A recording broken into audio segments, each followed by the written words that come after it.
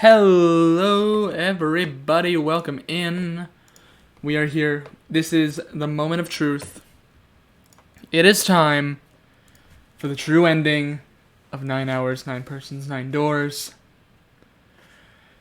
So there is a lot going on with this game. It has been a crazy ride, and I have no idea where we can possibly go from this point. So, it's gonna be a crazy one for sure. I mean, like, my god, how am I going to even... God, I'm already at a loss for words, and I haven't even started the game yet. That's how you know this is gonna be an insane stream. So, we've gotten, like, most of the other endings. There's really just one thing that, that I want to do, one last puzzle, because we never went through door 3 at the beginning. I think Memories of the Escape, that's when I can just do. Yeah, we've only got a couple puzzles left. We got these two and this one. So we're just gonna load in. I don't know why, so there's only one ending left, but there are two things up here, which is a bit weird. I don't know why there's two of those when there's only one ending left, unless there's like a secret 6th ending that's not the true ending that I don't have. But I think we're gonna start off by going through door 3 at the beginning and seeing that. We're just going right back to the prologue. Yep, let me just notification. What's up, Seaberg? Hold on, I wanna go back to the flowchart. So we're gonna go. I don't know what this thing was. It's just okay. So we want to go over to here because we want to go through door 3 because we haven't done this section yet of the flowchart. It's the only thing we haven't done other than this true ending here, which I'm guessing is this. I'm guessing this is the true ending. So we're gonna head over there and then we're gonna do the true ending afterwards because I've heard it's gonna be a bit long. But yeah, how are you doing, Seaberg? How are you doing on this fine Tuesday evening? Can we go? Okay, God, that was a lot. Okay, yep. We'll just give him a look at pity. We really don't have a choice now. We can't let his sacrifice go to waste, right? Like you even mean that. Shadow is here. Hello, Shadow. No. So, Shadow, before we do the true ending, I want to go through door 3 because I haven't done that yet. That's the only thing other than the true ending that I haven't done, so I want to do that first. So Suddenly Santa spoke. Yeah. Huh? Well, Oh. Yeah, I need to do all that. you first loaded. I'm gonna just do all this. I'll take. What? Who? All right. I've got so many questions, and hopefully they already get answered. So we're gonna go door 3. I want to go through door number 3. Nope, you can't. Huh? Why?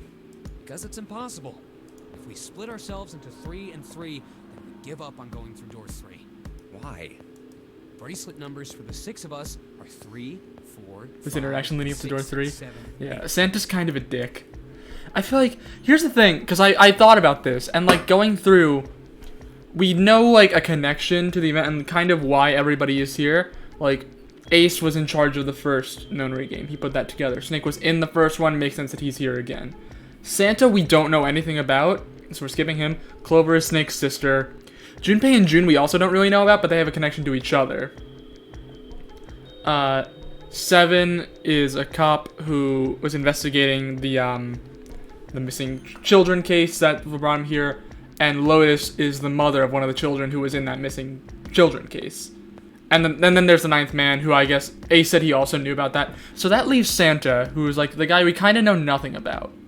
There are 2 combinations that can go through door 3 with 3 people. 3, 4, 5, or 6, 7, 8. You'll find out the rest of the connections in the true ending. Okay. I figured we'd have a lot of stuff there. I just wanted to make sure. 2 teams Because, like, go through the same there's that stuff with Santa. We still don't know who that guy X is who's dead behind door 3. Because it's not Snake. But we don't know who it is. It's another guy we haven't seen. I see. That means one team would get left behind. That's right. That doesn't happen if we go through door 7 or 8. No, they're fine. We've got 3 options. Santa began to explain. Option A, have 3, 5, 8 go through door 7, and 4, 6, 7 go through door 8. Option B, 4, 5, and 7 go through 7, and 3, 6, and 8 go through 8. Option C, 3, 6, and 7 go through 7, and 4, 5, and 8 get 8. Those are the only 3 options. That's it. At least if we want to get all 6 of us out of here. Wait.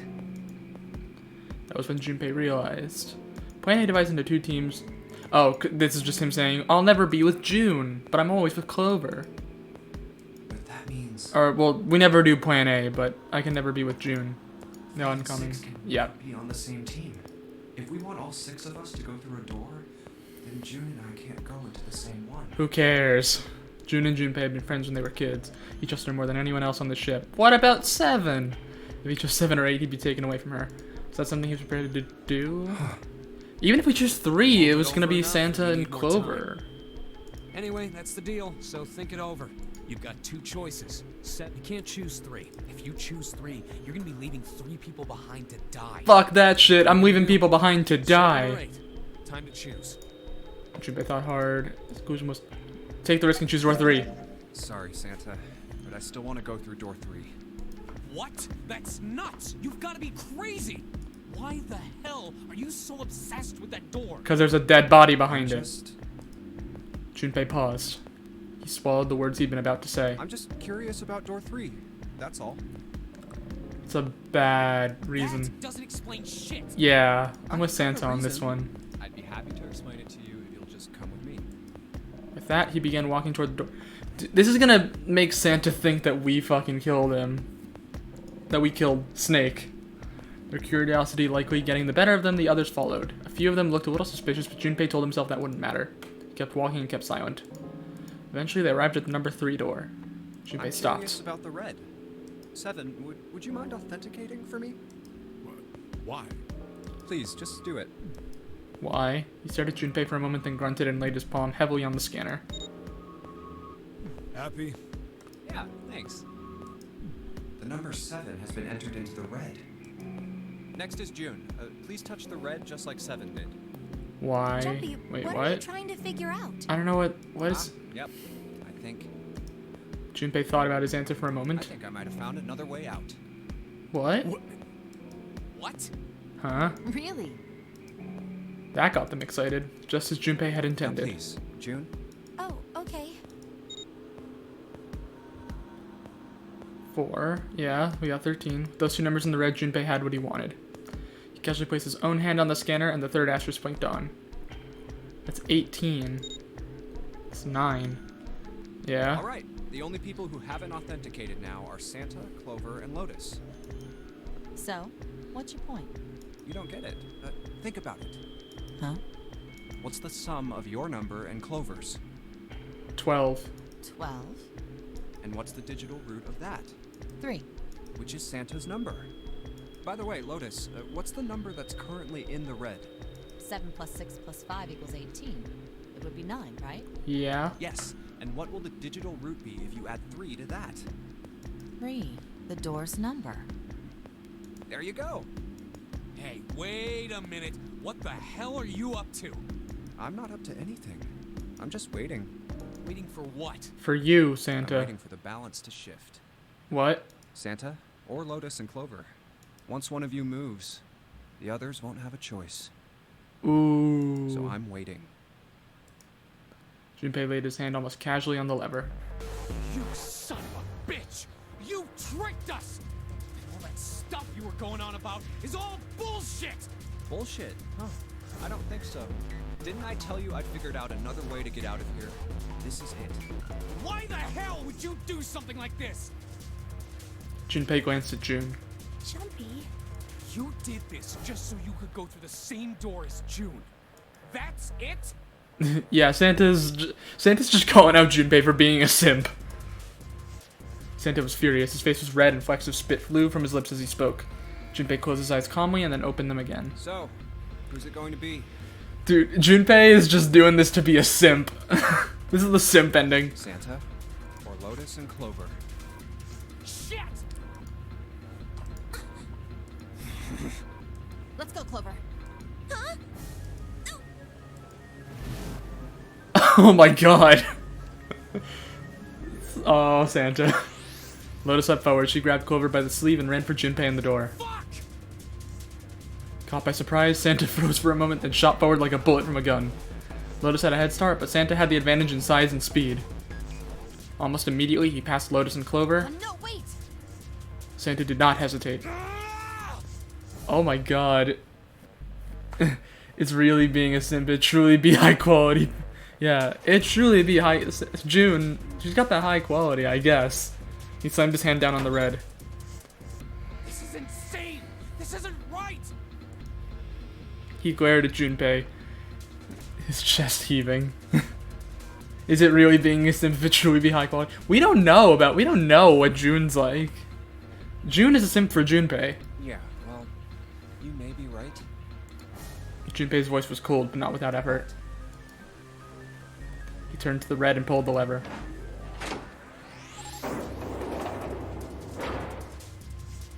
With the sound of metal on metal, the door opened. It would only remain so for 9 seconds. There was no time to think. Junpei and his 3 reluctant companions jumped into the door's gaping mouth one after another. No sooner did they enter than an all too familiar noise surrounded from their left wrists. The detonators had activated. Junpei looked back only once and saw Lotus and Clover on the other side of the closing door. No. They stood still, stopped where they had been when Santa reached the red. The defeat and desperation on their faces tore at Junpei's heart. Then the door closed and they were gone. Bye! You son of a bitch, Junpei! This isn't fair! This is the simp ending. Santa rounded on Junpei, lightning crackling in his eyes and his knuckles Do white. you realize what you just did? You leave them out there, and they can't... Shut it! That's enough! It hadn't been Junpei that spoke, but 7. We gotta find the dead or none of this is gonna matter! This is why 7 is the best. I love 7. The clock was ticking. The dead was their only chance of survival. Unless they could find it and deactivate their detonators, the 4 of them would be... We got less than a minute left! No time for screwing around! Get moving! Damn it! You and I are not done yet, bastard! They scattered and began to scour the room. The deactivation device was nowhere to be found. Where the hell is it? Corridors stretched out in 3 directions, but everyone was blocked off by a wall of metal. There was only one way out. One other door. Over there! It's gotta be behind the door! This actually leads to a new separate ending in the iOS version? Ooh. Actually, wait, I did have a question for you, Shadow, as well, because you were gone here. So in the save port, in the save thing, there's room for like 6 endings. But we only have 1 left, so why is there 2 question marks? That's my question. No. Okay. gotta be behind the door. Seven ran for the door, a rusty iron thing. His large hands grabbed hold of the handle and pulled. Damn, it's pitch dark inside. Can't see a thing. Junpei stuck his head through the door and looked around the room. No, wait. Almost immediately, he spotted the blinking red light on the right I wall. found it. The dead's right over here. He stepped into the room. Ugh. Oh, is that the body? What? So one of them isn't really an ending per se. You'll see what I mean. Oh, okay. The floor's slippery. He stopped and glanced down at his feet. What was... Hey, what the hell are you doing? There's something. He stepped on the body. Get over there. Junpei felt Seven's heavy hand against his back and stumbled across the room. The other three piled in behind him. They all felt immediately that something was wrong. Nothing that could be easily identified, only a sense that something terrible shared the room with them. But there was no time to say so. Quick, get to the dead. They all started running. In the dark, it was hard to tell where the wall was. All they could see was the tiny red light blinking at them over and over and over. There it is. In quick succession, they all slammed their hands against the scanner panel. There's blood on it.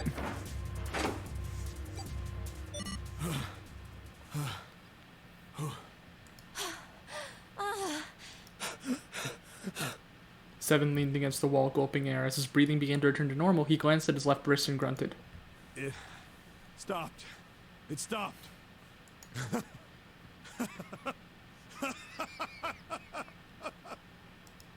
Junpei could hear him laughing in the dark, but could barely make out the larger man's face.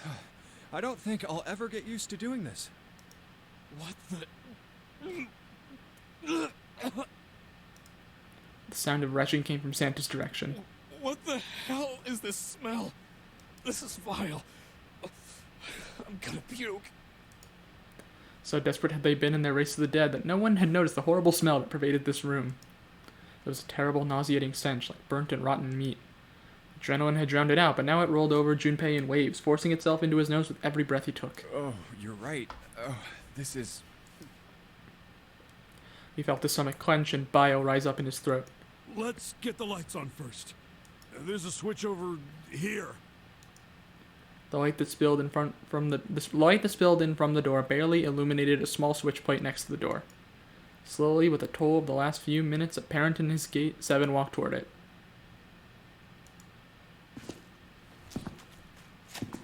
Oh, that noise! He stopped as he got close and extended his fingers toward the switch. Okay, guys, I'm flipping it on. There was a soft click as the lights came on. Just as the light turned on, June took in a short breath and... a scream echoes through the room. Junpei's breath stopped in his throat. His heart ceased to beat. Time froze. His mind scrambled to make sense of what he saw before him. What? Hey. Oh, this is... What was left of the body sat in a sea of blood. Chunks of flesh torn from the body sat in the blood like tiny islands in a great red sea. A vast ragged hole had been torn in the torso, and what remained of his intestines spilled out of it like fresh spaghetti. Smaller chunks of meat had splattered against the wall and become stuck there as they dried. Globules of yellowish fat had left trails like tiny slugs as gravity pulled them down the wall even as they dried to it. See, like, they're not showing us the body, but this description is graphic as hell. Looks like an explosion. Seven's voice was low and strained. Just like the knife man. The detonator in his voice that set off the bomb in his gun. Oh god. The bone is coming out of his left arm. Aha, but that's not really Snake because he has a fake left arm. You see, we know that, but Junpei doesn't. It's definitely an open fracture. It looked as though the explosion had been quite powerful.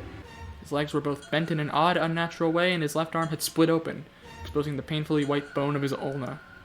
His bracelet lay next to him. It seemed to have hit the wall hard enough to have shattered the display, which lay on the ground in pieces. Face is the worst. Yeah, can't even tell who it is. Aha, you see, it's not Snake. Half of his head simply collapsed. The blood coating almost made it look like raw pizza dough covered. Jesus Christ! His clothes, too, were covered in blood. The burgundy tie, the white shirt, the jacket with the yellow piping, and the gray slacks. But the clothes are. They were all familiar to Junpei. Is that Snake? Santa's voice wavered as he spoke, his mouth dry. Oh my god. Finally, Junpei spoke. Why did this happen? Suddenly, June was screaming, her voice broken. It was an eerie scream full of insanity and not entirely human.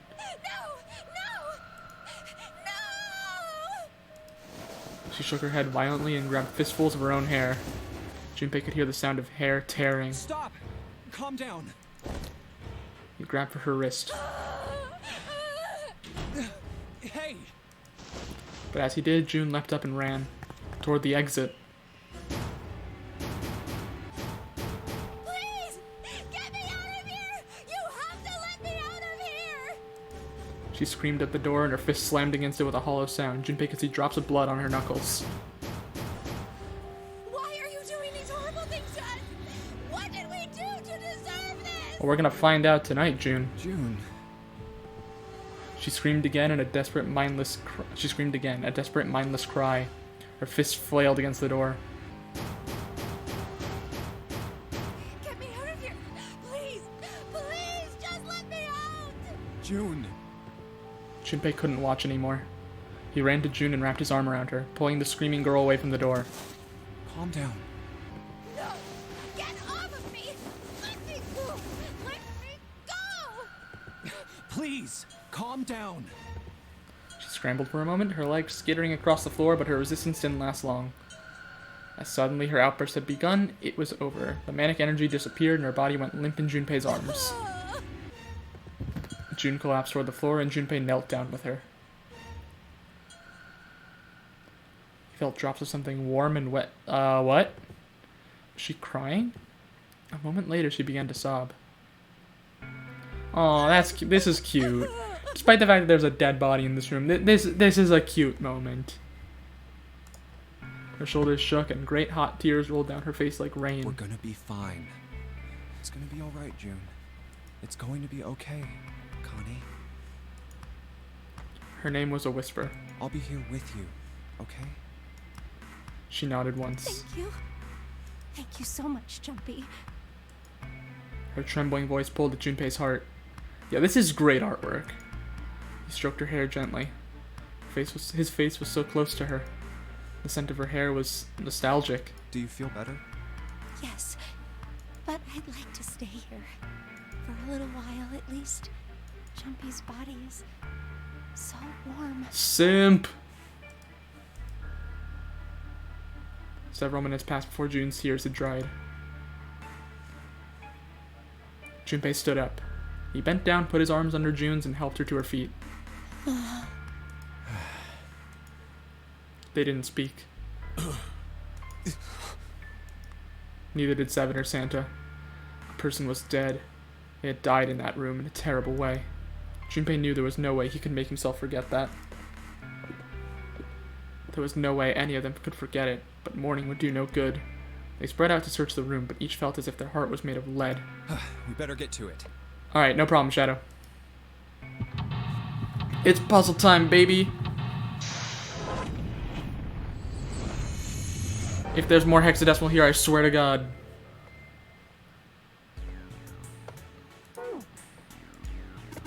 That's where we came in. Guess it's not locked, but there really ain't any point. All that's out there is the numbered door. We can't go back through the numbered door even if we wanted to. Yeah, I wonder what the LLR means. Those are letters written in blood. LLR, do you think that might be some sort of dying message from Snake? No, that's impossible. You saw the body, you aren't doing anything after something like that happens to you. Then this, the way the blood's dried tells you it's real old. Whoever's blood this is, it ain't Snake's.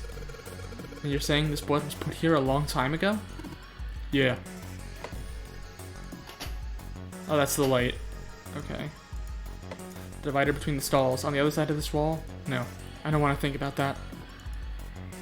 Shower head. Alright, let's see if anything happens when I turn you. Nope, nothing. Not even a drop. Is the pipe clogged? There's water coming out of the shower head. Let's see if... Shit, that's hot. Really hot. And that water must be just about boiling. What's this? There's a piece of paper tied to this pipe with a wire. Notice, drainage valve operation. Please do not flush the water in these pipes. Doing so may cause the drain to overflow.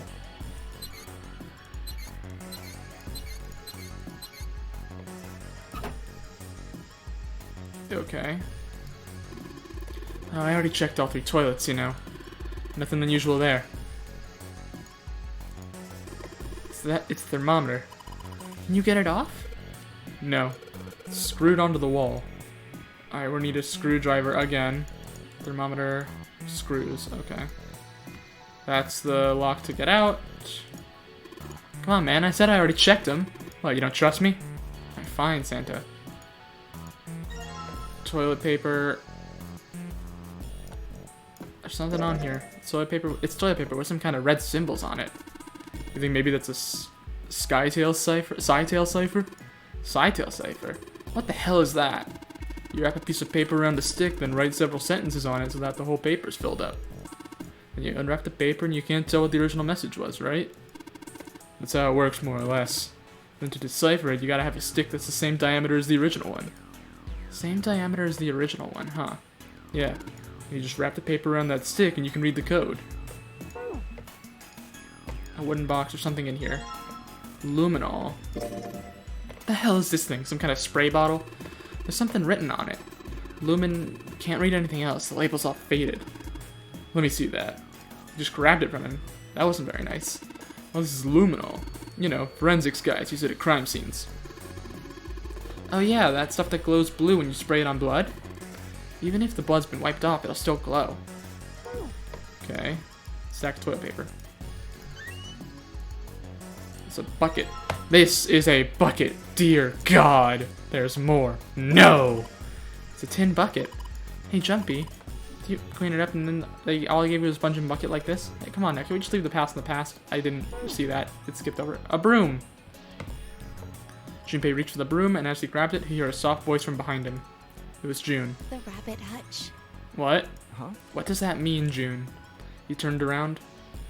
June still looked sadly pale, but there was a smile on her face. Oh, you just reminded me of it. The rabbit hutch, I mean. How did I remind you of something like that? Jumpy and the broom.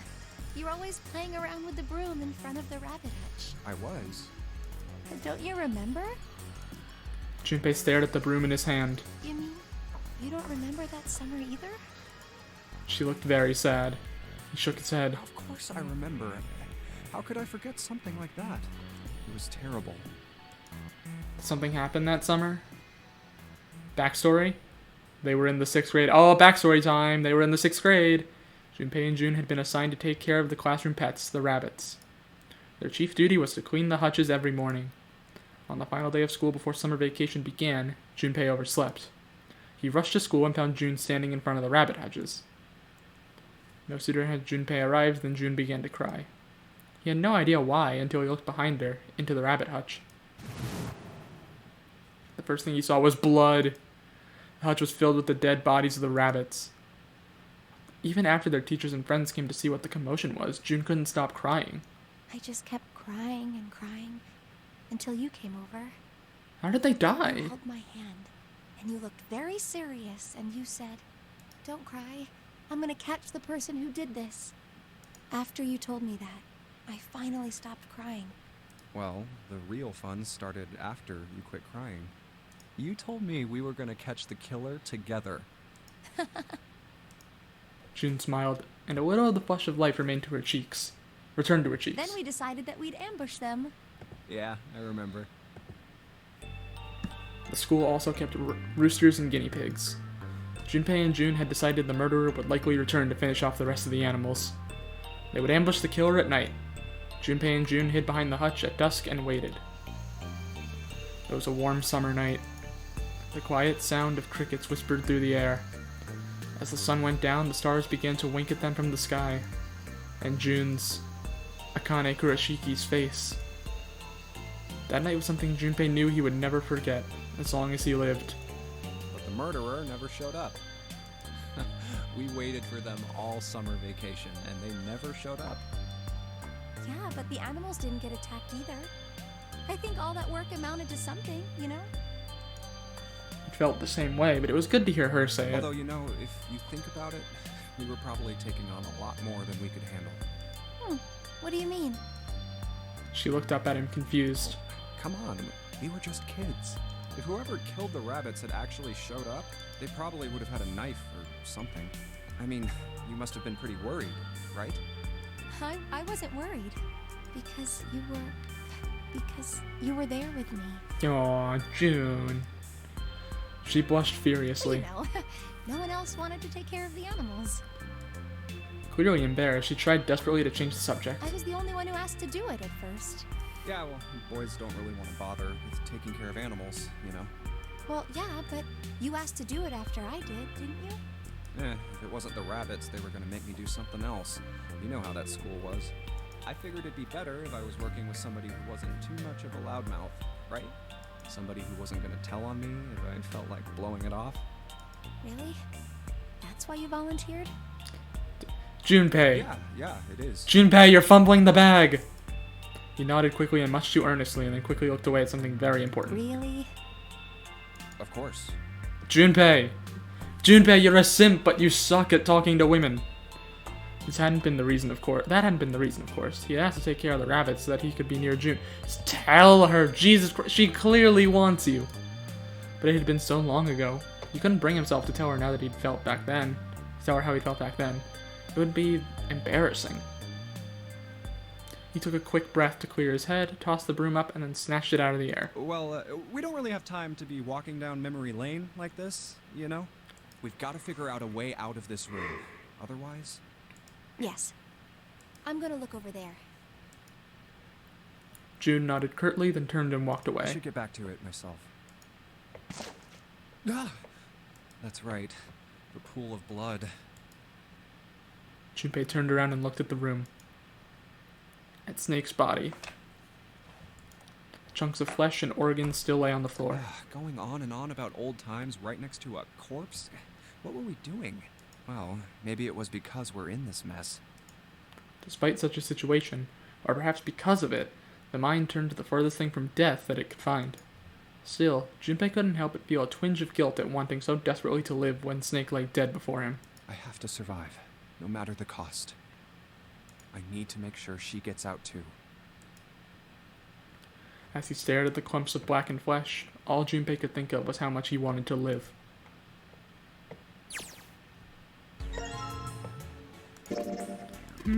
What are you doing with the broom? Okay, well, we have a broom. A thick pipe that stretches across the floor. What do you think this is?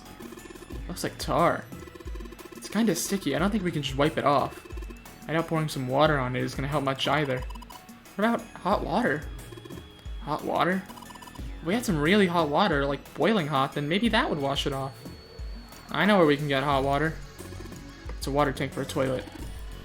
Clever. Don't know when they'll figure out everybody else thinks it's clever too, huh? I mean, I know peace, but what's OC? Organized crime. What is that, some kind of police slang? Huh? Probably. What'd I say? Why does he look all sad now? It's not really important right now, guys. Let's just check it out, alright? Oh, he's not wasting any time. Something in here. The toilet's tank. There's a screwdriver in there. Doesn't look like the pipes that are supposed to take water into it are working. Yeah, there's something in there. You see it? Screwdriver.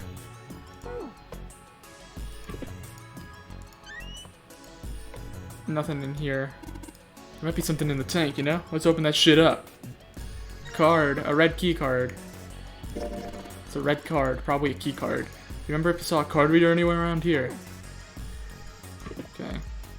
There's nothing in the toilet. If there was, that would be gross. Okay, well... let's get the bucket. Maybe I can use the shower here to fill the bucket with hot water? Hey, Seven, could you turn on the shower?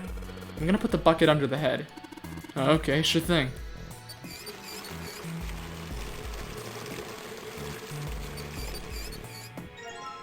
We got a bucket of hot water. And here we go. Boop. So now it's like tar inside the toilet bowl. If I flush the hot water from the bucket, that should clean it up. Yeah. Do I need to put it in the tank? Alright, so just pour the hot water into this tank, and... looks like you filled it. Now you should be able to flush it, right? There's probably a handle somewhere on the tank that you can pull. You think so? Serious? Yeah, I'm pretty sure. Right, pull the handle. Pull the handle. Okay. Where's the handle? Let's flush the hot water. Well, there it goes, just like how a toilet should work. 185 equals. That stuff's washed off. Looks like that writing was numbers, see it? 185 equals. What is this? You got me, just looks like numbers. Okay. The dirt we flushed out is settled to the bottom of the bowl. Alright, 185 equals. And we also have this thing. Hey, Junpei, you know why thermometers only go up to 107 degrees Fahrenheit? No, I can't say I ever thought about that. At 107 degrees, the cells in the human body start to die, and the organs begin to shut down. The proteins in your cells start to harden. It's like when you hard-boil an egg. Even if you cool it down afterwards, it won't go back to being a raw egg. In other words, it's dead. That's why thermometers don't go past 107. There's no point. Oh yeah? But it's pretty rare for a fever to get that high. Even viruses and stuff don't usually drive the body temperature up to 107. Of course, there are other external things that could. Like what? Well, let's see. Something like getting locked in a sauna, or getting thrown into an incinerator and burnt to death. Yeah, I guess that would get a little hotter than 107 degrees Fahrenheit. All right, I got it! What a weird conversation, Santa. Huh? What's up? Nothing. Forget about it. What Okay. was that all about? Yeah, that's weird. We have the thermometer. Oh, you took the thermometer off. It says open at the bottom of the gauge. I wonder what it means. Maybe when it gets that hot, something will open.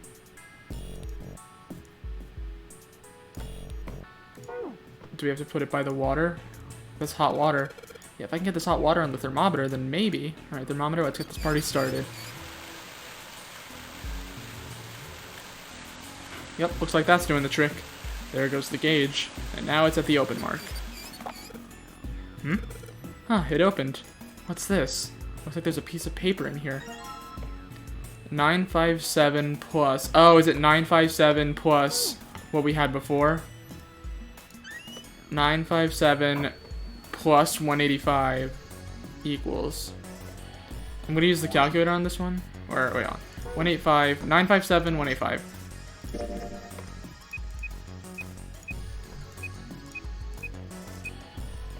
Fuck, 957 plus 185.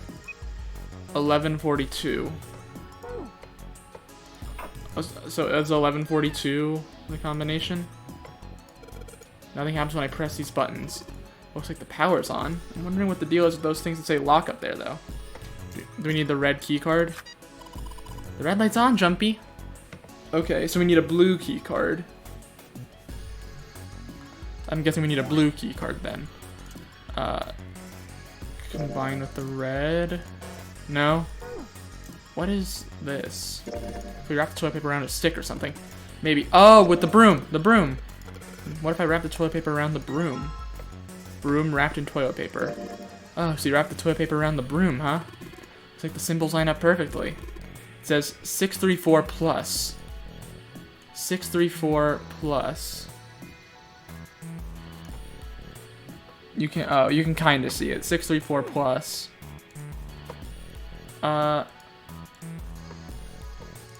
Oh, what if we use the luminol on this thing?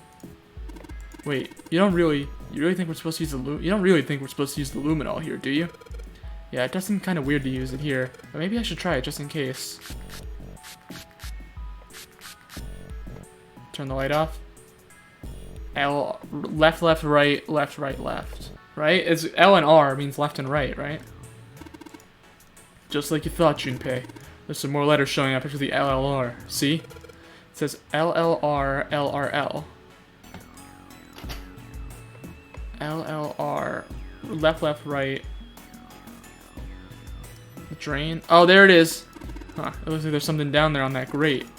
I think it's a card. Yeah, it's the blue card. Can't reach it though. It's too deep. Is that what I need to do this for? The pipe on the right here must be connected to the drain in the middle of the room. If you turn on the water here, it'll probably come up through the drain. Doing so may cause the drain to overflow.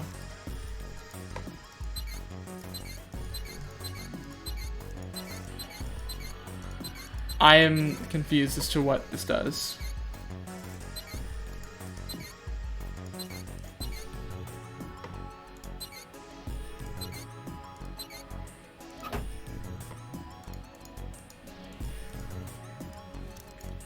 I don't know what this means. Doing so may cause the drain to overflow. Doing what may cause the drain to overflow? Oh, okay. Hey, Junpei, isn't this card kind of like that red card? Yeah, it looks similar. You're talking about the one we found in the toilet, right? Yeah, the red card floated, didn't it? Yeah, it did, so? Well, then this blue one probably floats too, right? Float. Yeah, it might. Can't I just grab it? It might float in water. Can't I just grab it? Okay. Do I have the bucket still? No? You can just reach in and grab it. Reach in and grab it, dude. Okay, sure. I guess we'll do this. What's over here? Nothing. Alright, I guess we're brute forcing it.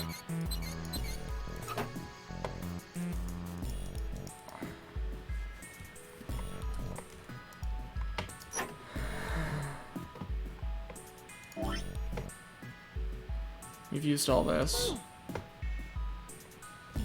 Is there a file that I could use here? Special functions? No, that's just... Never mind.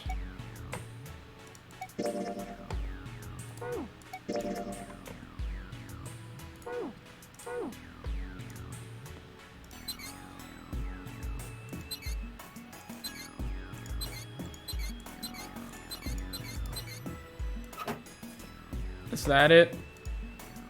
I don't know what it wants me to do here is the thing. It's the drain.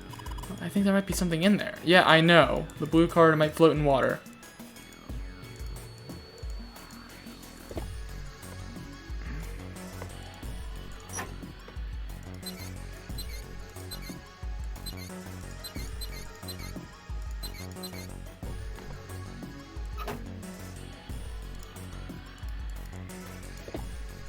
No? What do I do here? There's not an item that I'm missing, right? I mean, there's nothing here. I've used all, I mean, I kind of know what all this is for. It's just a piece of paper. It's supposed to add something in 957. Yeah, probably is what to add. So 64 plus. Red key card. Okay, this does nothing.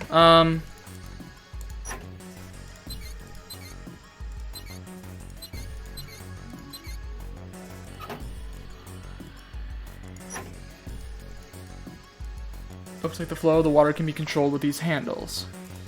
We can't put any water through the pipe on the right, though. If we do that, it'll start overflowing from the drain.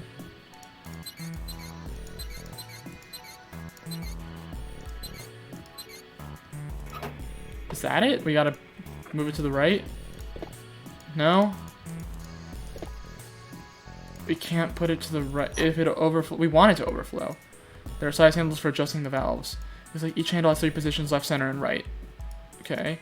6 handles here, each one's got 3 positions. Yeah. Okay. I know. But how do I make it...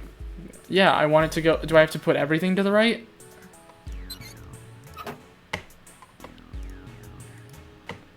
No? Some more water, I can't wash it anymore. Tank where the red card was. Nothing here now. Skinny shelf. Nothing unusual about the toilet, thank God. Okay. Nothing in here again. We took the stuff from there. Oh, that's what this is. That's right. Left, right. Okay, LLR, LRL. Okay. 3 and 5 are right. 3 and 5 are right. So 3 and 5, all the others are left. That's what it meant. Oh, I did what it said on the wall. I wonder if it actually did anything. Hey, this drain's acting up. What the hell did you do? I just messed with the valves a little. Nothing big. Yeah, that took longer than it probably should have. Hey, it floats. Jumpy, the card is floating. Looks like the water floated the card up out of the drain. Blue card's floating in the water. Must be water flowing through the pipe on the right. There's water pouring out of the drain. We got the card. Hooray. Use that. Great job, Jumpy. Both of the lights are on now. Now you just need to put in the password. Okay. So, what was on the broom? It was 634-957. Alright, 634-957. 634-957. 634-957. 634 plus 197 equals 831. 185. Alright, hold on. I'm gonna, okay, 185. I'm gonna do everything else again. Alright, 957, 634. Alright, I'm just gonna do this on my phone so I can have everything in front of me. 634 plus 957. Okay. And then plus 185. Alright, 177, 1776. Let's try that. Both lights are on. We should be able to enter the password now. What's with these E and C keys? E means enter and C means clear, I think. So after you put in the password, hit E. If you screw it up, hit C. Alright. 1776. Enter. Yeah! Let's go. We're free. We did it.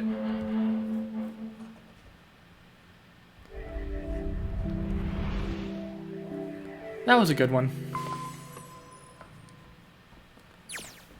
There's a large iron door at the end. Outside of the shower room was a hallway that extended off to the left and right. There's a large iron door at Let's the end. take a look. They moved a few steps toward the door when Junpei heard the sound of metal on metal. Huh? They turned around. Seven was doing something to the door of the shower room. What are you doing, Seven? Well, I figure maybe we might want to come back here sometime. So, I stuck the broom in there to keep the door from shutting. Alright, let's go. With that, he stood up and began walking down the hallway. He brushed past Junpei and kept going. After a moment, the rest of them followed him. Before long, they found themselves at the large iron door. They had only been there for a moment when June spoke up. Jumpy, look! He turned. There, on the right side of the hallway, was a piece of paper attached to the wall. What's up? What's that on the wall there? Oh, I think it's Is it a map? Junpei ran over and peeled it off. It's the a map. map of the ship's interior? It says C deck. So it's the map for this floor then. We'll have time to study it later. Let's keep going for now. Junpei folded the map and stuffed it into his pocket. Back at the door, the four of them lined up in front of it. Santa stepped forward. He grabbed hold of the door and then turned to look back at the rest of them. Ready? I'm gonna open it. They nodded. Santa nodded back and threw the door open. All four of them leapt through, and we're back at the hospital. What the? You're shitting me. It took only a moment for them to realize where they were. We're back. They had been there only a short time ago. It was the large hospital room filled with countless beds. Lotus and Clover looked up as they entered. Ace was there as well, although he looked as though he had only just woken up. Clover! Lotus! And Ace! I'm glad you're all okay. Lotus? What are you... The moment they spotted Junpei, Lotus and Clover headed straight for him. As she neared him, Lotus drew back her hand. Yeah, and slapped him, open palmed across the face. How could you do this to us? Yeah, he kinda deserved that. Her face was furious. She grabbed Junpei by the collar and shook him violently. Clover didn't touch him, but the hate in her eyes was no less potent. It was Seven who stopped them. Knock it off. We got bigger shit to worry about right now. His deep voice echoed across the massive room. Lotus glared at Seven, but let Junpei go after one last vicious shake. Go have a look. I stuck the screwdriver in the door. That door over there, the one without a number. As long as the screwdriver's there, it can't shut, so you can get in there. There's a shower room past there. I stuck a broom at the door there too. Anyway, go take a look. Then you're saying we can go in there without passing through the numbered door? Yeah, that's about the size of it. Wait, what the hell is in there? You'll know when you see it. Fine, let's go. How's it going, Shadow? Lotus and Clover looked at one another for a moment, then nodded and stepped through the door. By then, Ace had made his way to them, moving with the stiff, shuffling steps of someone who has only just awoken from a lengthy slumber. My goodness. Yeah, he wasn't. You bet you weren't expecting us to go through door 3, weren't you, huh? You little. I know I said I was sure you'd come back for me. I didn't think it would happen so soon, though. Ace shook his head weakly. Should I go as well? Yeah. 7 nodded. Very well. Feels clean, man. Hey, Shadow's a clean boy. Ace followed Lotus and Clover with a stiff, tired gait.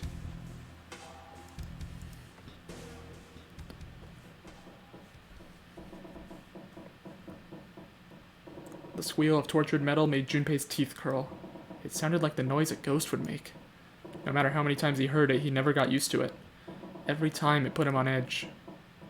It didn't help that there was a girl nearby who looked far more like a ghost than a living human should. Hey, yo, Farron, how's it going, my dude? It was Clover. She sat on the edge of the bed, her head drooping listlessly onto her chest. Her eyes were blank, and stared across the room at nothing. Her breathing was slow and mechanical. Aside from the rise and fall of her chest, she didn't move. Junpei felt as if even a nudge might cause her to shatter into 1,000 pieces. Snake was probably murdered. Chances are he was killed the same way the Ninth Man was. Seven lowered his voice, likely in an effort to keep Clover from hearing what he had to say. There were 4 other people in the room with Junpei and Seven. Ace, Santa, June, and Lotus. Seven looked at each one of them in turn and continued. It's pretty straightforward. Not that hard to figure out how they did it.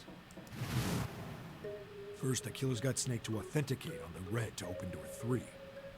Then they shoved him into it, alone, and waited 9 seconds for the door to shut. Once that door shut, it was all over for Snake. But he didn't give up. He probably knew it wouldn't do him any good, but he probably ran into the shower room looking for the dead. It was a small chance, but it wasn't like he had anything to lose. Unfortunately, it didn't work. The detonator is only deactivated if everybody who authenticated when they went in uses the dead.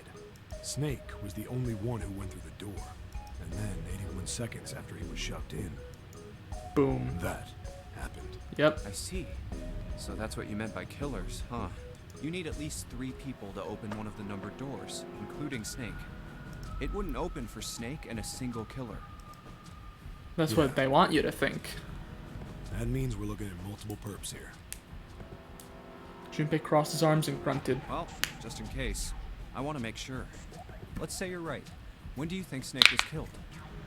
When we all split up to look for the parts for the Reds, I think. Right after that was when we noticed he was gone. And that means none of us have alibis. We were all off searching the rooms we'd been assigned, looking for those parts. Yeah. That means anybody could be a killer. Wait a minute. What are you talking about? June seemed shocked. How can you say that so casually? You're implying that one of us is a killer. Well, not just one of us. If I'm right, then at least 2 of us are murderers. Why don't you calm down a bit, Seven? What are you going to gain by being so suspicious? That's what Zero wants, you know? We know you did it, Ace. What? Zero wants? Exactly. This game was set up by Zero, wasn't it? Any game has a winner and loser. Whoever makes it through door 9 is a winner, and those who don't are the losers. Zero is trying to make us fight against one another for that victory. Then you're saying that Zero is trying to split us up by making us fight each other? Yes. That is why we can't let ourselves fall prey to suspicion. We have to trust one another and form a strong bond of friendship. Otherwise, we'll end up ensnared by Zero's manipulations. I'm pretty sure we've done this part. I want to just check the flowchart again. Okay, yeah. I'm just going to do this novel part until we get to the door. Yeah. So once we get to the door, we'll go over and do all the true ending stuff.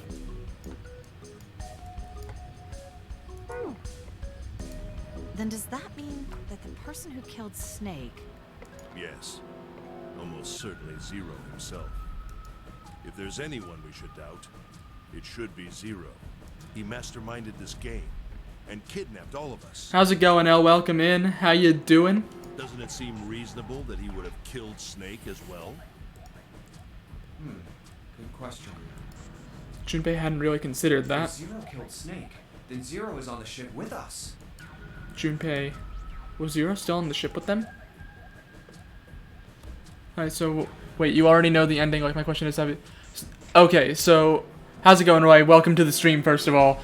So what we're doing now is we've gone through most of the endings. So I'm going through this pretty much blind. Oh, I can't go through the flow chart right now. But I've done all of the other endings for this game except for the true ending. So I don't know what happens there. I know all of the endings other than the true ending, is what I'm trying to say, basically. So, like, I know everything other than the true ending. That's the only ending we haven't done. But yeah, welcome to the stream. Feel free to hang around if you want to watch the true ending. But yeah, feel free to stick around. We're always open to having some new people. I'm going to say Junpei wasn't sure, or of course. I'm going to go with of course because I haven't done that one. Of course he was. That was obvious. I don't... Zero was somewhere on the ship, but Junpei had no idea where. Junpei mumbled to himself, lost in thought. Where could Zero be hiding? Suddenly, everyone went very quiet. Oh, don't worry, I already know the true ending. Oh my god, let's go! Dixie coming in with the raid! Oh my goodness, how's it going, everybody? Welcome in, welcome in. Oh my god. How's it going, everybody? Dixie, welcome in. I gotta update my stream manager because that's being weird. But hello, welcome in. Oh my god. Everything is being weird. Oh my god, I was not prepared for this. Okay. How's it going, everybody? Welcome in, welcome in. For those of you who are new to the stream, hello. My name is Pro Gamer Zach. I'm a variety streamer. We play a bunch of different stuff here. Right now, we've been playing through Zero Escape, 9 hours, 9 persons, 9 doors. This is probably gonna be the final stream for it because we've done all the endings other than the true ending. So, there's gonna be some spoilers, but happy to have you all here. How's it going, Dixie? How was your stream? How was everything? Let me give you a quick shout out. I need to breathe, yeah. Oh my god. Oh, it's X67. Yeah, there we go. Perfect. Okay, there we go. But yeah, Dixie, how was your stream? What were you playing? How did it go? I need to... Shadow, you don't understand. I get like this anytime I get raided. I just can't talk. That's just how it is. Like, I can't talk normally, but even less so when I get raided. That's just how it is. Stream was great, had so much fun. That's awesome. What were you playing? Playing The Quarry. Ooh, that's a game that I want to play at some point. I might save that for, like, October. For, like, the spooky season. This game's pretty spooky, too. So, if you're in the horror mood, feel free to hop in. There's gonna be some spoilers because we're going for the true ending, and we're gonna find out all the questions that have been answered. But for those of you who are new and don't really know what this game is, basically, it's kind of like a death game scenario. We've got 9 people trapped on this ship, and we're trying to get out within 9 hours. Otherwise, we die. And that's basically the gist of it. I'm sure you're going to learn a lot more just by watching through. But for those of you who are new, welcome. Happy to have you all here. Happy to see you guys. Glad your stream went well, Dixie. We're just going to hop right back into it. But thanks for the raid. I appreciate it. Alright. Breathe. Hate to raid and run, but gotta put the kiddo to bed, but we'll keep the tab up. No problem. I appreciate it. Thanks again for the raid.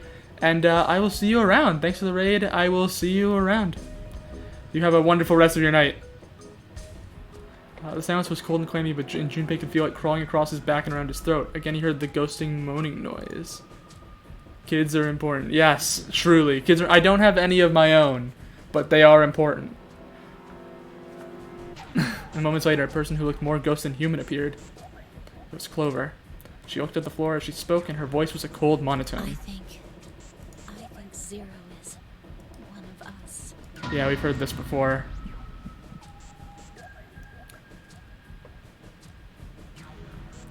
Every human body in the room froze. The only sound was the muffled rustling of breath. Eyes darted from face to face. One of those faces was the face of their jailer. But who? Was he one of them? That's crazy. I haven't done that one yet. Isn't this ship going to sink in a few hours? If Zero was here with us, he'd be putting himself in danger. Why the hell would he do something like that? There's no motive. Clover looked up at Junpei and her face fell. You don't believe me. Her eyes were so pitiful. The moment Junpei's met them, he felt his heart tighten. He didn't think what he said was wrong, but perhaps the way he'd said it had been. He'd been too insensitive. Clover had just lost her brother. His death would have been bad enough, but she'd also seen the blasted wreck of his body. Junpei barely knew him, and the sight had been enough to make him sick. What Clover had felt? He couldn't begin to imagine. In the mental state she must have been in, it was understandable that she would look at those around her with suspicion. She felt everyone was against her. The least Junpei could have done was try to understand what she was feeling.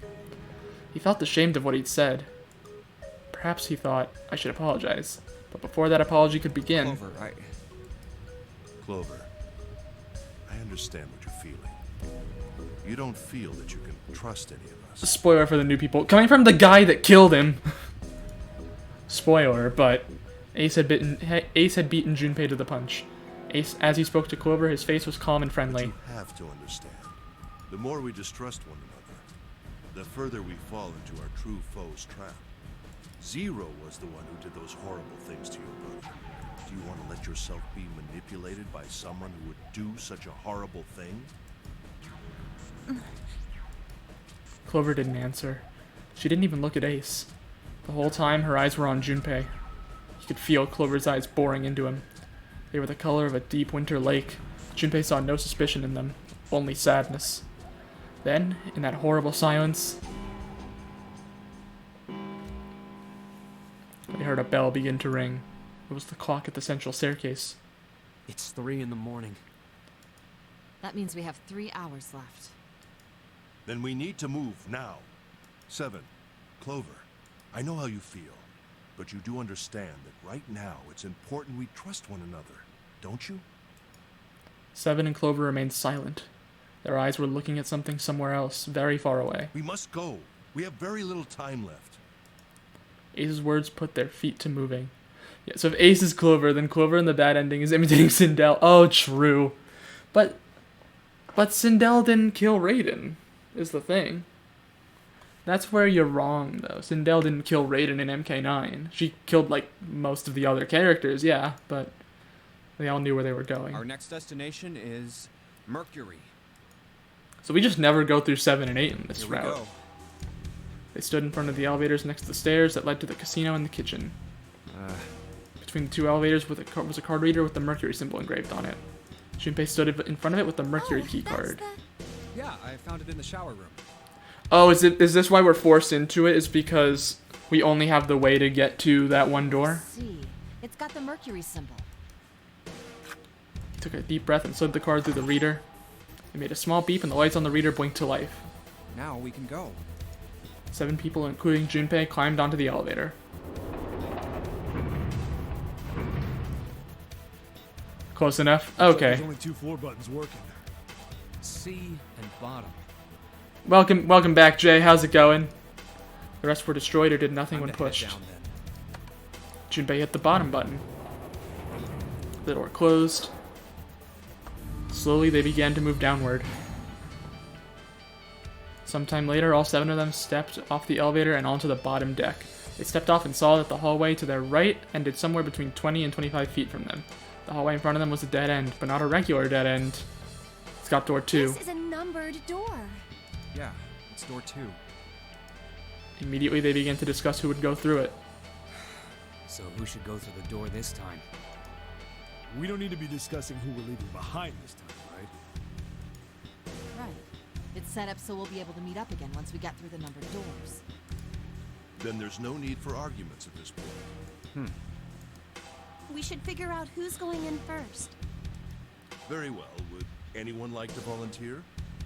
Jay, I'm gonna have to go to sleep soon. You're gonna have to carry the torch and help this nerd persevere. I'll try, Shadow. I'll do it. Damn, Shadow, you're going to sleep early. First to speak up I'll was go 7. too. And I suppose I need to go too, then. Junpei followed suit, which meant Lotus was by default the 3rd member. Yep, okay. Alright, I think we're gonna... Alright. Taking off. Alright.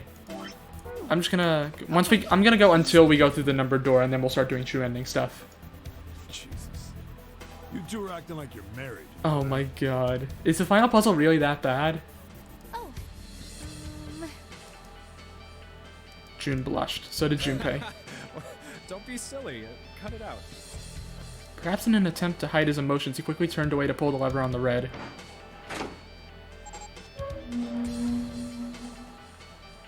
The door opened. As they'd come to expect, there appeared to be a short hallway on the other Alright, side. let's go. Lotus was the first through Yeah. the door. Let's do this. 7 was next, and Junpei brought up the rear. Where the hell is it this time? Alright. I don't see it. There it is. It's right there. Yeah, Zach, I get up for work at 4:30 a.m.? Jesus Christ, dude. Fortunately, it took them only moments to find the dead. It had been placed just inside the room right next to the numbered door. They gathered around it and quickly scanned each of their bracelets.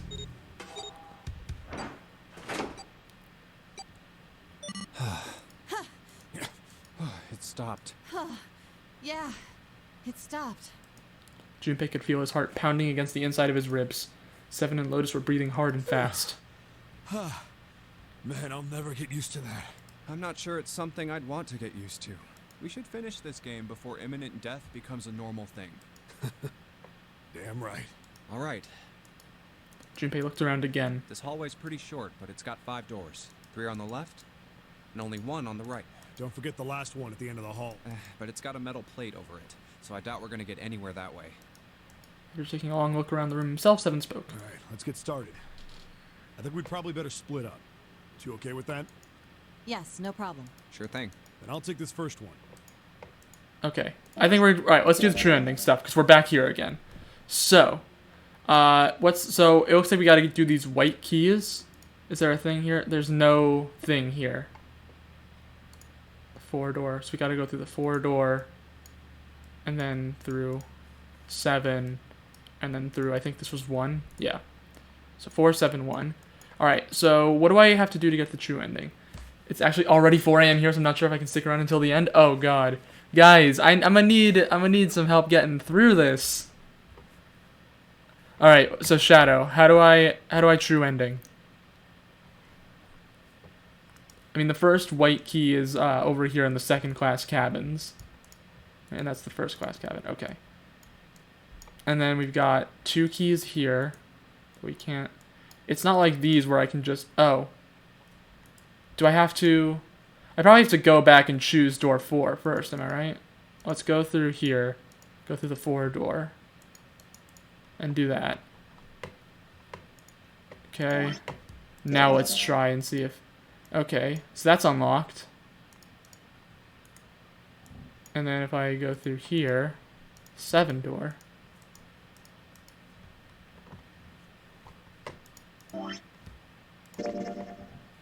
Never mind. Just go to the spots where you don't have keys, and we can help with the dialogue choices. So yeah, basically do the same thing you did to get the red keys, just for all the whites. Okay. There's nothing in here, like, it doesn't have, like, for this, it had things to do. This one, it doesn't. Oh, there it is. Okay, chemical closet. You think we should go back? Yeah, I think that's probably best. Clover nodded and left. Junpei was about to follow her when he realized that 7 wasn't following suit. Hey, 7, what's up? Oh, well, He looked up at Junpei distractedly and then back down at the brown bottle he had cupped in his large hands. Is that a medicine bottle? I got curious about it. Here. In response, 7 tossed the bottle gently to Junpei. He caught it and twisted it around to read the label. Ethylene diamine tartrate? Yeah, that's right. CDT. What kind of medicine is that? It's not medicine. I think it's an industrial strength detergent. Why would they have something like that here? Well, probably to clean stuff up. Clean what up? I think in this one you pick Ice 9 and give Clover the bookmark. Is that the bookmark we got from Santa? Fuck if I know. Still, looks like it's cleaned my brain up. Junpei looked up from the bottle. You remember something? Yeah. 7 nodded slowly and spoke. Well, I remember a story about EDT. Happened about 50 years ago. There was this factory somewhere in America making big old EDT crystals. They were making it to sell as an industrial strength cleaner. I think we already... This sounds familiar. I'm pretty sure we already did this. A year after the factory started up, something strange started happening with the crystals they were building. Water molecules started attaching themselves to the EDT crystals. This made them into a sort of mutation of the original crystals, called a hydrate. Once the crystals turn into a hydrate, though, it's useless as a cleaner. The factory had to just dump the crystals. As a hydrate, they were useless. But it didn't end there. After that day, the same thing started happening in EDT factories everywhere, even ones nowhere near that first American factory. It's telepathy They make the crystals again. the same way, the same materials and the same equipment and environment. But now, all of a sudden, every single crystal they formed turned into a hydrate. In fact, ever since that day, no factory anywhere has been able to make a pure EDT crystal. Even in EDT research done years before, they'd never gotten a hydrate. After it happened at the first factory, it just spread. It was like, man, how do you say it? Like the molecules were communicating with one another, transmitting information in a way humans couldn't perceive. This phenomena spread throughout the world. Right. Junpei looked up at Seven with a half a smirk. Seven stared at him, dumbfounded. Yeah, that's it exactly. But how did you know? I heard another story, kind of like that one. When? In the freezer. Oh, there was something about it in the freezer. That's different. Yeah, June told me. It's the Ice 9 thing. Junpei told Seven the story he'd heard from June in the freezer in the kitchen. How one day glycerin began to crystallize, and a story of ice that wouldn't melt at room temperature. When Junpei was done, Seven looked thoughtful and absent-mindedly rubbed the scar on his chin. Ice that doesn't melt at room temperature, huh? That sounds familiar? Yeah, hold on. I feel like I can remember something. It's right there. Seven squinted. His eyes stared off into space as if he were trying desperately to focus on something far away. Do you? Do you know about Ice 9? Do you know about Ice 9? Ice 9? Ice 9. Ice 9. Ice. Suddenly, Seven's eyes shot open. That's it. I remember now. That woman, she's on this boat. That woman? Is it supposed to be Lotus? That woman? Alice! Alice? Who's Alice? Come on. The woman who won't melt at room temperature. Huh? Huh? It became clear to Seven that Junpei had no idea what he was talking about. He ran his hand across his face and took a deep breath. You know how the Titanic sank on April 15th, 1912, right? No, but okay. Yeah, more than 1,500 people died. Worst maritime accident. I know about the Titanic. I didn't know the exact date, is what I'm trying to say. It's like, you know that the Titanic sank on April 15th, 1912 at exactly 9:55 p.m.? No, but go on. What about it? Oh, what? Oh, God. Ah, didn't mean to do that. Okay, there we go. She's as cold as ice, going to turn her blood stone cold. Did you hear about the boat that was sent to collect the dead bodies? No. I think that was the RMS Carpathia, right? Sure. It was a cruise liner, just like the Titanic. No, that was the ship that picked up the survivors. The ship that collected the dead bodies was the CS McKay Bennett. The McKay Bennett showed up on April 17th, 2 days after the accident. It set out from Halifax, a port in Canada, and recovered 306 bodies. The Atlantic that far north was really cold. It would have to be for there to be icebergs and stuff. Anyway, the bodies they pulled out of the water were frozen solid. This isn't a very nice story. So, what happened next? Well, they say the McKay Bennett recovered something more than just dead bodies. There were various bits of stuff floating around in the water. Things the drowned had carried with them, or stuff that dislodged as the ship sank. One of the things they found was a coffin. A coffin? A coffin? Yeah, a wooden one. The craftsman who made it must have been pretty skilled. It wasn't just a wooden coffin. It was all wood, no nails, no reinforcements, no gaps in the wood anywhere. The thing was airtight. How? The crew got pretty curious about what might be inside it and opened it up.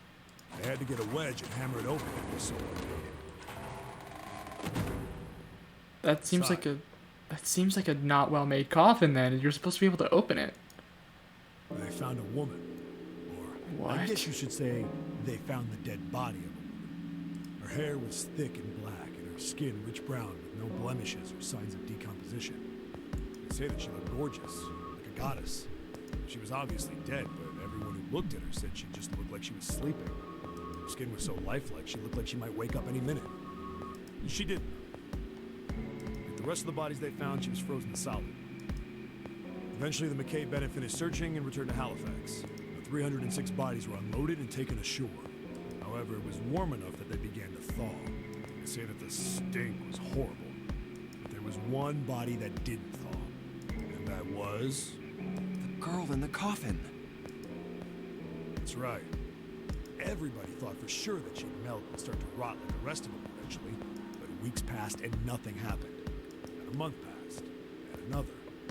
It was summer, and she was still frozen solid. After a while, people started to say she was some sort of miracle. Rumors about her started to spread. People came to visit Halifax from all over. After a while, people started to call her All Ice. Alice. Of course, those rumors didn't last long. Didn't we see that before? Didn't we see All Ice before? Somewhere? Why? Well, she up and disappeared.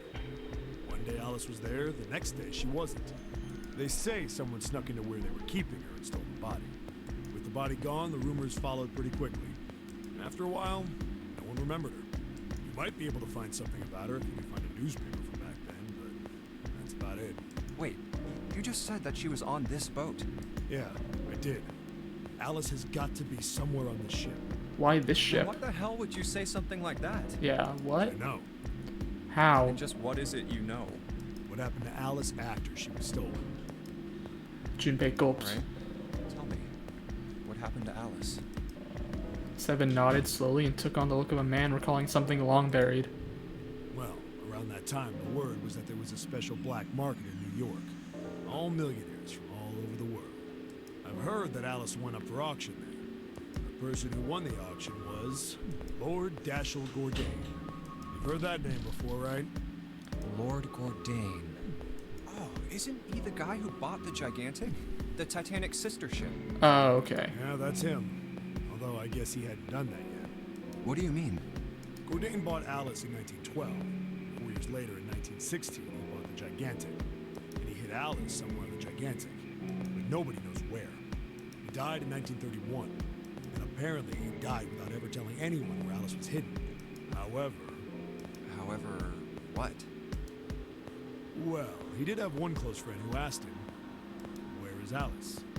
And he said, "Alice sleeps in a small chamber past the Forest of Knowledge beneath the navel of the Gigantic." What the hell is that? Is it some kind of riddle? Your guess is as good as mine. Seven threw his hands up in So defeat. that's it. Whatever you think, I believe it. She's hidden somewhere on the Gigantic. In other words, she's hidden somewhere on this ship. Before Junpei could dispute Seven's rather bizarre claim, as Junpei was trying to figure out what on earth he was going to say next, Clover's shrill voice pierced the room. Hey! What are you two doing over there? Stop wasting time and get over here! Okay, we're coming. Jeez! Seven looked at Junpei. Yeah, so anyway, that's the story. It might be useful someday. Don't forget it. Probably will be useful. With that cryptic remark, he turned and left the room. Alice. Huh. Pretty sure we saw All Ice somewhere, like Alice with 2 L's. And I was like, that's Alice with 2 L's. I'm pretty sure I saw that somewhere. Junpei was left behind to ponder what he just heard. He tried to remember what June had told him earlier. That mummy wasn't just a normal mummy. They say that she was frozen. The story says that from the time of its discovery all the way through to when it got put on the Titanic. It's probably Alice. Even though it was carried through the desert, her body never melted. Then was that Egyptian priestess Alice? Did the water in her body become Ice 9? No, that's nuts. There's no way somebody like that could exist. Junpei shook his head, trying desperately to clear it, and followed Seven to the operating room where Clover was waiting. Alright, before the door. Hey, hold on. Junpei stopped, about to put the key into the doorknob. Oh, what's up? Where's Clover? Huh? Junpei turned around. Clover was nowhere to be seen. God damn it. Where the hell did she go? Okay, just hold on a minute. I'll go get her. Sure thing. Junpei left Seven at the door and headed back to the operating room. He found her, standing next to the operating table. She was staring at the mannequin. Hey, Clover, what's wrong? Come on, let's get out of here. She didn't respond. If she hadn't been standing up and breathing, Junpei might have thought she was dead. What are you doing? Did you want to come back here and say goodbye to John? It wasn't the best joke, but it was something, an attempt to lighten the mood. Clover didn't laugh. She stood stock still and said nothing. Hey, Clover, can you hear me? Perhaps it was something he'd said, or perhaps it was something else. Suddenly, her mouth opened and she whispered in a dry, dead voice. My brother might be dead. Huh? That's why we couldn't find him. If he's dead, I'm going to be next. Suddenly, the operating room felt very, very cold. What are you talking about? What's wrong with you? He gave her a small shake, but she still didn't respond. The silence grew heavier. Junpei, what do you want to do? Tell Clover. Yeah, we're giving her the clover. Yeah, give Clover the 4-leaf clover bookmark. Oh, yeah. He didn't know why, but suddenly Junpei remembered something he'd been given It's earlier. in my pocket somewhere. Here it is. He reached into his pocket and dug it out. A 4-leaf clover. Santa had given it to him in the second-class room. He held it out to Clover. Hey, did you know? Each leaf means something. Oh, it's like what Santa was Hope, saying earlier. Faith, love, and luck. Santa's 4 least favorite things in the world, That's things what he a 4-leaf hates. Clover stands for. Take it. Use it as a good luck charm.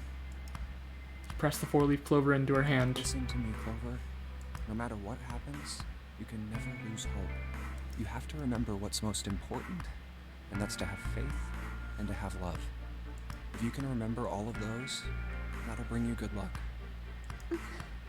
Snake, I mean, your brother, he's not dead. He's alive, somewhere. I'm sure of it. You've just gotta believe in that. Clover stared at the 4-leaf clover in her hand. You could see tears start to form at the corners of her eyes. Thank you. Her voice was tiny and broken, and as she spoke, she started to cry. She tried to hide her tears by looking at the floor, but it did little good. She wiped away tears with the baggy arms of her jacket, but more quickly took their place. No matter how she tried, she couldn't stop crying. Her tears made small wet circles on the floor. Thank you. She said it again. Then she looked up at Junpei and seemed to choke down the last of her grief. She did her best to smile. Junpei wiped an errant tear from her cheek with his thumb and gave her the best smile he could manage. Come on. Seven's waiting for us at the exit. But still, she didn't move. Wait, before we go, there's one thing I want to ask you. What's that? What do you think when you hear the word experiment? For a moment, his mind froze. Then he came back to his senses and realized the word meant nothing to him, aside from the dictionary definition. What?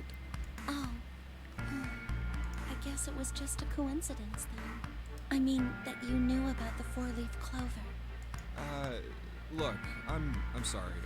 I don't want to be a jerk, but you are making less than no sense right now. Oh, no. It's nothing. Just forget about it. Oh, don't give me that. You really think I could just drop this? What is this experiment you were talking about? Clover looked away. The 4-leaf clover was still in her hand. She stared at it for a long moment and then finally spoke. You promise you won't tell anyone? Cross my heart. Really? Really? I can trust you, right? Of course you can. Clover slipped the 4-leaf clover into her pocket. Her eyes still red from crying, she looked up at Junpei. Okay then, I'll tell you. I'll tell you what happened on this ship 9 years ago. Wait, Oh, is she gonna tell us about the This first ship? nonary game with Snake? Yeah, this ship. Is this another way that we can learn that there was a nonary game 9 years ago that her brother was in? He was entirely lost. He had 1,000 questions, but it was probably best, he thought, to save them until Clover had finished. It was an experiment to test some sort of psychic thing.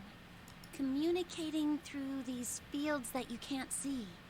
Fields that you can't see? He'd heard something like this before. Clover nodded. Like, think about this. She pointed at the operating table.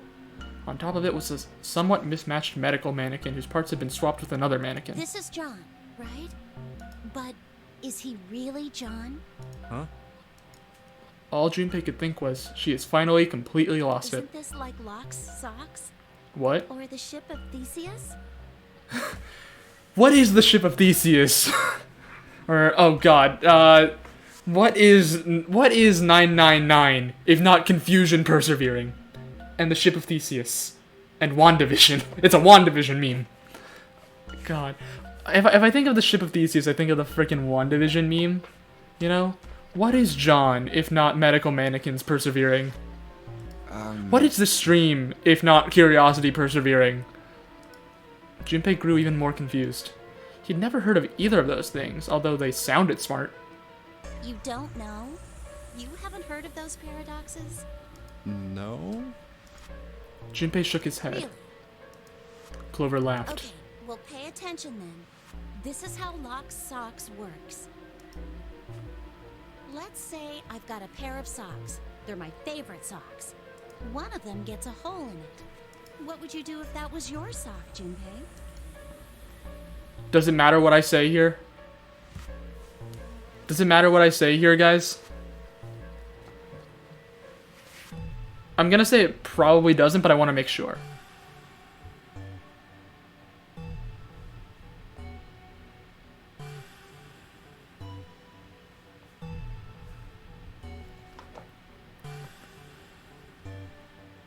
Does it matter what I say here? Doesn't matter? Alright, cool. Patch it up. Well, I guess I'd patch it up. Get some cloth and close up the hole. But what if another hole opens? I'd add another patch, I suppose. Is it still the ship of Theseus? What if another hole opened after that? Another patch, I guess? Well, let's say you just keep adding new patches. Until eventually, the original cloth of the sock is totally gone. Once you get to that point, can you really say they're the same socks you started with? Well, that's tough. Junpei crossed his arms. So, that's the lock socks thing? The ship of Theseus is the same thing, if I remember from The WandaVision. ship of Theseus is a lot like it. Yeah. The ship of Theseus. If you keep fixing the damaged parts of a ship, eventually it ends up with none of the parts it started with. Can you really say that ship is the same one you started with? And what if you took all the old parts from the first ship and built another one somewhere else? Is that the ship of Then which Theseus? ship is the real ship of Theseus? It's like WandaVision. The one you repaired, or the one you built with all the original parts? But what is the ship of Theseus, if not ship parts persevering? It was an interesting question. Clover could see Junpei was intrigued. Hey, do you think it's the same? What's the same? These guys. Is this John, or is it Lucy now? Junpei looked at the operating table again. A mannequin full of body parts from a different body. Clover had been right. It was just like Locke's socks in the ship of Theseus. The part of the body that holds a person's identity is the head. Of course, for many hundreds of years, conventional wisdom had held that a man's identity resided in his heart, or any of a number of internal organs. And here they had both. John's head and heart are both his. But apart from those, and a single arm, the rest of his body was once Lucy's. Was that mannequin really John? We're just like these mannequins. She looked at Junpei again. Think about it. The cells in our body change every day. Old ones die, and new ones are born. Maybe part of my arm is made of stuff from a fish I ate once. Or maybe part of your right side is made from a cow you ate. You know what they say, you are what you eat, right? Am I right, fellas? If you take it a little further, those cows and fishes are made from something else too, right? That's how we're all connected. Through fields that can't be seen with the naked eye. The silence was broken by Seven. Hey, what the hell is Yo, taking what the you fuck so is going on in here? Seven's head appeared in the doorway. He was not How happy. long are you gonna make me wait? We don't have time to screw around. Junpei and Clover looked at each other.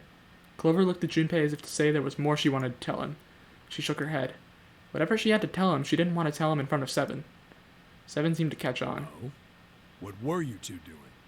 Was this some sort of secret meeting? No, it wasn't. We were just Just... playing with the mannequins. Okay. Let's go, Junpei. Moving a little bit too fast to be entirely innocent, Clover headed toward the exit. Seven stared after her, then turned to Junpei with an amused expression. Playing with mannequins, huh? Didn't know you were into that kind of thing, Junpei. Seven?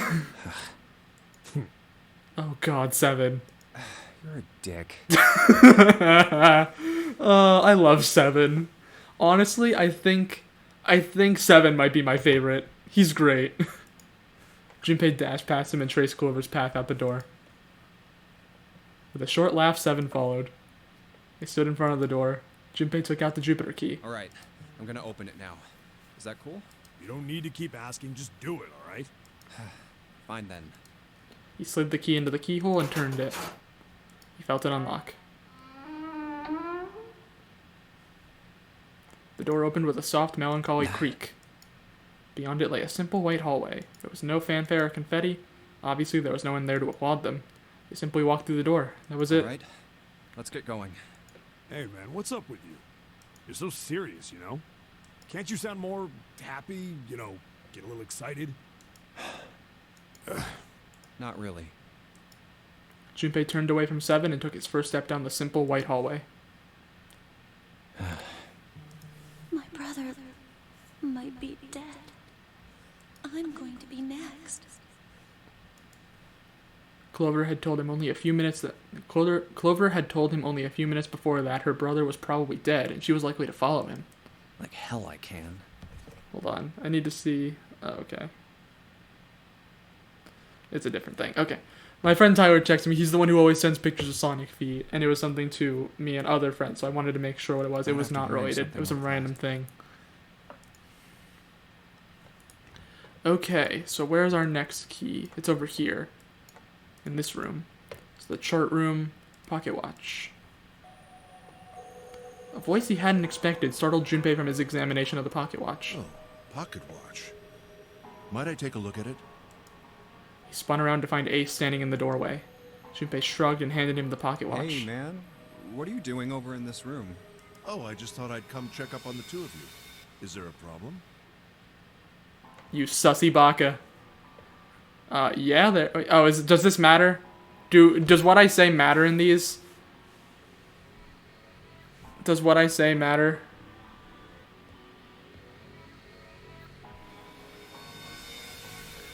Just tell me if there's any other, like, just let me know right now. Are there any other points where there's something that I need to say?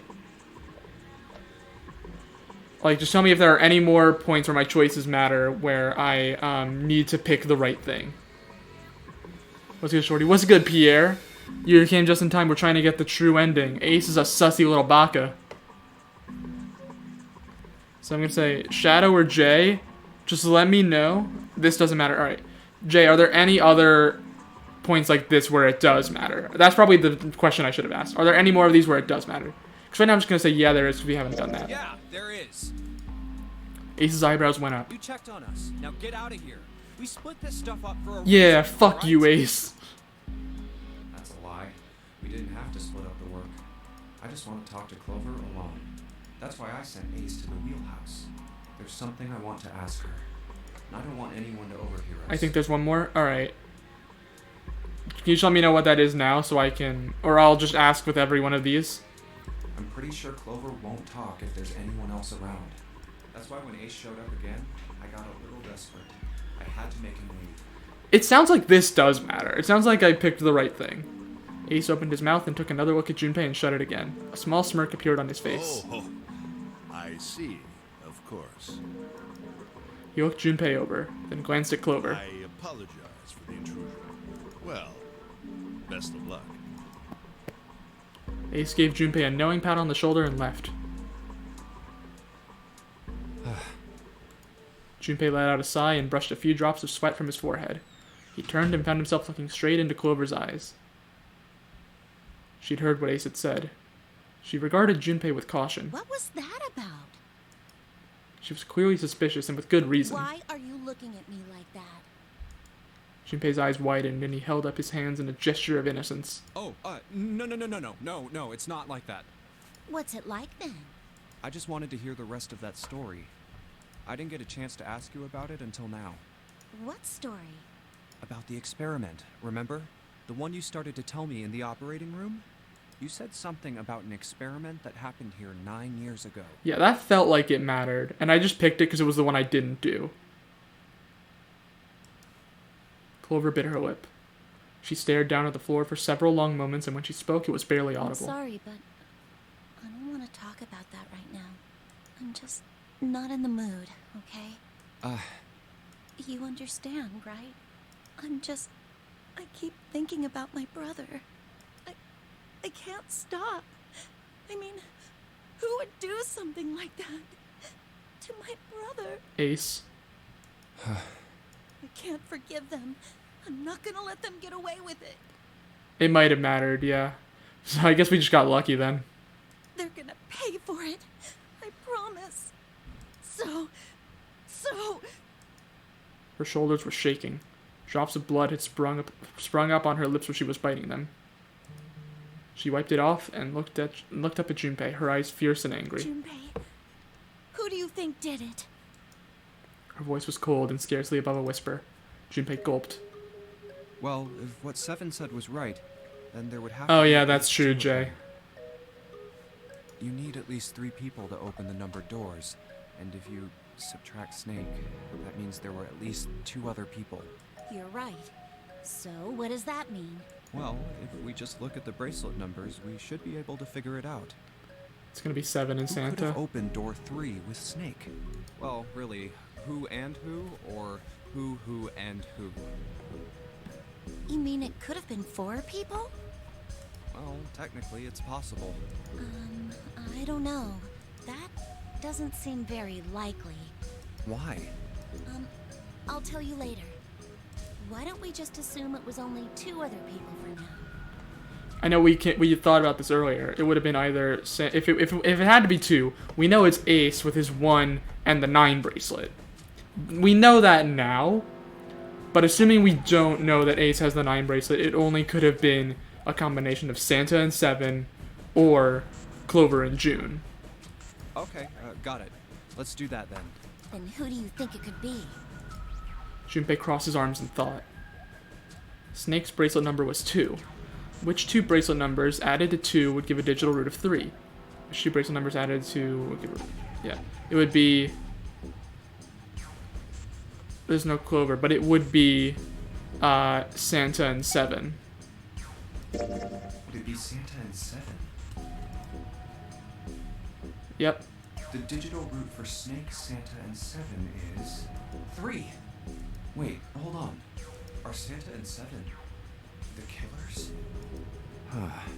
What's wrong? Clover looked at Junpei and he looked back at her. There was no point in hiding it. Well, I thought about it, and... He told her his conclusions. That's what I thought. She looked less surprised than he'd expected. Santa and 7. If it was 2 people, then that's the only combination that works. Well, technically you and June, but... Hey, wait a minute there. Don't you think it's a little too early to be jumping to conclusions? Well, all I said is that those 2 would have been able to open door 3 with your brother. Are Santa and 7 the imposters among us? Oh, Pierre, I don't think... Pierre, were you there when we did the other endings? Because if so, you missed some major plot. All I'm saying is Santa and 7, it's not Santa and 7. We know who it is, and it's not Santa and 7. There might be other possibilities.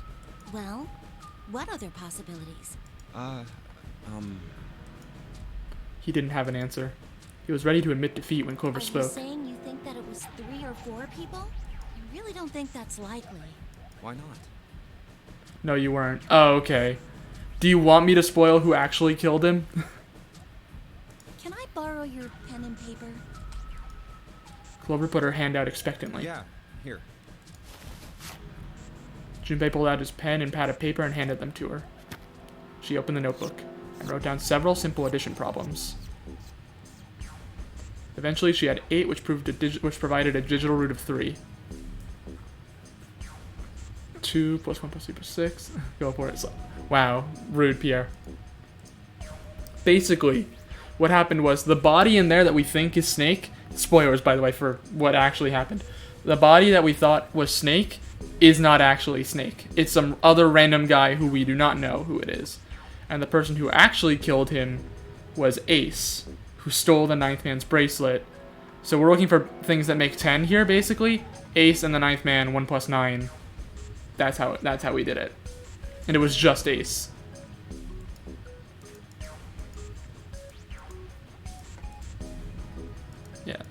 Okay.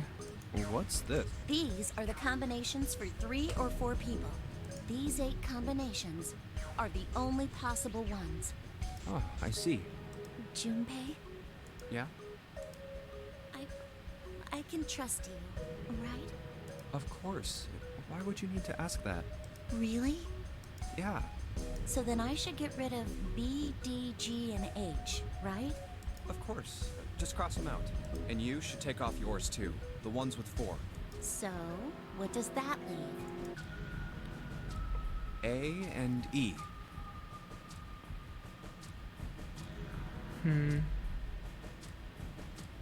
So that would be Ace, Santa, June, or Ace, Santa, 7, Lotus. Yeah. Wait, it can't be A. Why? Because June's in that one. There's no way in hell she'd do something like that. Are you sure? I'd bet my life on it. Okay then. I can cross off A too, right? Yeah. Well, what have we got left? E. What's 9 plus 10? 21? Do you know what this means? Everyone besides me, you, and June would be working together. Do you think that's likely? If there were 4 people working together, they wouldn't be very cautious. I don't think they'd try that hard to hide what they were doing if they outnumbered us, right? Well, you do have a point. And besides, if Ace and 7 are working together, they could have easily gotten rid of me when I went to the shower room with them. But they didn't. They didn't even try anything. If they were killers, why wouldn't they? Her voice was calm, but Junpei had only to look her in the eye to know it was a forced calm. There were tears forming at the corners of her eyes, and she was blinking furiously to keep them back. Perhaps by attempting an objective analysis of who might have killed her brother, she had been able to distance herself from the harsh reality of his death. The more she struggled to act unconcerned, the more Junpei felt his heart tighten. Oh, I see. Anyway, I understand now. It seems pretty unlikely that it was as many as 3 or 4 people. Yeah, Then that means there's a good chance it was Santa and 7. that's how it looks. But why would they do it? There was a moment of silence. Their motive. He laid his hand gently on her shoulder. He was close, so close to the answer. When Ace chose the worst possible moment to return, he raised a knowing eyebrow and then spoke. Have I interrupted something? What is it? There was something I wanted to speak with you about, Junpei. Could you come with me for a moment? He turned on his heel and walked back toward the wheelhouse. Go ahead. Okay. Junpei looked over at Clover. He gave her a short nod, hoped that she would be willing to talk to him again later, and followed Ace. What did you want to talk about? Ace looked at Junpei and smiled, perhaps more of a smirk than a There smile. was something I wanted to check. Yeah? What's that? If you'll excuse me. With no warning, Ace slipped his hand into the pocket of Junpei's vest. Hey, what the hell are you doing? I'm just checking. No, stop! He reached for Ace's arm, but it was already too late. In the older man's hand were the pieces of paper Junpei had balled up and hidden in his Just pocket. as I thought.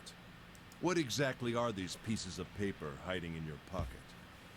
Oh yeah, this is the papers that made us go through the door because we put it out and we rigged it. I think he did this in the other room if we picked the other option.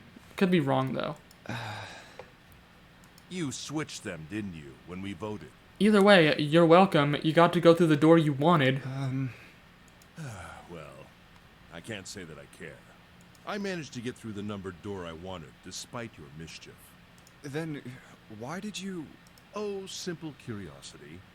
I hope you won't think ill of me for it. No, but I'll think ill of you for other reasons. Ace smiled, gave Junpei a friendly pat on the shoulder, and then turned on his heel and left. It was a small defeat, but it was a defeat. Junpei had lost the upper hand, and he knew it. He could feel his stomach begin to tense. Damn. Okay. We've got 2 more of these in the captain's quarters. The red file on the monitor. Okay. So what we're going to do real quick, I'm going to take a quick bathroom break. and I'll be right back. I'm sorry, I don't want to go during the actual ending, so we're gonna go take a quick bathroom break, and I will be back. I'm sorry, I'll be right back, guys. Just give me just a minute.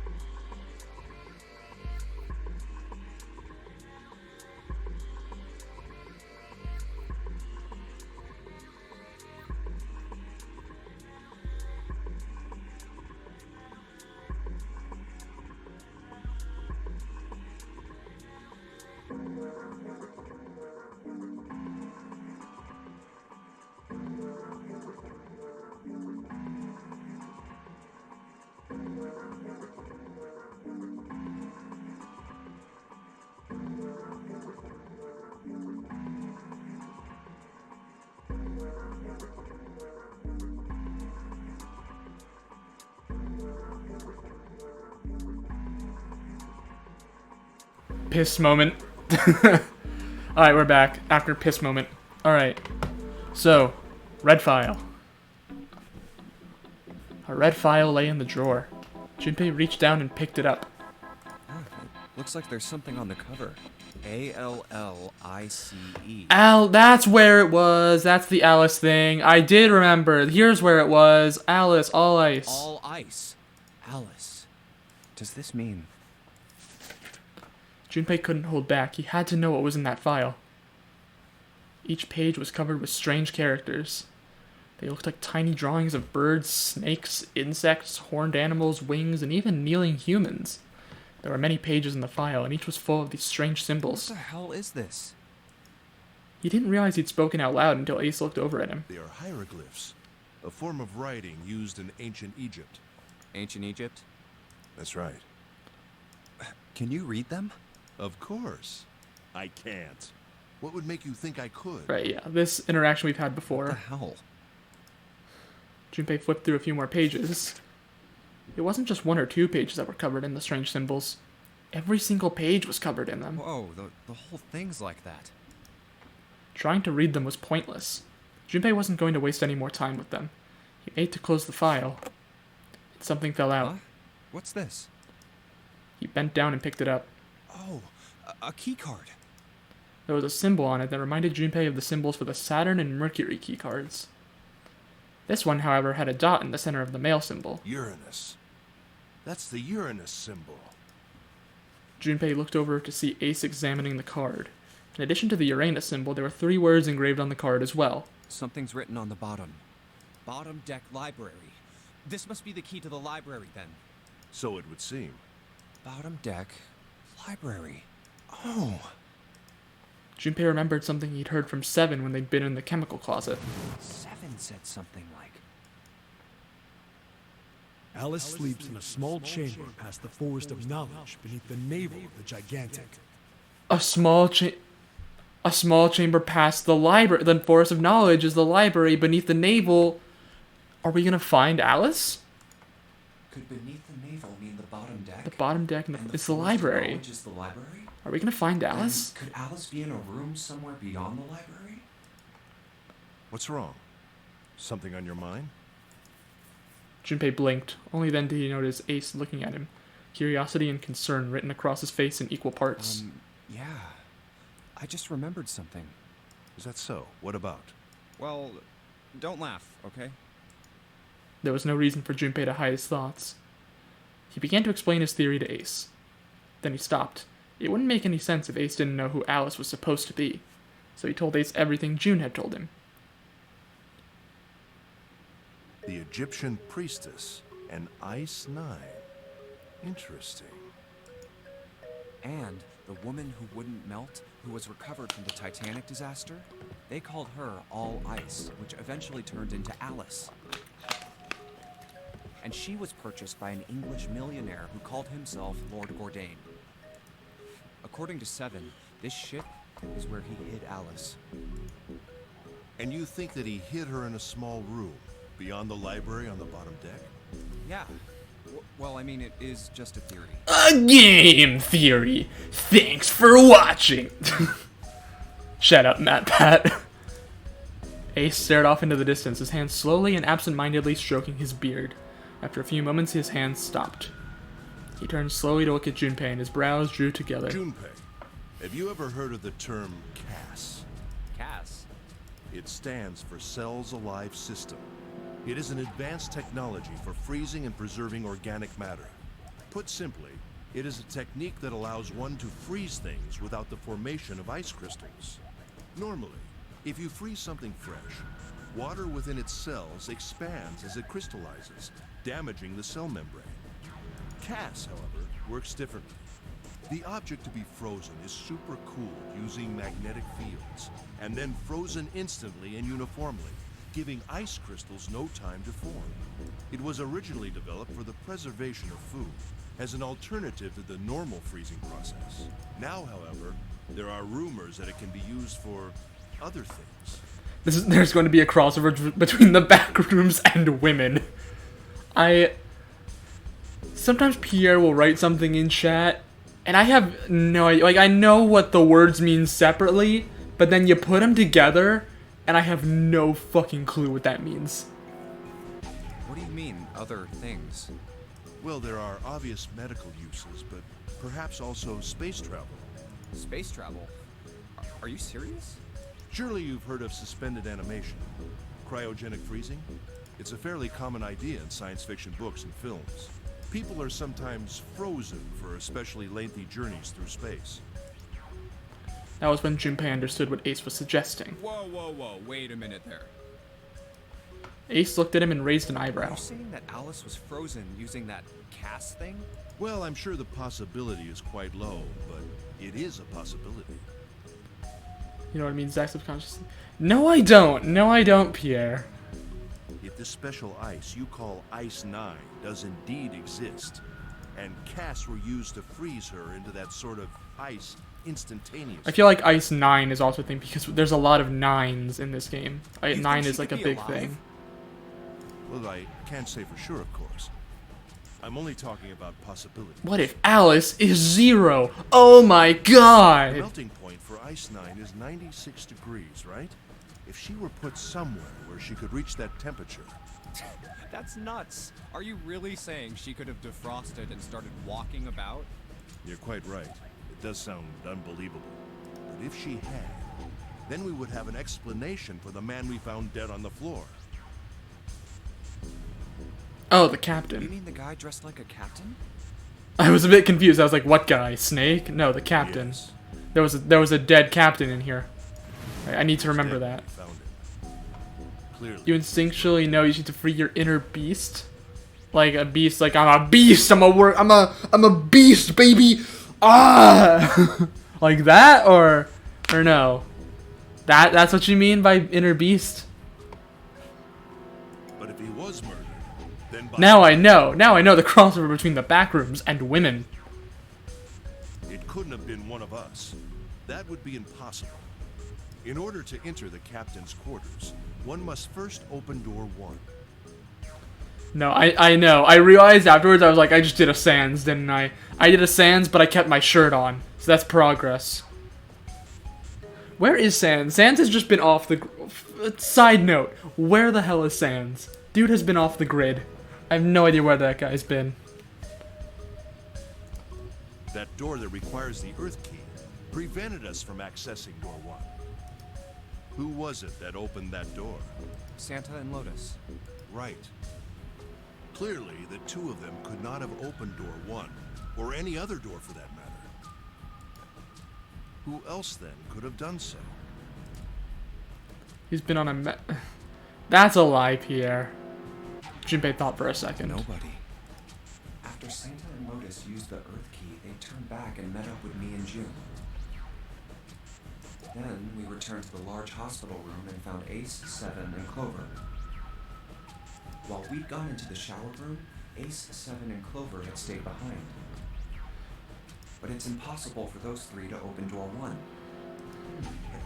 What about when June and I took the elevator to door 2? Ace, 7, and Clover. Yeah, that wouldn't have worked. No, it still won't work. We were only gone 5 minutes. No human being could have run to the captain's quarters, killed that guy in there, and run back that fast. It would be impossible for any of us to be the murderer. That being the case, who could have killed him? Wouldn't it make sense if his killer was someone who had been in the ship for some time? A person like that would know the ship well. They would know the locations of all the hidden passages and secret doors. The numbered door would mean nothing to someone like that. It would be a simple thing for them to enter the captain's quarters. Number door, I mean nothing. Okay. Then you're saying the killer was Alice? It was Junpei's turn to raise an eyebrow. Ace drew his thumb across his lips thoughtfully. Well, this is all only one possible theory. A game theory. Thanks for watching. I'm not gonna do that every time they say theory. All ice.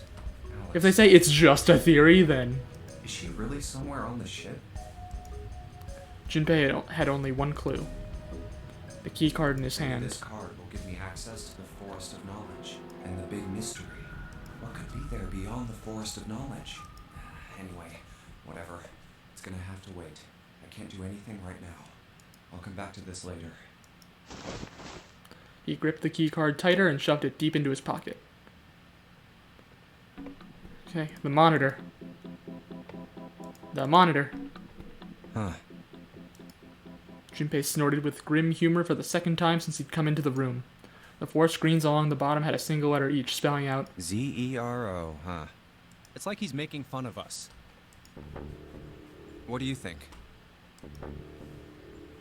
He turned to Clover, who was standing next to him. I do like how in this path, we're, like, making an effort to, like, get Clover to trust us, so she doesn't go on, like, a murderous axe rampage like she did before. Clover nodded. Nothing. It seemed that she cared about little. Of course, Junpei could hardly blame her. A 5-time world stanky leg... That's a true fact, yeah. Look that up. 5-time stanky leg champion. I show up. Given the strain she was surely under, Junpei was somewhat surprised she had responded at all. Still, he had to ask. He gestured toward the corpse. What about him? Do you think that's really Zero? Clover shook her head weakly. There's no way that's him. Didn't I tell you already? Zero is one of us. Yeah. Right. Well, even if he wasn't one of us, there's no way that man could be Zero. Huh? Don't you get it? The letters that spell Zero on the TV screen, the captain's clothes he's got on, and of course, the bracelet with a 0 on it. It's too obvious. Look, this is Zero right here. This dead body is Zero. Isn't that kind of fishy? You're right. Only an idiot wouldn't see through something like that. No, that's not the point. I'm not trying to make fun of them for thinking a trick like this would work. I'm sure they didn't think it would work, which makes me wonder. Why did they do it? I think this is a challenge. A challenge from the person who's really behind all of this. He's making fun of us. Don't you get it? If whoever killed this guy really wanted us to think this corpse was Zero, they'd never have put a bracelet on him. Walking around with a 0 bracelet would be like hanging a sign around your neck that said, "I did it!" Anyone with a brain would be able to see that this guy is supposed to look like everything Zero is supposed to be. Just like we did. The killer must have known we wouldn't think he was Zero and put the bracelet on him anyway. Do you know why? Why? Like I said, he's mocking us. Too bad, suckers, this isn't Zero. Where's the real me then? See if you can catch me. It's the same bad joke a lot of criminals like to play. They'll just sit back and watch people run in circles. That's really twisted. But it almost seems kind of childish. Yeah, you're right. It's really childish. It's like it's just a game to whoever this person is. That's what seems funny to me. Junpei bent down next to the corpse. All right, let's get back to the point. Who killed this man? I don't know. And what's this guy's deal? Who is he? How would I know that? If I knew anything, I would have told you. You have no idea who he is. Why would I? Junpei sat back on his haunches and thought. We should check and see if he's got anything on him that might tell us who he is. Give me a hand here, Clover. Huh? We gotta flip him over. How else are we gonna search his pockets? Clover didn't move. Okay, fine. Guess I'll do it. Junpei had no choice but to move the body on his own. Here we go. He grabbed hold of an area not completely covered in blood and shoved. It took a moment, but eventually Junpei felt the man's bulk begin to shift. But just as it did, Huh? something fell from the man's left wrist. Hey, it's the... The bracelet. The bracelet with 0 on the face. Lastly, let's discuss how to remove the bracelets. There are only 2 ways to do so. 1. You escape from this ship. 2. Your heart rate reaches 0. In other words, once the bracelet is taken outside the confine of the ship, or the paraxatic mirror's heartbeat has fallen to 0, it will shut down automatically. Oh god. Junpei stared at the bracelet. This man... He's dead, isn't he? Yeah, no shit. Huh? No, it's just... I guess I didn't really think about it until right now. If his bracelet's off, that means he's dead. Well, it's pretty obvious that he's dead. You don't really need to look at his bracelet to figure out that he's dead. Yeah, I'm with Clover on this one. Yeah. I guess you're right. It is pretty obvious. Well, he looks a lot better than the other bodies we've seen, though. You know? I mean, if there wasn't all this blood, he'd almost look like he was still alive. I mean, I know it's kind of a messed up thing to say, but he kind of has it better, you know? What? By being dead? Dying from a bomb going off inside of you? I mean, that's just... Some of Snake's bones went right through his skin. I think the explosion must have thrown him against a wall or something. There was a broken bone just sticking out of his left arm. Oh, is this where she's gonna tell us he doesn't have a left arm? And... Suddenly, Junpei realized what he was saying. How could he have been so cruel? He clapped his hands over his mouth. But it was already too late. He turned to look at Clover. She was glaring at him furiously. What did you just say? Her words sounded cold. He knew an apology could hardly atone for what he'd done, but he tried anyway. Oh man, I am so sorry. I shouldn't have said that. I really don't know what I was thinking. I mean... No, that's not what I'm talking about. What did you say about his arm? Because his arm is fake. Arm? He has a prosthetic. Yes, his left arm. You said it, didn't you?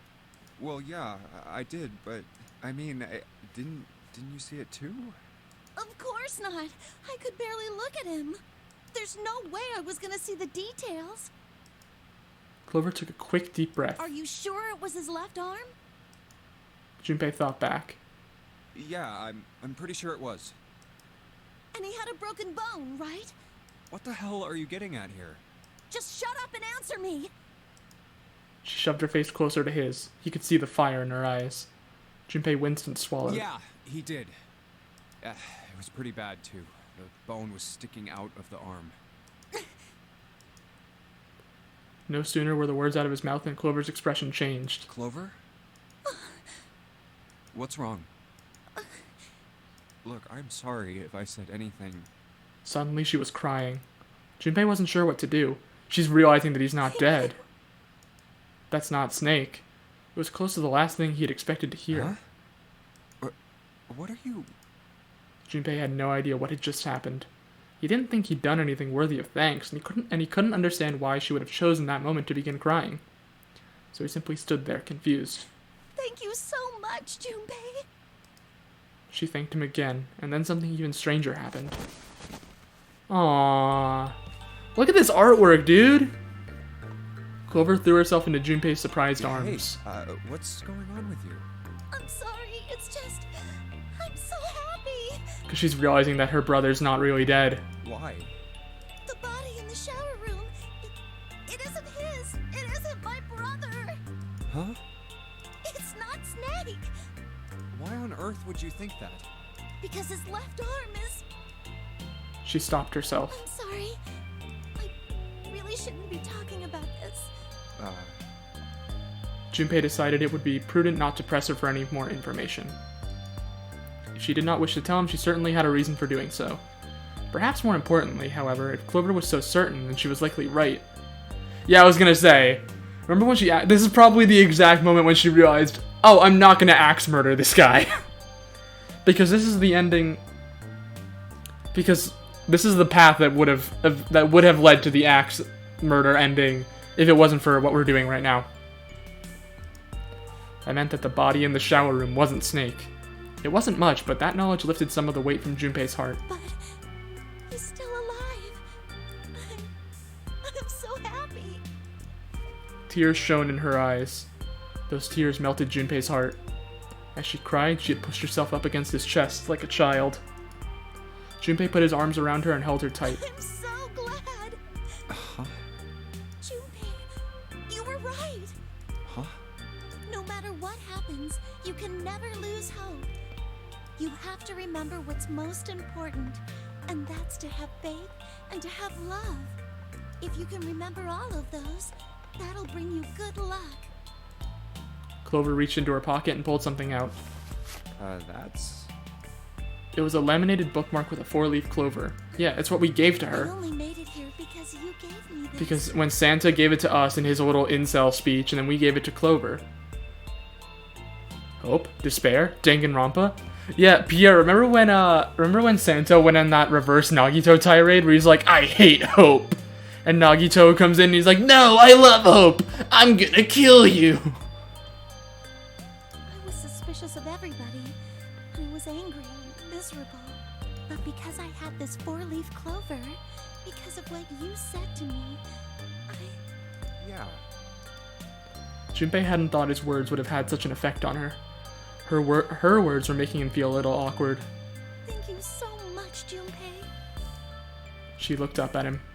He scratched his nose and pretended to notice something interesting somewhere else in the room. Oh, if you really want to thank somebody, you should be thanking Santa. Santa? Why? Well, he was the one who gave me that thing.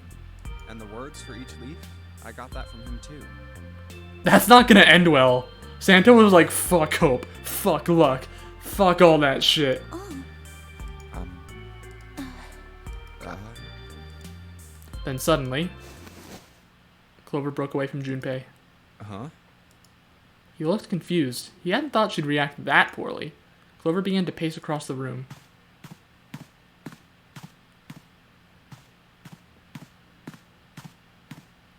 I mean, I guess we're gonna learn something about Santa, because he's the guy that we know the least about, like, backstory-wise. 6 steps to the left, 6 steps to the right. Another 6 to the left, and then she stopped. Did Santa really tell you those things? Her eyes were serious, but not angry. Yeah, he did. And Santa is a bit more nothing personnel kid, edgelord. Yeah. Well, no, in the whole, like, when he gave us the Clover thing, he's like, I hate hope, I hate luck, I hate faith, and I hate love. Those are the 4 things I hate more than anything else in the world. That was his whole spiel. Did I say something wrong? Oh no, not at all. In fact, this could be really good news, I think. You think? Santa knew about the words and the clover. The only people who should know about that are the other subjects. What? Subjects. The other people who were in the experiment 9 years ago. With my brother. Wait. Oh, shit. Yeah, Reverse Nagito is just Junko. But wait, hold on a minute. So it was more than just Snake who was in the experiment 9 years ago? It was also Clover and Santa? Is that why Santa hates, like, that stuff? Because something happened to him? The plot thickens. But he's blind. And I was part of the Nevada test group. So neither of us would be able to recognize the faces of the people who were on this boat. The Nevada test group? Whoa. Okay, time out. Junpei held up his hands. He took a deep breath and let it out. Let's just calm down for a second, okay? Yeah, I don't know what that means either. Start from the top. Don't start with the end and then jump to the middle. You gotta start with 1 and then move to 2 and 3 and 4 and so on. If you don't tell me stuff in the right order, I'm never gonna be able to figure it out. Okay. Clover nodded. All right. I want to Let's move start with there. this You experiment. want to move to Nevada? You want to move to the desert? What happened on this boat 9 years ago? A Do you know nonary about game. morphogenetic fields? Morphogenetic fields. It's this whole thing again. He did, and the realization sent chills down Junpei's spine. All right, how about this? Theory of the telepathic mechanism. I think Lotus mentioned something like that. Junpei recounted what Lotus had told him earlier. Clover nodded. Telepathy, huh? Well, that's not really it, but I suppose it's similar. So they were testing telepathy on this ship? Yeah, I guess so. So, what exactly did they have you guys do? The same thing that we're doing now. Exactly the same thing. What? The nonary game. 9 people were put on this boat, and 9 others were put in the building in Nevada, and the game started. Interesting. So that's how the first nonary game was. So does that mean there's 9 other people that aren't on the boat? That are in, like, Nevada or something?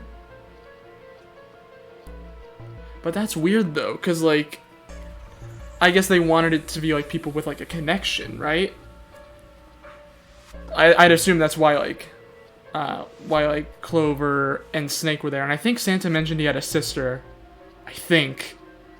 Because there was that whole thing where he's like, I want to be the good Santa and not the bad Santa in one of the other paths. I think he said he had, like, a little sister. I could be wrong, though. So maybe Santa's sister died in the first nonary game, and that's why he hates that shit? Junpei grabbed the sides of his head. Look, I'm sorry, but I don't get it.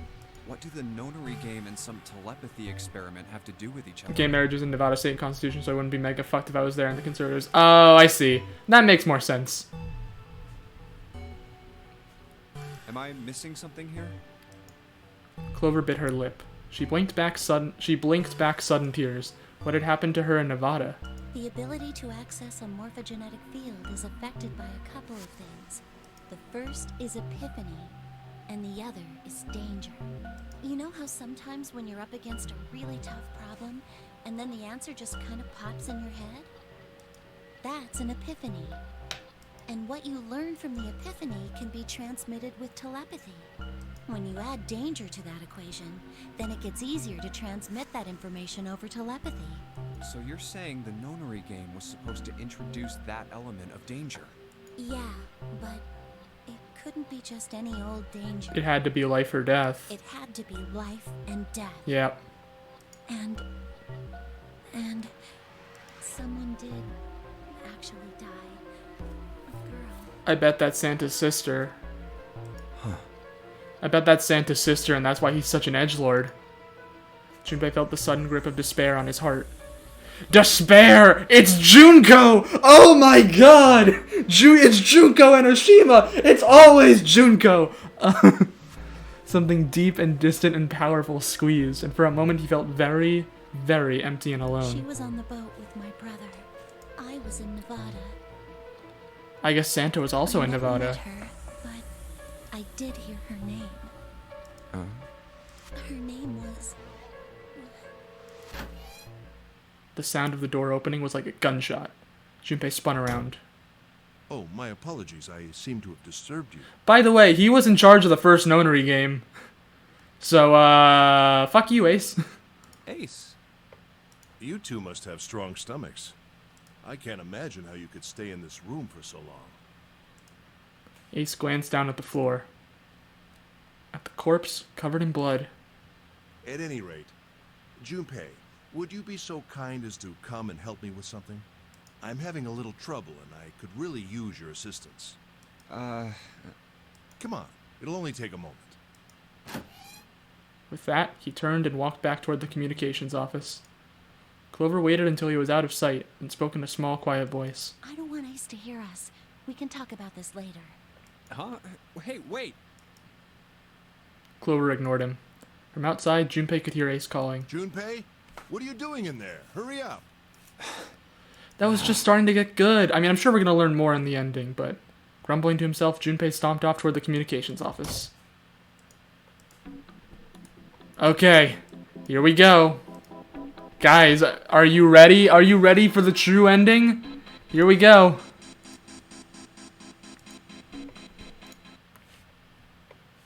They stepped out of the captain's quarters and into another hallway. The hallway stretched out in front of Junpei for a bit, before turning left like a great backwards L. Let's go. I don't care if he's a murderer, Ace is a certified DILF. Oh no, he's a cool character. But if you saw like the last ending, the first unlock ending, Ace is just a dick who kills everybody in all the other bad endings. And did like the first no one regame and all that shit. He's like purposely trying to fuck over everybody else. And I'm sure it'll happen again. Junpei rounded the corner and took off down the straightaway. He ran and ran and ran. I can fix him. Pierre, he's also an evil CEO, if that helps. At the end of the hallway was a door. That's the next door.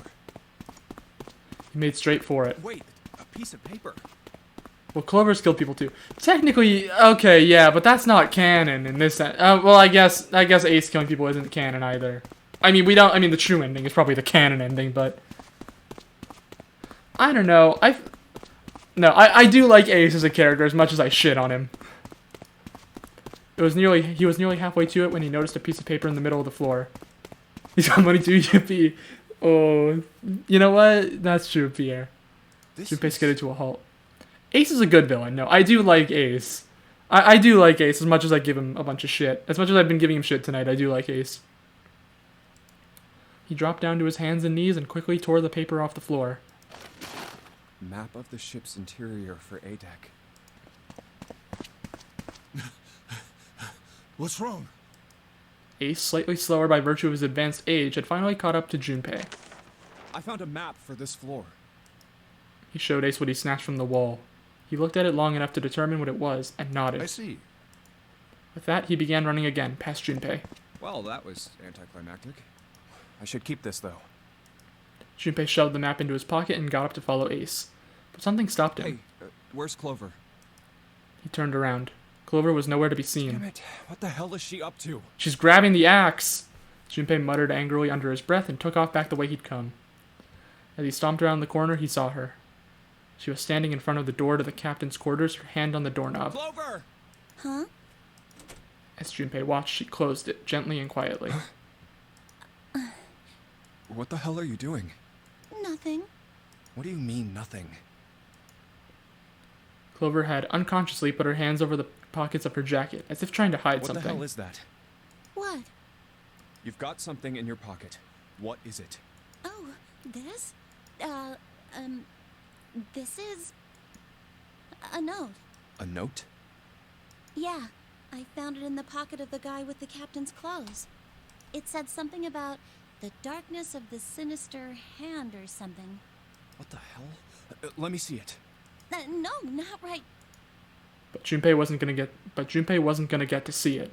From the other end of the hall, he heard Ace's voice. Junpei, Clover, what are you two doing? Hurry up. Yes, Lord He's Raiden. getting mad. Clover shrugged. I'll show it to you later, alright? Come on, we gotta hurry. Before Junpei could protest, she was gone. Around the corner and off down the long stem of the L. A note. A note. Junpei was curious, but there was something else that bothered him. From the look of that pocket, it doesn't particularly look like just a note. Jeez, what are you thinking? For crying out loud. Junpei did his best to convince himself that it would make sense later and ran off after Clover. Junpei, the Mortal Kombat tournament is beginning! Junpei pushed through the door and found himself in a large room with a large set of Big stairs. stairs. Huh. So this is where it ends up. Just like it says on the map. It was just what he'd expected to see after reading the map. His "I see" after reading the map himself meant that Ace had probably realized the same thing. Ace, did he head down? He put his hand on the handrail and leaned over to look down. Oh, there he is. I still don't see him there. Like, oh, there he is, an empty room. Look, the 4 others are there too. And not just Ace, Santa, June, Seven, and Lotus as well. Really? Let's join them. Junpei and Clover glanced at each other and hurried down the stairs. They reached B deck at the same time. Jumpy! Clover! June's face was excited. Something had happened. That much Junpei could tell by simply looking at her. What's up? Given their situation, he was not inclined to be excited about sudden developments. June, however, couldn't contain herself. We found it! Found what? We found it! What did you find? The last door! We found door 9! What? Come on! Just follow us. We'll explain on the way. Okay. Seven turned and jogged off down the stairs. Well, if that's the case. Wait for me. We should get going as well.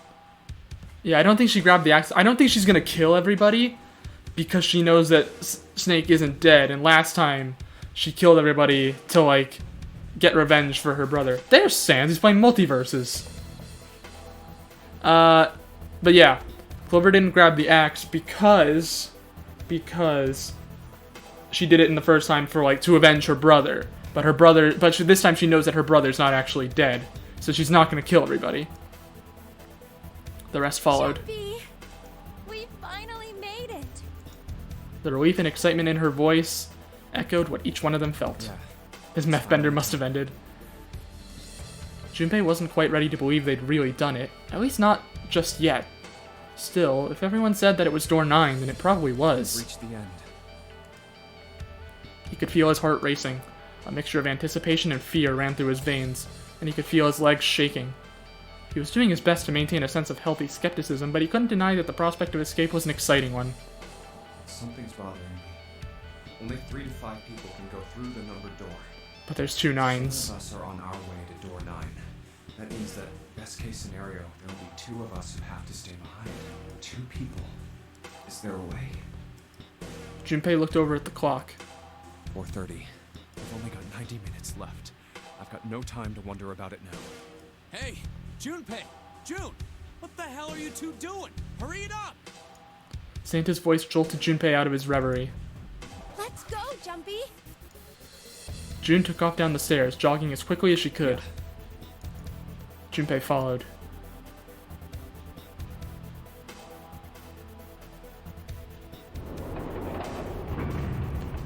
Oh, this time she doesn't... Because the last time we did that, Clover also insisted on checking the last door. But this time she doesn't do that. As a group, they piled onto the elevator and rode impatiently down to E deck. It looked familiar. There was a metal grate between the 2 elevators. Seven grabbed hold of it and began to talk. I know I told you I'd explain earlier, but honestly, there ain't much to explain. After we split up from you guys, the 4 of us got into the elevator on the left, and that took us to the other side of the grate. After that, we headed down another hallway. It took us toward the bow, and eventually to the number 6 that you 2 found earlier. We opened it and kept going. There was another locked door behind it, like usual, but this time we had to complete 2 different areas before we could unlock it. Once we were through that door, there was another hallway that went the other direction, toward the stern. So, on your way, you found the elevator. That's right. So, in other words, you kinda did a lap, huh? You came from that side to this side. Yeah. With that settled, Junpei looked around. So, where's the number 9 door? Over here. Follow me. Seven began walking down the hallway that led toward the stern. Junpei and the others broke into a jog to keep up with him. By the way, They had been walking for a while, June in silent step with Junpei when she spoke. you know, it's because of Santa that we're all here right now. What did Santa do? Huh? That all 7 of us are going to door 9. What do you mean? You don't get it? Santa, 7, and Lotus. What's their digital route? Santa, 7, and... Oh, they make 9! 9. It's 9. That's right. They could have just left me behind and kept going if they'd wanted to. But they didn't. Yes, because Santa wouldn't let them. He said, we can't leave June and the others behind. Oh, is that what happened to his sister? I think I'm putting it together that Santa's sister was in the last nonary game. That's how we knew about all that stuff. And maybe his sister got left behind and died. That's why we and then you got on the elevator and went back to the central staircase. That's right. Well, I wouldn't have called that one. That Santa would be the one to stick up for you. Junpei felt his eyebrows knit as he considered that. Oh, don't get me wrong. Perhaps June had sensed Junpei's concern. I don't mean that Seven and Lotus said they wanted to leave me behind. We were just talking about it, and Santa objected to it first. Is that so? Junpei was about to respond when Seven suddenly stopped. We're here. In front of them stood a door. So, is this... Yeah. Junpei couldn't see Seven's face, but he could see him nod. There's no other place for us to go. Nope. Just look around. There's a big old iron wall at the end of the hallway. The other hallways on the left and right are blocked by metal grates. I see. It looked as though Seven was right. The door in front of them was their only choice. All right, let's get moving. He pulled open the door and walked in. Junpei took a deep breath and followed. It appeared they'd been telling the truth. No way. The first thing Junpei saw as he entered the room was the number 9. Like all the others, it was a rough thing, made of red paint. The door it decorated sat on the back wall of a rectangular room. Yeah, I know. I know you said the true ending route was going to be long, so I'm not expecting it to be soon. I'm expecting there to be a lot going on that's going to answer a bunch of questions. Junpei ran up to it. I mean, the Zero Lost ending was also pretty long, too. I'm expecting it to be longer than that, probably. The 9 door. It was a large double door with powerful styling. Something about it was almost majestic, and it made the red paint look especially garish. We're finally here. Junpei grabbed the handle and shook. It didn't budge, but then he hadn't really expected it to. The red was bolted to the wall next to the door. Its display read vacant. No doubt about it. This is door 9. Oh, finally. This is the last. About the sussy balls ending? Oh my god. Junpei felt a flood of emotion wash over him. He felt the chill down his back and his chest tightened even as his blood began to boil. There was a moment of complete silence. Junpei, look behind you. There's the second 9 door. He turned around. Behind? What? Junpei could scarcely believe what he saw. Why? A door and a 9. There's another Yep. one. There's a second 9 door. Hey, what the hell? What the hell is going on here? His words came slowly, and his brain struggled to understand what he'd seen. On shaky legs, he made his way to the second 9. It was a small door, set parallel to the door they'd come through, but in the other corner of the room. 9. There was no mistaking the number, and if any more proof was needed, a red was bolted to the wall near the door. There's a red there too. That means... And of course it won't open. He grabbed the handle and shook the door, not because he expected it to open, but because he had to make sure it was real. Why? Why the hell are there 2 doors? It was Ace who spoke first. Do you think perhaps one is the right door and the other is the wrong one? Lotus was skeptical. I don't know about that. It seems unlikely. What makes you say so? Well, think about all the rooms we've been through so far. They're full of puzzles, but there are always hints about how to solve them. I'm pretty sure there aren't any rooms where we just had to go with our best guess and leave it to instinct to solve the puzzle. Do you really think that at the very end of the game, Zero's going to suddenly throw in something that depends entirely on luck? Then you're saying there's some sort of hint in this room. No, I don't think there's a hint anywhere in here. I searched it very well when I was in here before. I didn't find anything that might have been a hint, though. Well then, that means... Yeah, both of these are the right door. I mean, if you think about it, Zero never actually said there was only one door with a 9 on it. It is hidden, but an exit can be found. Seek a way out.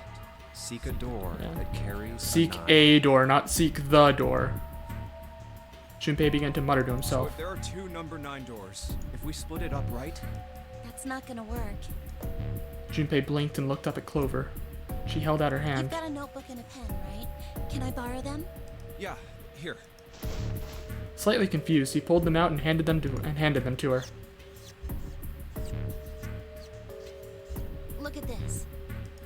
Clover opened the notebook to a blank page and set it down on the desk. Everyone else gathered around her and watched as she wrote down a series of numbers. You Get it? The numbers on the top are all the combinations with digital roots of 9. The numbers on the bottom are the people who don't fit. There's only 8 possibilities if we split up into 2 groups of 3 or 4 people. So... If 3 people go through the door, then 4 are left behind. If 4 go through, then 3 are left behind. Right? yeah. If only the number 2 bracelet was still alive. Clover nodded, almost as if she were pleased with herself for solving a difficult math problem. No way.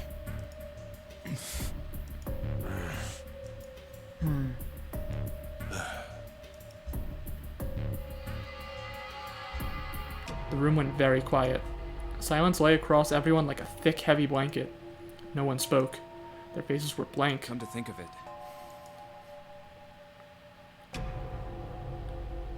Desperate for something else to look at, Junpei turned his eyes to the room around him. what is this room? The walls were covered with candles. The wavering flame made the shadows of Junpei and his companions look as though they were dancing. 2 rows of wooden pews filled most of the It room. looks like it's set up for some kind of ceremony. But what kind? Between them was a strip of rich red carpet. The carpet ran straight through the room, ending at the door that pointed to the stern of the boat. At the other end of the carpet, Is that an altar? it was a recessed space set into the wall between the 2 other doors. Sitting on a raised section of the altar was a coffin. A coffin. A coffin? I want to make sure. Okay, yeah. No, it couldn't possibly be. But if it wasn't, then whose body occupied it? That was as far as Junpei wanted to pursue that line of thought. He decided not to think about the coffin for the time being. At that moment, Seven spoke. There was an edge of humor to his voice, but it was forced. Okay, I give up. I give up. I figured if we sat around here long enough, someone would volunteer. But Is he gonna volunteer himself? I guess nobody's got the guts to do it. Oh, Pierre, we know who's in there. We know who's in there. We know it's Snake. What are you talking about?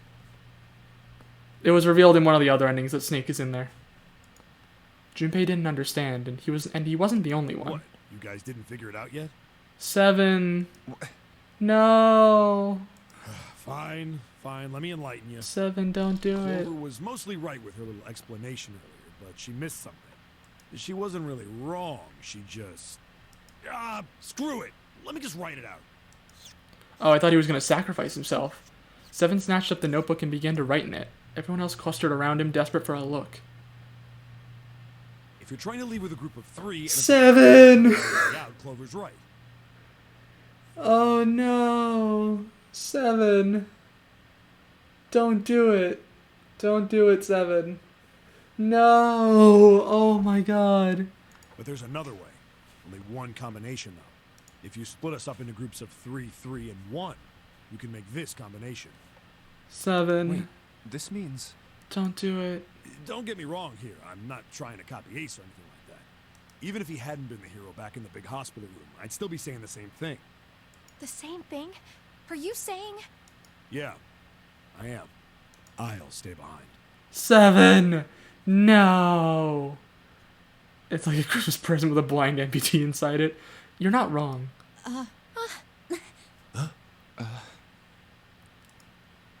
Why are you acting so heroic all of a sudden? Are you some kind of idiot? Lotus was the first to speak. That in itself was a little strange. She'd reacted much differently when Ace had volunteered. No, I'm completely against this. I'll be goddamned if I'm gonna have to owe you for getting out of here. The rest of them began to speak all at once. I'm against it too. I didn't want to leave Ace behind, and I don't want to leave you either. I don't like that idea. There's gotta be other options. I disagree as well. I can't say I care much for you being the hero. Finally, they quieted down. Junpei looked at 7. Well, there you go, 7. Proposal denied. Clover's right. There's gotta be a better way than this. 7 made some noise that was somewhere between a derisive snort and a cough. Doesn't make any sense. He was doing his best to pretend they were making a foolish decision, but Junpei could see the twinkling of water at the corners of 7's eyes. Aw, 7. Yeah, I think he's definitely my favorite. That was when Santa spoke. Whoa, hold on a minute. I haven't said anything yet. I, for one, want Seven to die. Until then, Junpei hadn't realized that Santa had stayed quiet for the whole discussion of Seven's fate. Seven's a real one, for sure. Something in his voice made Junpei uncomfortable. Agreeing? You want to leave him here? Santa shook his head. Nah, I'm against it. I don't want to leave Seven here alone. Then I don't see how it matters. I said alone. Huh? I said I don't want to leave Seven alone. Is he also gonna stay behind? There was a dull shine in Santa's eyes. They were cold and hard. Junpei felt himself shiver. What the hell are you? What? You don't get it? I can't leave just one person. I need 2 more. 3 people, including Seven. I'll be leaving behind 3 people. That's my proposal. No, those are my orders. What do you mean orders? What do you mean orders? Yeah, thank you, What Junpei. the hell makes you think you can order us around? Who the hell's gonna listen to you? You all will. In 3 seconds, you won't have a choice. What? What? 3, 2, 1. Santa was so fast, Junpei could barely see him. When he moved, it was almost like watching a dance. His feet moving like lightning. He spun and... What?! He's got the gun?! Santa, you... He had June. See? I told you. Santa! What the hell? His lips curled into a cruel, mocking smile. What? A shudder traveled the length of Junpei's spine. Yeah, Pierre, in one of the other routes, which I guess is the room where everybody else went, there's a gun. And when we went through, Ace was the one who ended up sneaking around and getting it. And this time it's Santa, I guess. His chest froze and he could feel his breath go stale in his lungs. Nothing made sense. Junpei felt as though his head were about to explode. Santa's sudden change in attitude, saying that he needed 2 more. The gun in his right hand, a revolver.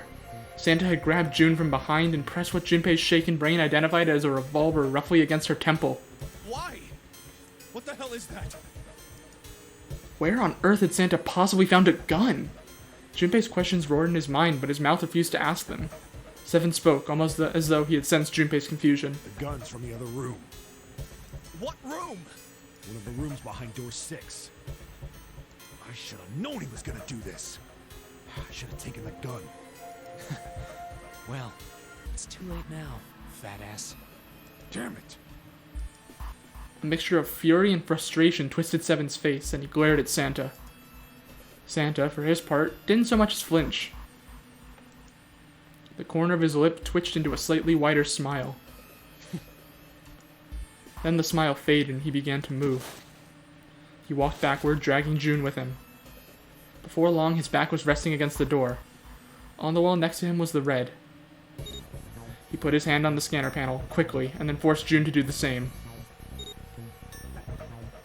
Now, time for you to start following my orders.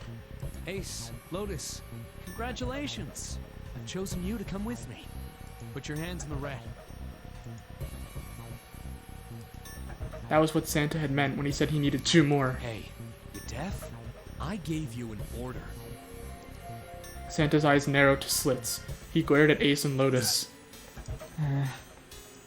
They stayed, frozen like deer caught in the headlights of an oncoming car. Right, fine. I didn't want to waste any bullets, but you guys just don't get it. No sooner were the words out of Santa's mouth than his hand twitched. No! What? And the gun roared. A section of the floor exploded, scattering wooden splinters across the floor. Oh, he didn't shoot June. A thin plume of smoke snaked out of the hole in the floor. There could be no doubt that the gun was real, and it worked. He really shot it? But why? Santa, why are you... Clover's voice spoke of betrayal and disbelief. Santa, I thought you were one of us. I thought we were friends. What? You knew about the leaf words and the 4-leaf clover. Santa's cheek twitched, almost imperceptibly. What the hell is that shit? I've got no idea. You're lying. Shut up. Just shut up, you stupid bitch! You want me to put a bullet in your fucking head? Flecks of spit flew from Santa's mouth, his face twisted with rage. Clover recoiled, her eyes wide. When she spoke, her voice was very small. Santa. He snorted, then shook his head vigorously and turned to face Ace and Lotus. Alright, assholes. What are you still standing there for? Get over here and scan those bracelets. I don't have all day. Oh, what's the matter? Your hearing's starting to go? Going senile, maybe? Ace and Lotus still didn't move. It almost seemed as if they couldn't move. June's face was pale behind Santa's arm. Her eyes were wild and her chest heaved with every quick breath, like an animal cornered by a predator. Junpei's mind worked furiously. What were they gonna do? Then he realized something. There was nothing they needed to do. There was nothing to debate. That's it. June's safety was the first priority. That much was obvious. Doing as Santa had commanded meant she would be safe from at least 2 threats. She wouldn't be shot, and she would leave the ship alive, along with Santa, Ace, and Lotus. There was only one thing for Junpei to do. It's the only way. He turned to Ace and Lotus. Please, go. Huh? No way. Jumpy, what are you saying? If you stay here, you're going to be stuck, Jumpy. And so will Clover and Seven. I know, Bro, that's the squad, Clover and Seven. but you don't need to worry about us. We'll figure something out. And I'm sure we're gonna find Snake and leave. Right, Seven? Right. You just leave it to us. It's gonna piss me off to do what Santa says, but... Don't worry about me either. There's still something I have to take care of. No, you can't! Ace, Lotus, don't come over! Don't worry about me, please! June was almost crying. Junpei walked around behind Ace and Lotus. He gently placed a hand on each of their shoulders Please. and pushed them toward the door. They almost stumbled, then righted themselves and took another step. And another. They turned around and Junpei nodded. Go. all right. Fine. Ace and Lotus turned around again and walked slowly toward the door where Santa was waiting for them. After what seemed like an eternity, they stopped. In front of the door marked 9. Santa smiled. Alright, now let's get those hands in the scanner panel. What's the holdup? What? You think I'm fucking around here? I don't give a shit about this girl. Greg doesn't need a person, you know? All I need is the bracelet. You get it? Good. Now put your fucking hands on the scanner. I'm not gonna say it again. He shoved the revolver harder against June's head, and she winced. Fine. Ace sighed, defeated, and placed his hand on the scanner panel. Lotus went next. Lotus glared at Santa and slammed her hand onto the scanner panel. The 4th asterisk blinked on. Good job. Now, Lotus, pull that lever. As soon as the door opens, you get your ass in there. Try anything stupid, and you know what happens, right? Damn it. Junpei could almost hear Lotus's teeth grind.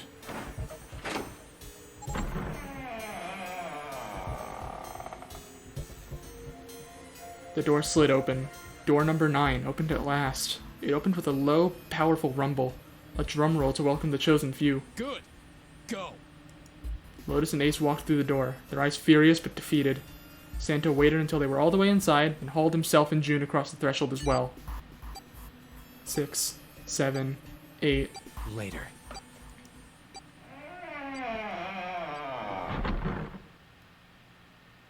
After exactly 9 seconds, the door swung shut. The gust of air it created caused the candles on the altar to flicker and die.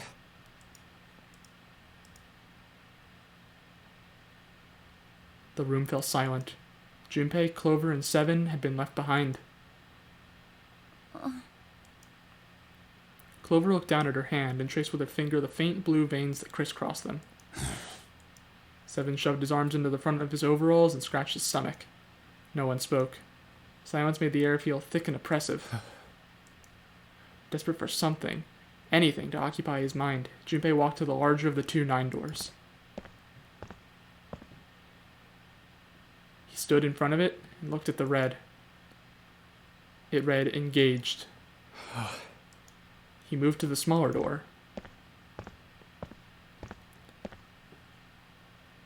The red read, vacant.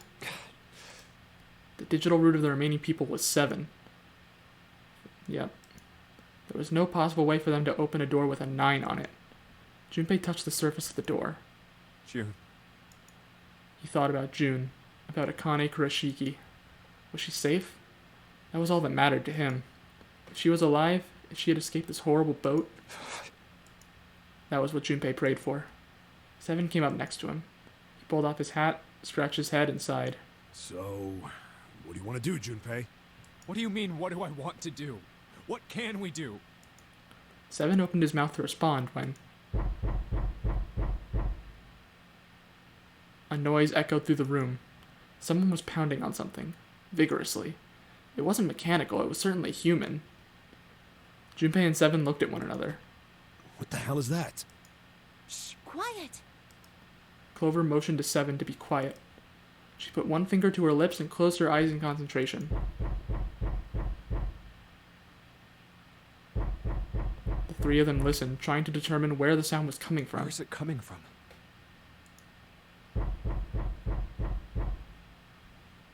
Could it be? Hey, I think it's coming from this coffin. You're right. Let's open it. But how? What are those muscles for show? You're telling me to force it open? Just shut up and try! Junpei and 7 grabbed hold of the coffin. They tried to get a good grip with what little purchase they could find and pulled with all their strength.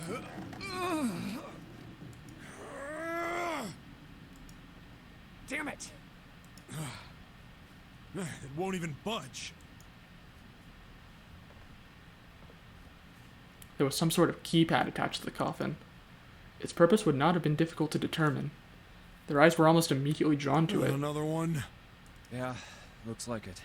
Do you think we have to put in the right password or it won't open? I think so. The noise wasn't stopping. In fact, it was getting louder. Whoever or whatever's inside this thing wants out. And now. I know that. But how? Without a passcode, I don't think there's much we can do. They couldn't even tell how many numbers the passcode needed to be. Isn't there a No, hint we've somewhere? opened it before. Well, let's look for one. Unfortunately, there didn't seem to be anything near the coffin. Clover ran to examine the pews, and 7 investigated the desk, but they turned up nothing. There's nothing here. Not making this easy, are they? The sound still wouldn't stop.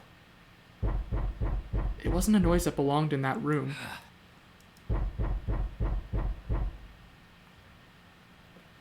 What's the passcode? What am I supposed to do? How can we figure it out? I need something. No, I think we're done with hexadecimal, thank God. Whoever decided that 10 should equal 16 needs to go into the coffin with Snake. The world blinked. Suddenly, there was a voice inside of Junpei's head. Truth had gone, and truth had gone. Ah, now truth is asleep in the darkness of the sinister hand. That's the- wait, hold on, that's the thing that we... Hold on, we're doing the same thing, but now we're not, like, finding the actual thing. It's telepathy! It's an epiphany! Oh my god, it's the experiment! Holy shit! What the hell was that? That voice? Junpei was utterly and completely baffled. Huh? What? What's up?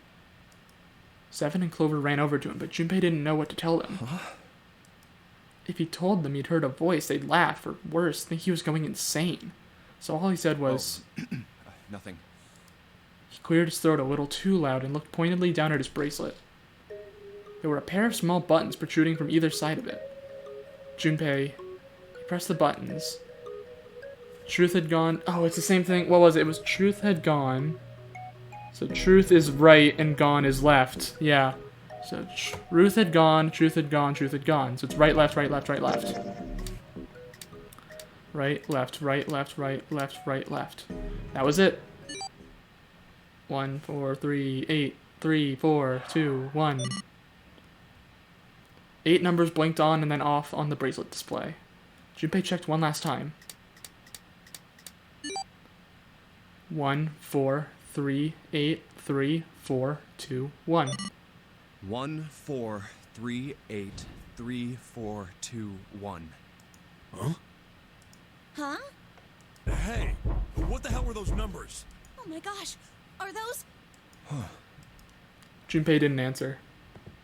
He simply walked straight to the coffin. He knelt down in front of the keypad, running over the numbers in his head so that he wouldn't forget. 1 4 3 8 3 4 2 1. 1 4 3 8 3 4 2 1. With trembling fingers, he punched them in. 1 4 3 8 3 4 2 1. That was all of them. He punched the E button. There was a moment of complete silence. There it is. That's the code. Then there was the sound of the coffin lid unlatching. Someone sat up out of it. No way. What? What? Why are you?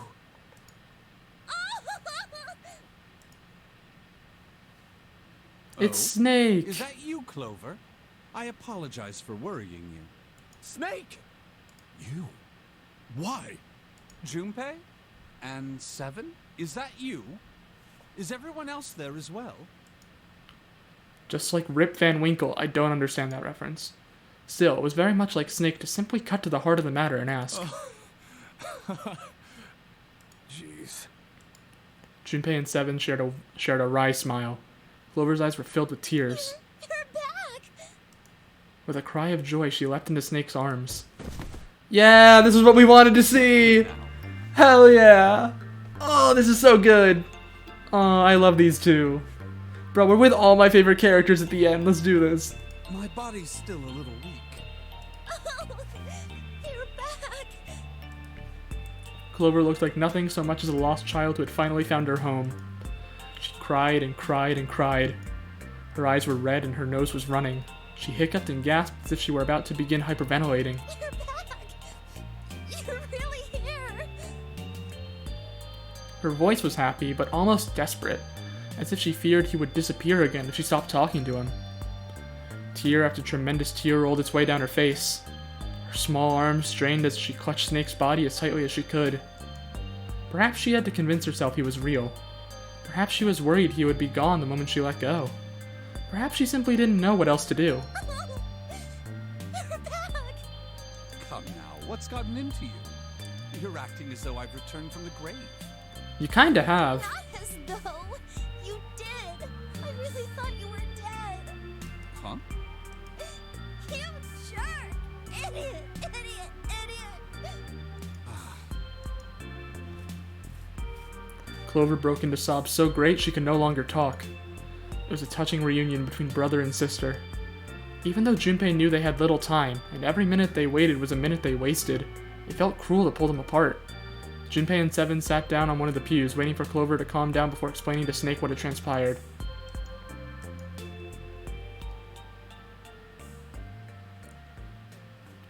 I see. I believe I understand things rather well now. Thank you. In the shower room, there is a dead body wearing my clothes. Because of that, you thought that I was dead, correct? He had quickly and neatly summarized the events of several hours. Yeah. Junpei nodded. You also discovered a corpse in the captain's quarters, and Santa turned on you here, in this room. Do I have it straight? Well, the dead body in the captain's quarters is a surprise. Sorry, there wasn't a good time to tell you. Don't worry about it. Yeah, Seven wasn't there for that. Well then. I've got a pretty decent idea of what happened while I was indisposed, but it's still something of a mystery who did all this, and why. The corpse in the shower room that looked like me, and the corpse in the captain's quarters. Why were they killed in the way they were? You don't know? No. Why would I? The guy in the shower room. We don't know who he is, so let's just call him Mr. X. We called him Guy X in the other one, but yeah, Mr. X. This Mr. X is wearing Snake's clothes. But you're wearing some kind of weird robes.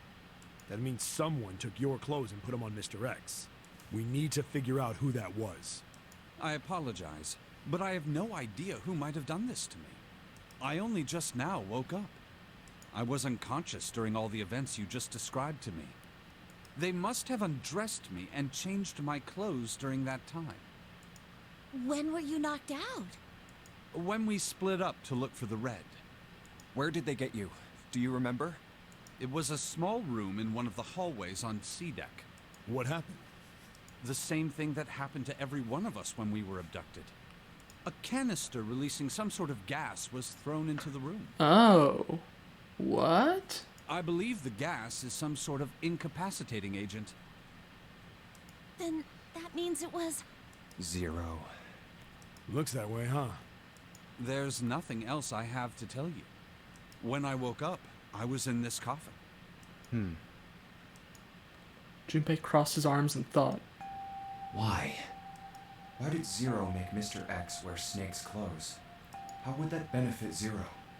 I don't get it. What the hell does any of it mean? And I have no idea how I got the passcode for the coffin either. Truth had gone, and truth had gone. Where did those words come from? Why did I feel compelled to push the buttons on the bracelet after hearing them? Seven had asked him about it while they waited for Clover to finish crying. He'd had no answer for him then, and he still didn't. All I know is my fingers moved on their own. It was like I did it subconsciously. I don't get it. What the hell does any of it mean? His mind was a maelstrom of mysteries, clues, theories, and more mysteries. He could barely think. Also, Snake and Clover had been subjects in a similar experiment 9 years ago. The ability to access a morphogenetic field is affected by a couple of things. The first is epiphany, and the other is danger. And someone did actually die. A girl. Her name was... There had been another experiment conducted on this same ship 9 years ago, and a girl had died during it. Morphogenetic field theory. The two murders. Switching clothes. The nonary game. And whatever strange thing was happening to Junpei himself. The maelstrom in his head spat out words and ideas that disappeared back into it almost as soon as he grasped them. But as he struggled through them, Junpei began to realize something. There was something that tied all of them together, and the point connecting the dots. Zero. He's the ringleader. The person who trapped 9 of us on this sinking ship. Zero should know everything. If we can uncover Zero's identity, all of our questions will be answered. Who was Zero? Junpei had the beginnings of a theory. If he could only test it. Or perhaps... At any rate, we'll have plenty of time to decipher the details later. For now, it is of utmost importance that we escape. Junpei, it was 4:30 the last time you checked the clock, yes? That means we have less than an hour. We must hurry. Hey, how are we gonna get out of here? the other 9 door. We can go through it now. Isn't that obvious? Through the other number 9 door. Yeah. Oh yeah, you're right. With Snake, we can open the door. Don't tell me you hadn't figured that out.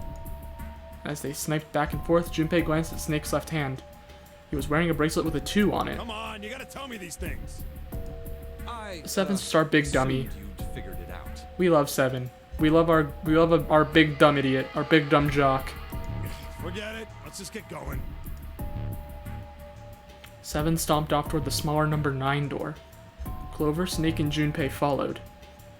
Seven quickly laid his hand on the red. An asterisk appeared on the screen. Junpei and the others followed suit and laid their hands on the scanner panel. Soon there were 4 asterisks on the screen. Seven glanced at them and then laid his hand on the lever of the red. All right.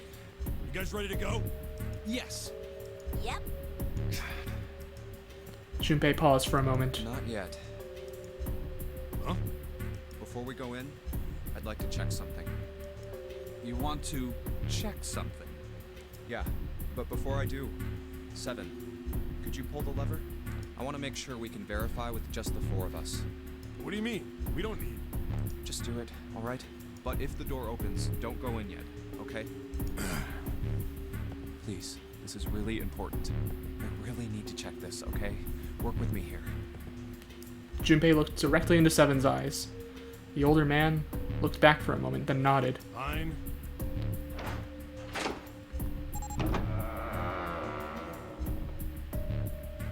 Seven pulled down on the lever and door 9 creaked open. Then they waited. 6, 7, 8.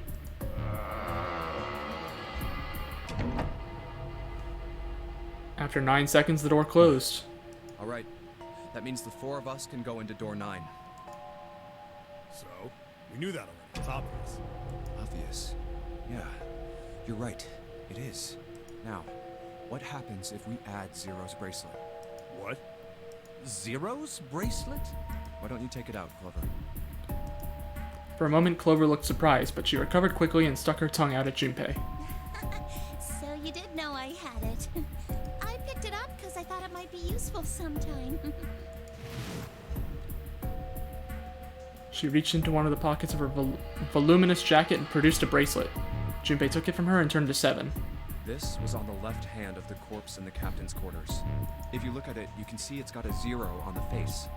Just to make this a little easier to talk about, I'm gonna call the guy we found dead in the captain's quarters, Cap. Wait a minute, is it gonna be... Okay, so we found out in the other ending that it's not actually a 0, it's a 6. Is that gonna lead to June being 0? Then I should be able to open door 9 with just me, Clover, and his bracelet. 5 plus 4 plus 0 The is big question 9. is, if Cap is the mastermind of this game, would he really put one of these bracelets on? Anyway, let's just give it a shot. Clover, give me your hand. Okay. Now the captain's bracelet. And pull the lever. However, the door didn't open. The red display read error. I knew it. Now, what does this tell us? Maybe the bracelet has to be on your wrist in order for it to work? No, that's impossible. Did you see how the panel showed a 3rd asterisk when I scanned Cap's bracelet? Whether or not it's on your wrist doesn't matter. All you have to do is put the bracelet near the panel for it to register. Seven waved his bracelet in front of the scanner panel. Sure enough, a single asterisk appeared on the red. Huh. Looks like you're right. See? So what does that mean? There's only one possibility. That bracelet isn't the number 0. Is that what you're saying? That's right. No, so what we did was, we did Junpei, Clover, and 0, which would be 5 plus 4 plus 0, which is 9. What you're saying would have been if it was Santa, Ace, Lotus, and 0. And also that would be 12, and that would be a digital root of 3. Then what number is it? Let's find out. Junpei, scan the bracelets with this combination. I think what we did was Snake and 7, right? No, that's not it.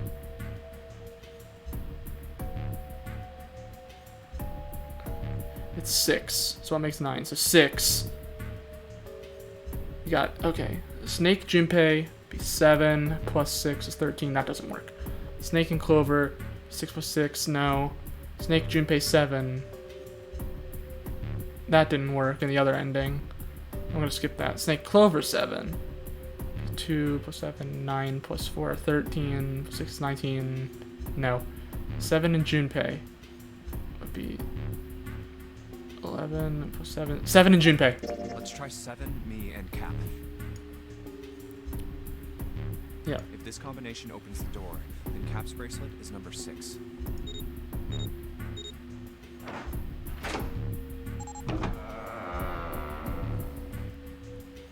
Hey, it opened! The door opened! What? Why? What does that mean? Both 7 and Clover seemed rather shaken as they turned to look at Junpei for answers. The door slid heavily shut. Junpei raised an Isn't eyebrow. it obvious? Cap's bracelet is number 6. 7, 5, 6. Yeah. But doesn't it say 0? This isn't a 0. The symbol on here isn't a number 0. It's a letter O. What? Oh. Oh. Whoa, wait a minute. I don't get it. I mean, we figured out that Cap's bracelet is 6, right? Yeah. Does that mean there are 2 people with 6s? Before Junpei could answer, Snake spoke up. There is most likely only one person with a 6. But I don't get it. What about June? Well, this is only an educated guess, but I think June's number was never 6 to begin with. Dun, Her dun, bracelet dun. Is she 0? was flipped. Oh, shit. She's got the 9. Oh, my God. In other words, June's real Wait. number is... But what about the 9th man? 9. What about the 9th That man, then? seems the most likely. Was the 9th man switched? Was he a 6? Then all this numbered door stuff was just a load of crap? Why would you say that?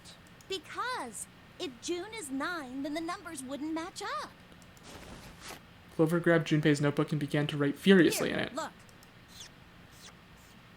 Junpei leaned over to look A at list it. of all the numbered doors June's gone through. I'll let you know what I'm writing, okay, Snake? Yeah, door 4. If you replace a 6 with a 9, you would just add 3, so you'd get 25 and a 7. Yeah, so that wouldn't work. And that's everything.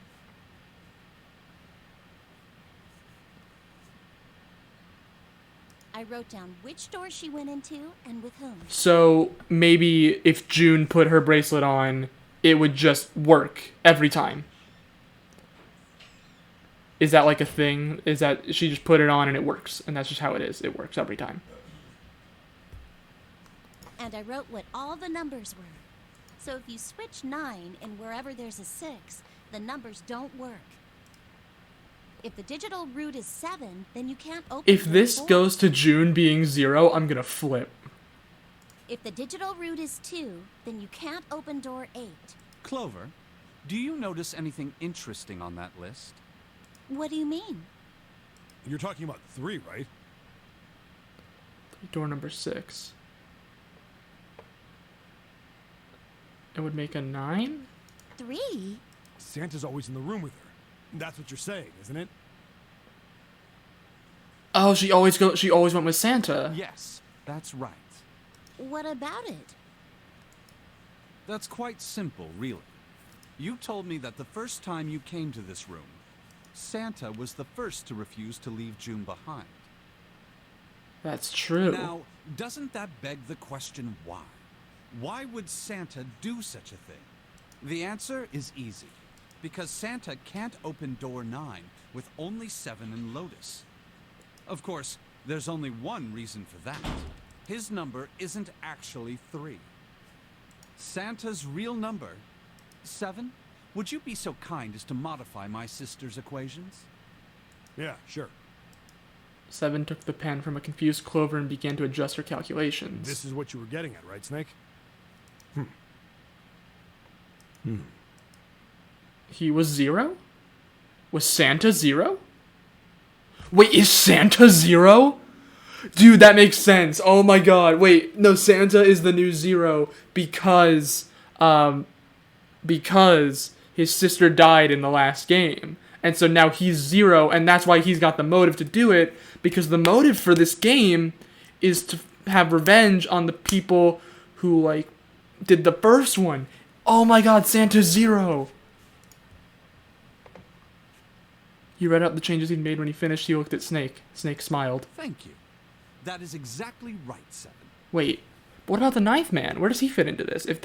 If June is 9, then he'd be 6. So he would be 6, and he went with Clover and Ace and himself through door 4. And that doesn't work. Right? He went through door 5. No, he went through door 5. It was him, Clover, and Ace.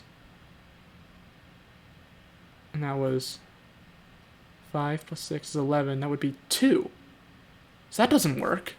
Santa's How about true that? number wasn't 3. It was 0. No way. Santa is 0? And June was 9.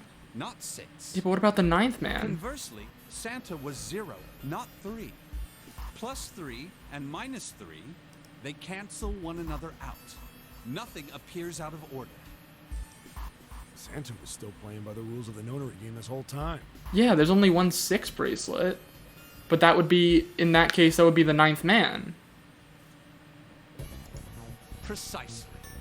This doesn't, I'm sure they're gonna explain it later, but right now I'm a bit confused as to like the ninth man and all that stuff. Because he went through a door. And Ace did a bunch of stuff. Wait. Because Ace used the ninth man's bracelet and it was a 9, I'm pretty sure, in the other ending. Did he do that? I'm pretty sure he did. He did do that, yeah.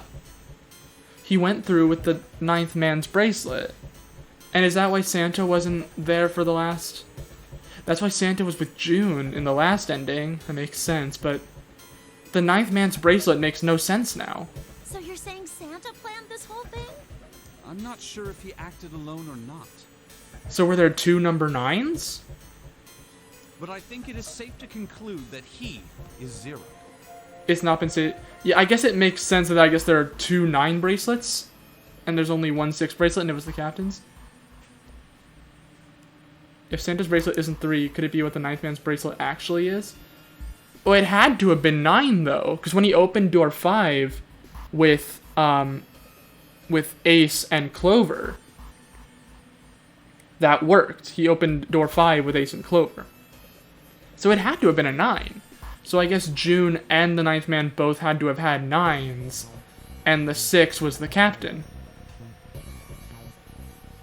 So Santa is 0. My hypothesis is correct. Clover bit her lip. She seemed to be having some difficulty believing her brother's explanation. Junpei remained silent in thought. Snake's hypothesis. Something doesn't seem right. June's bracelet being flipped. Even if that were possible, that would mean there are 2 number 9 bracelets. Yeah. And if that's the case... All right, that's enough talking. Let's go. It's high time we went through that door. I mean, that too, yeah.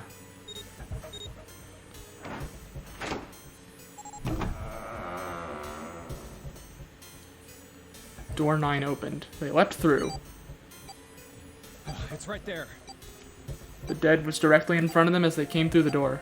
Quickly, they scanned their bracelets.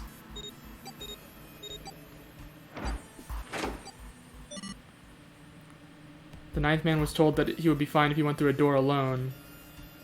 Yeah, wait, well, no. So, Pierre, what he was told, this is explained in the other ending. So, Ace was talking to him before, and Ace told him that the rules were different, and that you needed all the numbers to authenticate, but what Ace told him that was the lie was that only one person needed to authenticate the dead and not everybody. And that's what the lie was. Ace told him that he didn't have to bring Ace and Clover with him when he went through the door. He was told that you can, as many people can authenticate as much as he wants, but only one person needs to de-authenticate it. So that was the lie. The detonator stopped. After pausing for a moment to catch their collective breath, Junpei and his companions headed down the long hallway in front of them. All right, let's keep going. At the end was a set of stairs leading down into the ship. I think these stairs go to the bottom deck. They leaned out and looked over the side. Try. Let's head down. After deciding it was safe, they headed down the stairs. Before long, Junpei and his companions found themselves on the bottom deck. They turned left into another hallway, at the end of which they found another door. And of course, there was a symbol engraved over the keyhole. It looked like the sort of harpoon one would use to hunt fish, the kind with 3 prongs. Snake traced the shape of it with his fingers. This is the Neptune symbol. There must be a key around here somewhere. Neptune key. I only have the Uranus key card. Clearly it wasn't going to open this door. It's a different planet. Plus, it's the wrong kind of key. Let's turn around and go back for now. Yeah. After examining the door for a few more minutes, they gave up and headed back the way they'd come. Hey, another door. With a little more searching, they found a metal door. And a card reader this time. A symbol was engraved onto the card It's reader. the Uranus symbol. This is the place. He muttered to himself and slid the card through the reader.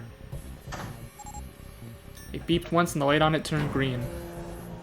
With a heavy metal groan, the door creaked open. Junpei, Clover, Snake, and Seven looked at one another, nodded, and stepped through.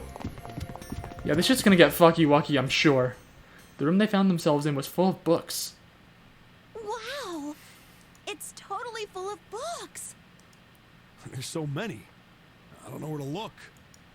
It looked remarkably like a library. Not the sort of library where large numbers of people came to read books. More the sort of library that was simply a place to store books. He felt a little overwhelmed by the sheer number of books, but Junpei did his best to speak with authority. Alright, if we want to get through that door out there, we need the Neptune key. I say we split up and look for it. Okay. Very well. Sure thing. Good. Let's get started then. We don't have a lot of time. Hurry. Is this the puzzle? Alice sleeps in a small chamber past the forest of knowledge. As he began his search for reasons he didn't fully understand, Junpei felt those particular words float through his mind. Are we gonna find Alice? Here we go, final puzzle. I think.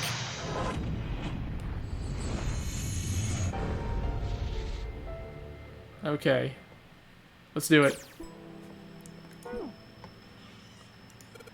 There's a note on that table. Lights to the books. Huh, what does that mean? Interesting. Well, intelligence often hides itself in darkness. Have you ever thought about the pages of a book?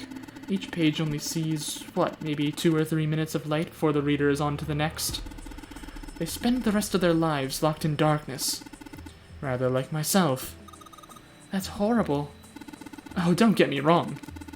I'm not complaining, not at all. I live in the darkness, yes, but that has gifted me with the ability to catch the truths others might miss. I can hear the voices hidden in the darkness, you might say. So no, okay, yeah. This handrail is made of metal. Books. This one says Transition of Extinct Species. We need to hurry it up or we're going to end up in the pages of a book like that. She'll never be Miwaruma, yeah. Paleontology. This one's about fossils, right? Ammonites are pretty nasty looking. Mother Nature. Is that some sort of book about hippie chicks? Probably not, except perhaps tangentially. It's most likely about environmental protection. I was just trying to make a joke. Dude, hippie chicks, really? The Theory of Evolution. Heck, even I know this one. That's this Darwin guy, right? Well, yes and no. Charles Darwin wrote a book called On the Origin of Species. In it, he put forth his theory of evolution. Yeah, I remember that part. He called it natural selection. Exactly. Theories of the Cambrian explosion. Did a bomb go off somewhere somewhere called Cambria? Wrong kind of explosion. Roughly 500 million years ago, during what is known as the Cambrian period, research suggests that the variety of living organisms increased by an order of magnitude. Why that happened is, however, still something of a mystery. There are a number of theories. This book is most likely a collection of them. Introduction to Geology, huh? Thinking about the Earth, even when you're on the ocean.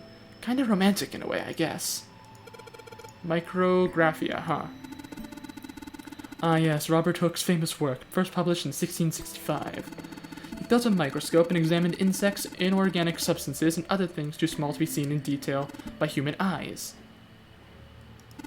He then drew pictures of many of the things he'd examined and published them in a book. I'd hazard a guess that this shelf is concerned with the natural sciences. Why did mankind lose their tails? Junpei, do you know what this one's about? Why are you asking me? I didn't even know we had tails to lose. Maybe you should ask a human with a tail. Mankind's ancestors most likely lost their tails as they were no longer useful and the nutrients required to grow them were better put to use elsewhere. At least that's what I read. I was rather young, I may have remembered it incorrectly.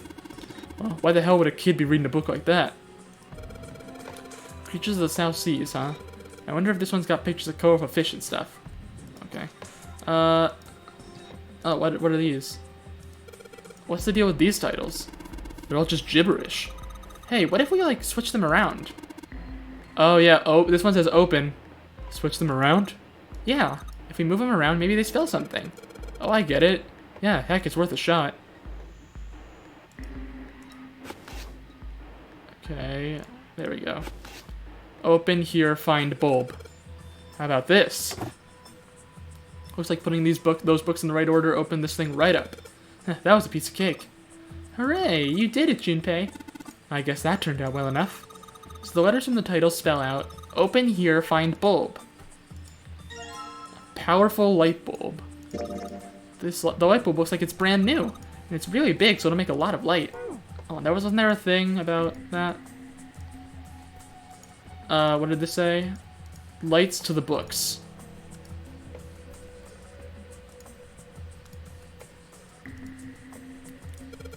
A kid's book here?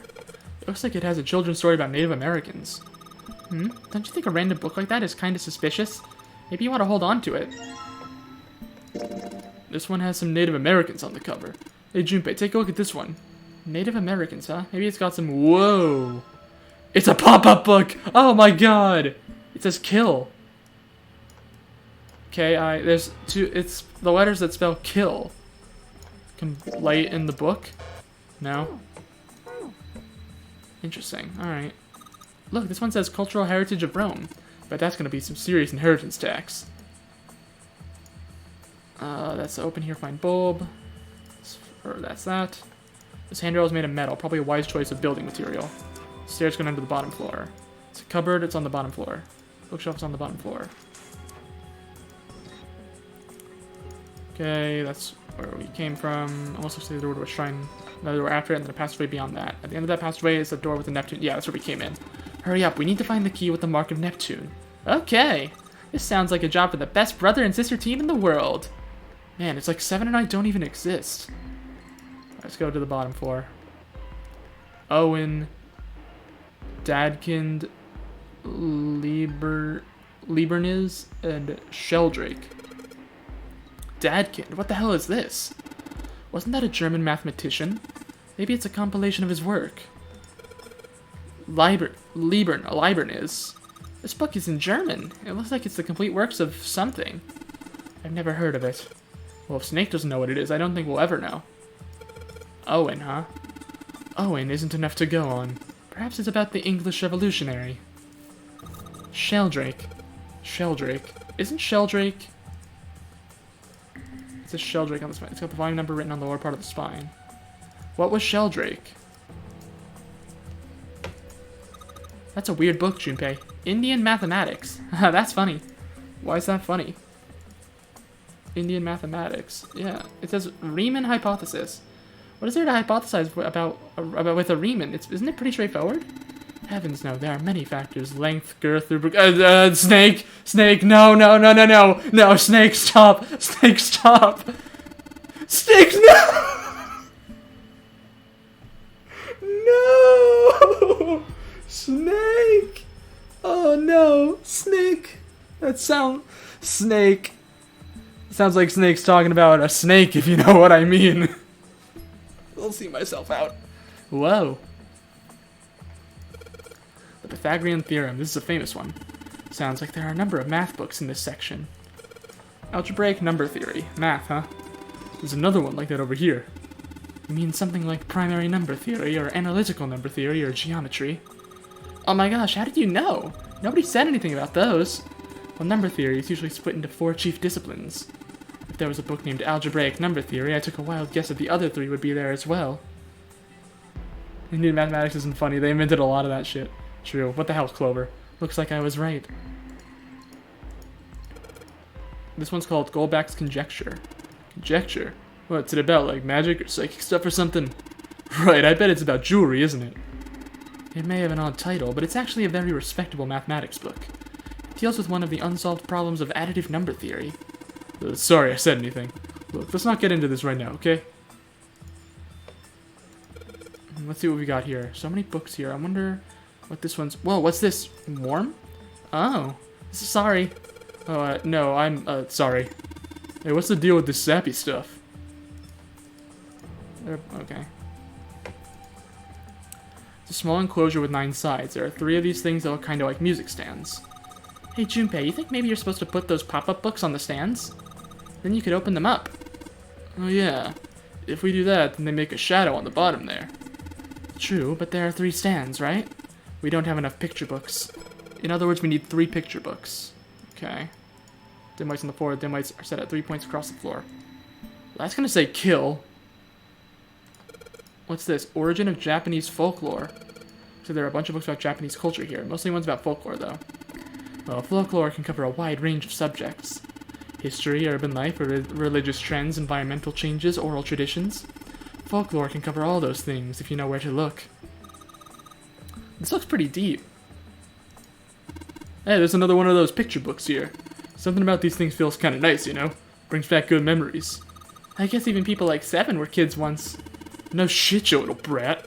Hey guys, cool it. Alright, I think I'm gonna take this picture book with me. Tales of Old Japan. It's got a magic wand on it. Okay. So, what's inside? Well, aren't you going to open it? Pretty sure it's just gonna have pages inside. Smart out. Whoa! SE5.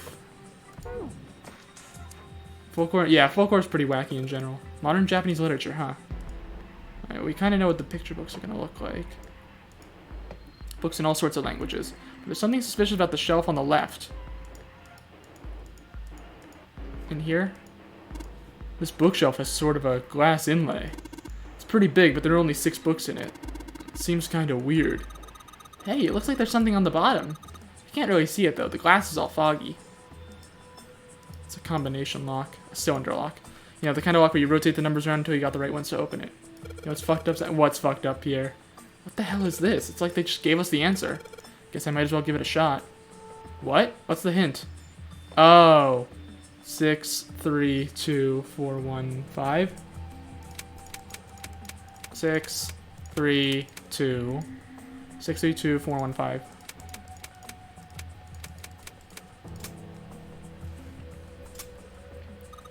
You did it, Junpei! Yay!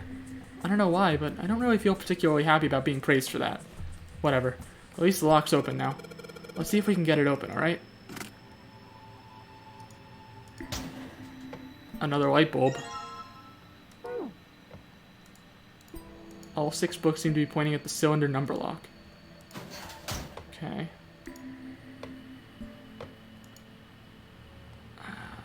Is that it? This book's called Mother Nature. Yeah, we did this already. Is this it? This one. It looks like that picture book from earlier, the one with the pop-ups. You think they're part of a series or something? They do have the same binding. Book. Fundamentals of Baseball. There's a baseball on this one. Come on, Junpei. Let's see what's in it. I'm gonna go out on a limb here and say it's probably baseball stuff. Whoa! Head. So no head. So no head. Okay, so we got all 3 books. Tin whites on the floor. Tin whites set 3 points. Small enclosure with 9 sides. 3 of these things. Okay, how about we try putting these picture books on the stands? Then...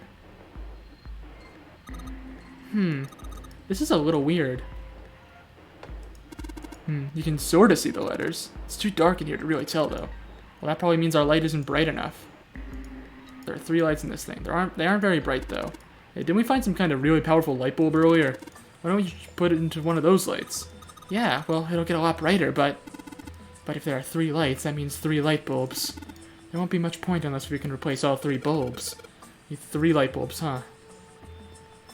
It says shield something. Iron plate is bolted down. I don't think it's a door, it's just a wall. Okay. Where would the light bulb be hidden, though? I'm trying to think. Handrail, scaffold. Open here, find bulb. We did that. There's property values. Our property values going up in space too these days. Man, guess times are tough for aliens too. This one says cosmic inflation. Look up sonic inflation. Energy theory, development of nanotechnology materials, interactions between shortwave energy and matter. What else have we got? Just listening to you read those titles is giving me a headache. Can't say fancy technology stuff and I get along real well. Keep on talking about that stuff and you're gonna put me to sleep. The black hole hypothesis. Gamma ray astrophysics. I guess this bookshelf has an astronomy theme. Where would the light bulb be? Lights to the books, yep. Almost every culture that developed in an area with thick wooded areas and low population density has legends about giant humanoid creatures that live in the woods, eat people, and mimic human voices. This book is called Mind Swap. You mean you could, like, change bodies with someone? Like my brother Junpei too much, but I'd rather die than let Seven switch with me. What the hell? Like, I'd even want to swap bodies with a little brat like. Hey, were you just imagining it? You were. Shut up. Oh, Gaunt, not Giant. Oh, okay. Well, he wasn't the only one. Teletemperation and telepathy. What the hell is this one about? Well, I know what telepathy is, but I've never heard of teletemperation. It refers to having the ability to travel through time. Kitab al-Azif. Man, they got some weird stuff here. I can't even pronounce this one. Who's that? Some famous guy? It's not a person's name. It's the name of a fictional book created by Abdul al-Hazred. I hope I'm pronouncing that right. It's said to be one of the sources used in the creation of the legendary Book of the Dead, the Necronomicon. Oh, so these are all occult books and stuff. This one says the Golden Rabbit and the Moon on it. Does that mean it's about a rabbit that lives on the moon? Rabbits are pretty cute, but what's this moon stuff about? It's talking about the Judas tree that is said to grow on the moon, according to Chinese legend.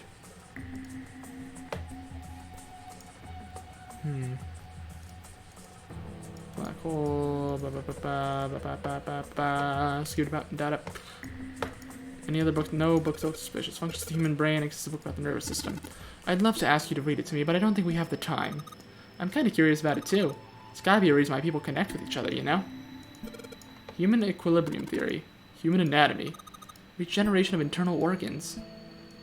It's like skinwalkers and shit. Damn, this book is just called Dissection. This bookshelf must be all medical books. From what I can tell, it sounds as though these books have been organized by genre. This library must be massive. I'm rather impressed by how well organized it is. Oh look, Seven, here's a book that's perfect for you. It's called Correlation of Muscle, Bone Density, and Bone Strength. You're just saying that because it says muscle. Principles of Monkey Behavior, huh? I'd imagine that's a book describing praxeology studies on monkeys. Monkeys are very similar to humans evolutionarily, so I imagine the research was fruitful. This one's called Recreation of Lost Human Functions. You think they're talking about how if you, like, lose part of your body, you could grow it back? I don't think so. Maybe they're talking about reconstructing abilities that humankind once possessed. In other words, they may be talking about cultivating a sixth sense. Dissection Atlas, huh? This whole shelf is full of medical books. Ancient Gladiators. What's this book doing here? Maybe they were researching human physical limits across history. This book's called Cultural Heritage of Rome. Where is the bulb? It's a cupboard. It's on the bottom floor. Is it this thing? Owen, Dadkind, Libraries. It's got the volume number written on the lower part of the spine. 1, 2, 3, 4, 5, 6, 7, 8. 1, 2, 3, 4, 5, 6, 7, 8. These have 7 volumes and these have 8. I don't know if that's a thing. A wall with iron plates bolted to it. Books in Austrian language, I can't read them. That's where we found the other one. Where's this third light bulb? Where's that third light bulb at? Bunch of books on folklore and myth. Book on Japanese culture called Modern Japanese Literature, Japanese Folklore, Agriculture and Historical Organizations in Folklore. What the hell? Where is it? Where are you, Mr. Lightbulb? Mr. Lightbulb, where are you? I don't have to go up the ladder, do I? Is it the ladder? No? What's that one called? It says Foundations of DNA and Genetic Engineering. Automated robotic assembly line techniques, huh? What's that? Some sort of comic book? Jeez, I guess boys really like that stuff, huh? No, you're thinking of a different sort of robot. This book is talking about automated machinery that's used to build things like cars. Communication and computer science, huh? It's a pretty generic title. To be honest, it's so vague, I don't really know what it might be about. An overview of photochemistry. I think whoever set this up wanted us to see the cover, not the spine. Let's look at it, okay? Oh, okay. Oh, looks like there's a whole lot of space behind these books. Look, Junpei, I think there's something hidden behind the books. The light bulb! Yes, we found it! Don't show, I'm not gonna... What the heck, man? I wasn't gonna, but now that you bring it up.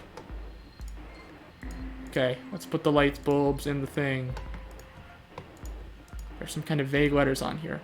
Light bulbs. Alright, so there are 3 lights in here. I'm gonna change these bulbs. Now they should... That was kind of stupid. Awesome. It worked. Way to go, Junpei. Good job, buddy. There's something projecting on the bottom. These letters, they seem familiar. I figured... Steak, I figured it out. I did it. Shield Rake 5. Sheldrake 5? Oh, Sheldrake 5. I think I saw the rest of his collection somewhere. Yeah, I think it was somewhere around here. Let's go take a look. Okay. Sheldrake. Have you heard of him? Sheldrake, I mean. Yeah, Lotus told me about him. There's a British biochemist named Sheldrake. He has a rather interesting theory. Morphogenetic fields, which relies on the theory of morphic resonance. Really? From Lotus, huh? Well, Clover also said something to me about that stuff. She did? Yeah, what was it? The ability to access a morphogenetic field is affected by a couple of things. I need to drink water. That was a lot of talking. First is epiphany, and the other is danger.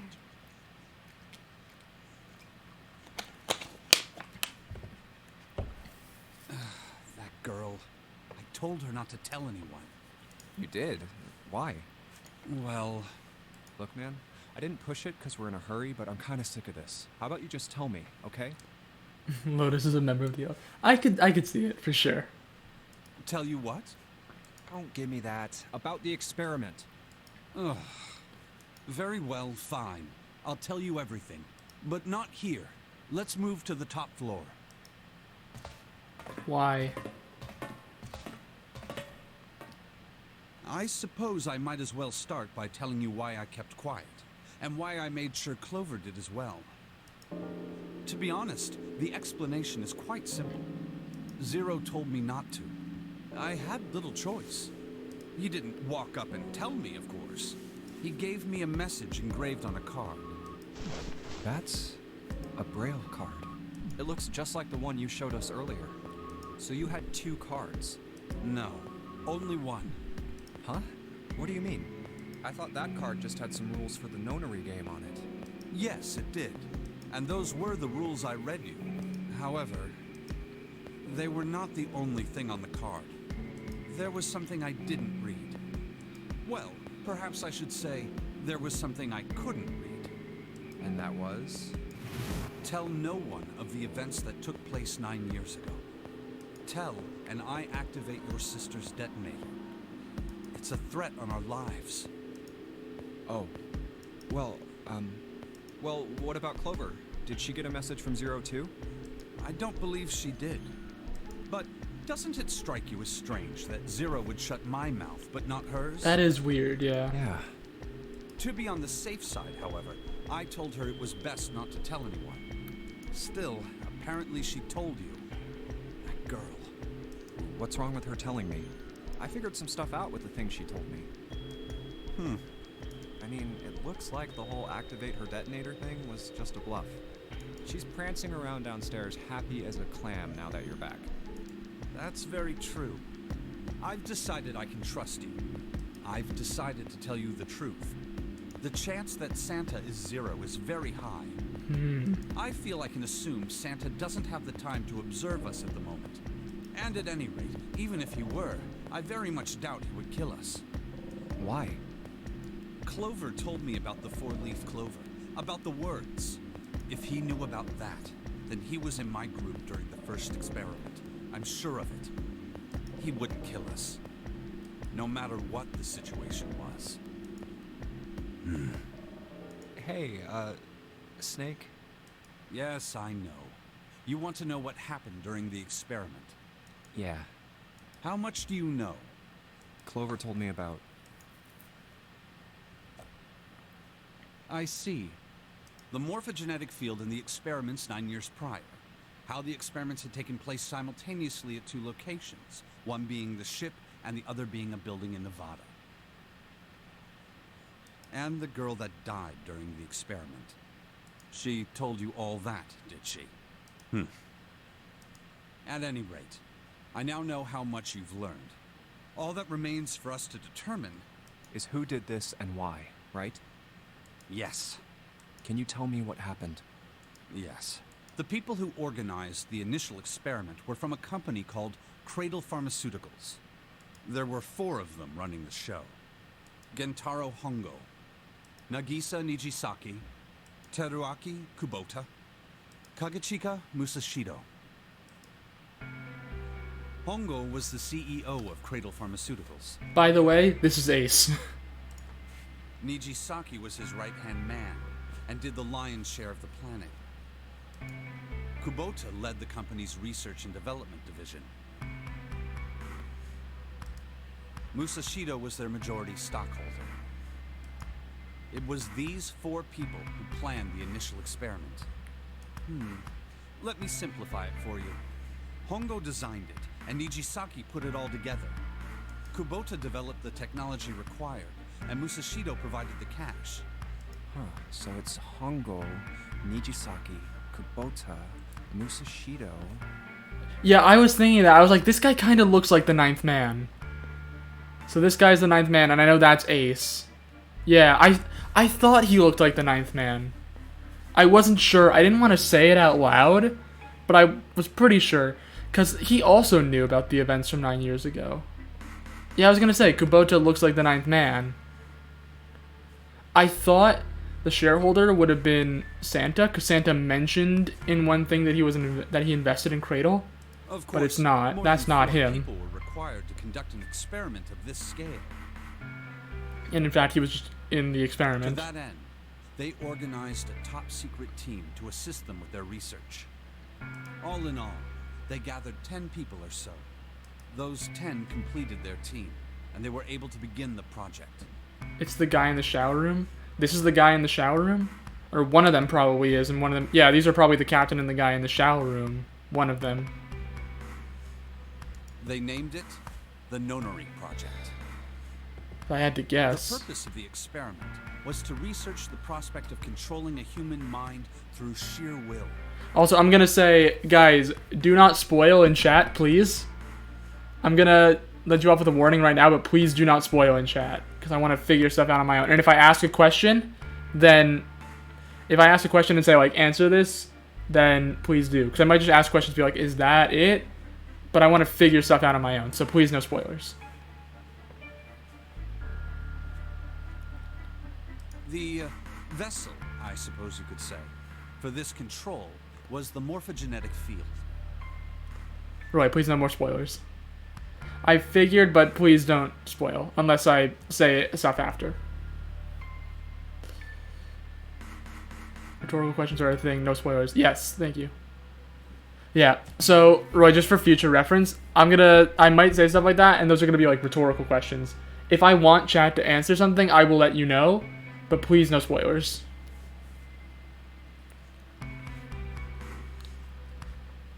Huh. Why did the glycerin suddenly begin to crystallize?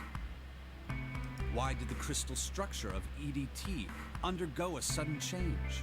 Why did the rats improve their puzzle-solving skills with each generation? Experiments with humans produced the same results. The more people who knew the answer to a question, the more there were who could answer correctly without having seen the problem before. Why is that? How could it happen? The answer is that the shape of the answer has been stored in a field invisible to the naked eye. And through that field, the resonant event transmits information related to that answer. That's essentially the idea behind morphogenetic fields. But that's just a theory. A game theory. Thanks for watching. Can't bring yourself to believe it? Yeah. Let's say someone killed another person because the devil told them to do it. Whether the devil exists or not has no relevance to the murder. They believe the devil exists. Whether or not he does is immaterial. So what matters here is that Hongo believed in the morphogenetic field. That's right. But I still don't get it. You said they wanted to figure out how to control people. Right? That is what you were saying. Yes. So how are they going to do that with a morphogenetic field? I'll keep it simple. Let's suppose 10,000 people have solved a certain problem. The chance of you knowing that answer, even if no one has told you, will go up. Let's have another example, shall we? Say 1 million people were to do a handstand right now. Tomorrow, the chances of you doing a handstand would be higher, even if you had heard nothing of this hypothetical mass handstand. Mankind's thought process and actions are all part of a resonant event. All of the resonant events encoded in the fields are projected onto you. Of course, this assumes you believe in this theory. Do you follow so far? Yeah. Now, if there was a person who had the same effect as those millions of people, what would happen? If that one person were to do a handstand, other people would find themselves wanting to do handstands as well. Can you imagine what a person with powers like that would be able to do? This game exists to punish the guys who did the thing. Why were 3 of the 4 dead before the game even started? Does Santa not know who the CEO? Yeah, I mean, I feel like if Santa is Zero and he wanted to do that, I mean, maybe he was just like playing dumb and didn't want to tell us, because then he would have confirmed that he was Zero. But it's weird that, like, if he wanted to punish them, why were only 2 of the 4 in the game itself? And I mean, I guess they had, like, some of them. We don't know how long the captain's been dead. Mr. X, we don't know what's up with him. Like, where he came from. There's, like, a hair in my mouth or something. Whatever. Yeah. There's, like, a thing. God damn it. Whatever. Come on, there's no way. I'm not done. Imagine another scenario. Imagine another person. This is an ordinary person. Let's say he does a handstand. What if there was someone who could grab the resonant event he created by doing that and use it to make other people do handstands? What would happen then? A person who has the power to write to the field, and someone who can read from the same. You could think of them as the writer and the reader, or the transmitter and the receiver. What would the world be like if there were people with abilities like these? So the transmitter's resonant event can be transmitted through the field and sent to the receiver. And then the transmitter can control the receiver however they wish. That's what you're saying, right? Yes. Close enough, at least. Come on, that's just crazy. Well, if you want to prove that, then you'll have to test it first. At least, that was how they thought. That was why they decided to do their experiment. That was how the Nonary project began. By the way, Junpei, have you ever heard of the Gansfeld experiment? Yeah, that was an experiment in telepathy, right? You place a pair of subjects in separate rooms. Then you show one a picture and ask the other what they see. Interesting. I'm impressed. Yes, that is exactly correct. So, why did you bring up the Gansfeld experiment? It was used to screen subjects for the Nonary project. The hospital in a remote town was affiliated with Cradle Pharmaceuticals. Hongo used it to conduct experiments on visiting children in secret. Some of them, he found, had potential. He began to gather children that showed promise. Children that seemed as though they might be able to access the field. Yeah, the ninth man and the shower guy, Mr. X is what they're calling him in game, died in game. The captain did have a bracelet though. The captain had the number 6. So maybe he was supposed to be there? I don't know. Of course, none of them volunteered. They were kidnapped. There were 9 pairs of siblings taken, for 18 children total. For reasons that were not fully understood at the time, each pair had 1 transmitter and 1 receiver. They were split perfectly. As such, the 18 children were split into 2 groups of 9. The children who were put into Group Q were the ones who excelled at transmitting. They were transferred to the mock experiment building known as Building Q in the Nevada desert. The children who excelled at receiving were put in Group A. Group A was then placed on the former hospital ship Gigantic. From the experiments he had conducted so far, Hongo had learned the following. There are 2 things that can increase one's resonance with the fields. The first is epiphany. The other is danger. Have you ever been faced with an especially difficult problem and thought about it very long and very hard until finally an answer suddenly appeared in your mind? It may seem obvious to say so, but that is what is meant by epiphany. The information obtained through that epiphany can be easily transmitted through the fields, where it can be easily interpreted. Adding danger to that equation allows for even easier field access. That's where Hongo came in. They set up a number of puzzles across the Gigantic. Ace is just in a silly, goofy mood. Participants had to solve each one before they could move to the next room. Of course, he hadn't forgotten to include danger. He had detonated a bomb on the hull of the Gigantic. The children in Group A were forced to play the nonary game as the ship sunk. By forcing the children into a life-or-death situation, Hongo hoped to increase the likelihood of their tapping into the fields. The children from Group Q, on the other hand, were confined to the mock experiment building, Building Q. Building Q duplicated the interior and puzzles of the Gigantic exactly. Every detail was exactly the same. Hongo explained the situation to the children in Group Q. Solve the puzzles you find throughout the rooms. When you have the answers, transmit that information to the children in Group A. If you succeed, they will be able to solve the puzzles and escape. But if you fail, then the Gigantic will sink, and your brothers and sisters will drown. Damn. Those were his orders. Do you know why the astronauts of Apollo 13 were able to return to Earth safely? It was because NASA had access to a replica of the Apollo 13 capsule.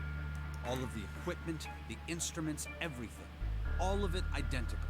Everything was just like the real Apollo 13. NASA was able to replicate the situation the astronauts found themselves in. By putting themselves in the same situation, they attempted to solve the problems the astronauts were dealing with. Once they found solutions, they reported their findings to the men aboard the actual capsule. That was how they were able to return safely. It was the same with the Gigantic and Building Q. The children from Group Q had to use the power of epiphany to solve the puzzles they found and transmit what they learned through the fields. The children in Group A, however, they had to access the fields to learn how they might advance to the next stage. That is the simplest explanation I can manage. Huh. Hey, Junpei, Snake! How much longer are you two gonna sit around on those bony asses? Get down here already! Oh wait, shit. I totally forgot to go to novel screen. I totally forgot to go to the novel screen on that. I'm sorry. Seven's voice echoed up from below. Snake took a deep breath and blinked rapidly as if just waking up from a long nap. He's right.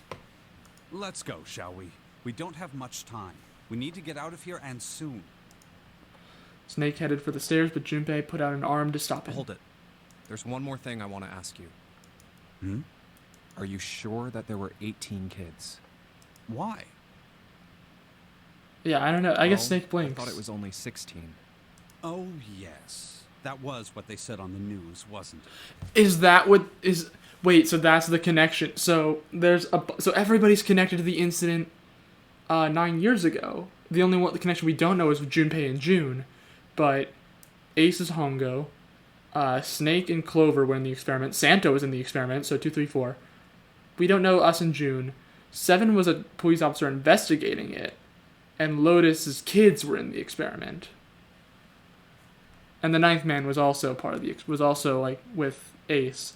Yes. I have no doubt that 18 children were abducted and used in Hongo's experiment.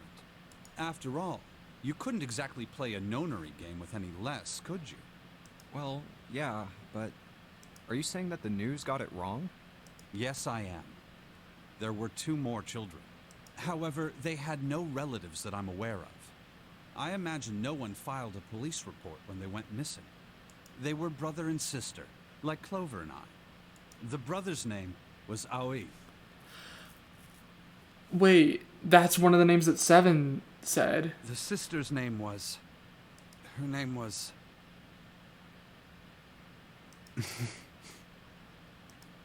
Snake couldn't seem to bring himself to continue. It looked as if what he was about to say brought him great pain.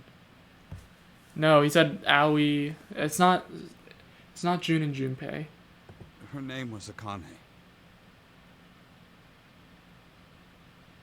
Wait. What? Is that June? That was the girl who died. What? The girl who died was Akane. But June's name is also Akane, but... Well, Junpei isn't one of them, but June might be. Well, no. Akane was the one who died, and June is not dead. Junpei felt as if he had been punched in the stomach. His vision went blurry, and his head felt light. Akane Kurashiki died? You don't know if it's that Akane. 9 years ago? Then, who is June? No. It's impossible. It can't be true. Akane isn't that uncommon of a name. Yeah. If Snake had known her last name, that's a different matter entirely. So they share a name. A lot of other people do too. It doesn't mean anything. It was someone else. Of course it was. It has to be. I don't know. I feel like it could be either. If they're really pushing it this way. Junpei shook his head hard and pulled himself back to reality. Is something wrong, Junpei? Your breathing sounds strange. And Snake had noticed. Junpei cleared his throat and tried to act calm. No, it's nothing. I'm fine. Let's get back down there, alright? Snake raised an eyebrow but said nothing. He headed down the stairs, Junpei bringing up the rear. I couldn't do it. Why didn't I ask? What's her last name? I just couldn't get the words to come out. With every step he took, the cold, hard sound of feet against metal dug at his heart.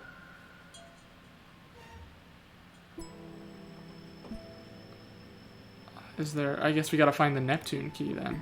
Yeah, you gotta find Sheldrake. 5. Sheldrake. This is it. That's what the shadow picture was pointing to. But didn't it say 5 at the end of the shadow picture? Yes, I think we need to find the 5th volume. Would you look at that? There's a big red button behind this book. I guess we should press the button. Oh my god. Is this gonna be where Alice is? What was that sound? It sounded like something really big was moving. It came from the top floor. Alright, let's go check it out.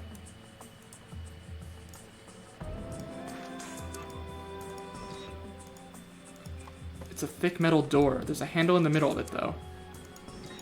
Alright, this handle's gonna open the door for me. Man, doesn't matter how hard we pull, this thing isn't going anywhere. Looks like it's probably locked. Not the other one. Thick metal door, handle in the middle of it. Come on, door, open! Nothing. I might as well try to open a wall. I know you're feeling kind of rushed, but you do realize that's pointless, don't you? It's not going to get you anywhere. There's only one thing we can do. Let's go. What's this thing in the middle? This looks like an output monitor, but the letters you type on the keyboard will show up here. It's a keyboard in front of the numbers, some Roman numerals on the wall. It's gotta be a hint of some sort. XIII, XIV, X, and XIII. Is that 13, 14, 10, 13? Those are all Roman numerals. Do you think we should need to put the numbers from the wall on the keyboard? No, you can't. The keyboard doesn't have any number keys. You can't type in stuff like 3 or 4. And that means... I bet you gotta type something on that keyboard. Yeah, but you can only enter letters. It looks like you only enter 4 letters. Let's see how it works. I guess you need to hit enter once you type in the letters, and you can erase what you typed with clear. Okay, I got the basic operations. Let's give it a shot. Oh, is it the letters of the alphabet? Hold on, what's the 13th letter of the alphabet? A, B, C, D, E, F, G, H, I, J, K, L, M. M is 13. M, and then 14 is N. A, B, C, D, E, F, G, H, I, J. J, M. Nope, that's not it. I'm wrong. Damn it, I just don't get this. What the hell is the point of these Roman... What is Snake doing? These Roman numerals, if you convert them to Arabic numerals, you have 13, 14, 10, and 13. True. Yeah, but okay, if it's June's, then what about... But, like, if June is dead, then what is the June that was here? Like, that's a real person still. And it's like... sure. This keyboard only has letters and we can only enter 4 letters. Why don't you just convert the numbers to letters? Convert the numbers to letters. Press enter. Let's try it again. Fuck if I... Yeah. It might do something like that. Okay, wait. 1, 2, 3, 4, 5, 6, 7, 8, 9, 10, 11, 12, 13, 14, 13, 12, 11, 10, 13, 14, 10, 13. A, B, C, D, E, F, G, H, I. A, B, C, D, E, F, G, H, I, J, K, L, M. 14 is N. Right, M, N. A, B, C, D, E, F, G, H, I, J, J, M. Why isn't this working? Hey Junpei, I was thinking, isn't this kind of like that other one? Other one what? Come on, you remember the one in the captain's room. Oh, fucking hexadecimal again! Oh, it's fucking hexadecimal! Oh, stop it. I thought we were done with hexadecimal. Remember, Junpei, that thing in the captain's room? Put in letters for numbers, remember? So I think we gotta do the opposite of that. The opposite. Fucking hexadecimal, my fucking arch nemesis comes in once again.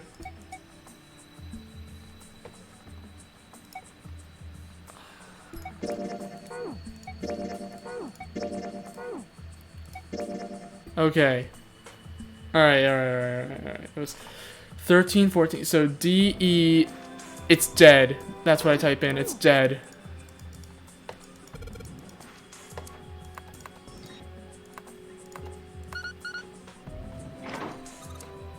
Yay, you did it, Junpei. It's unlocked now.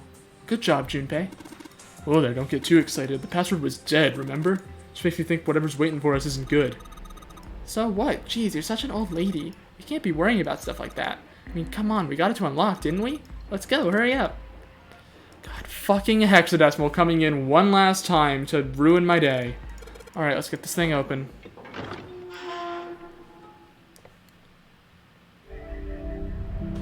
God, of course it ends on a fucking hexadecimal.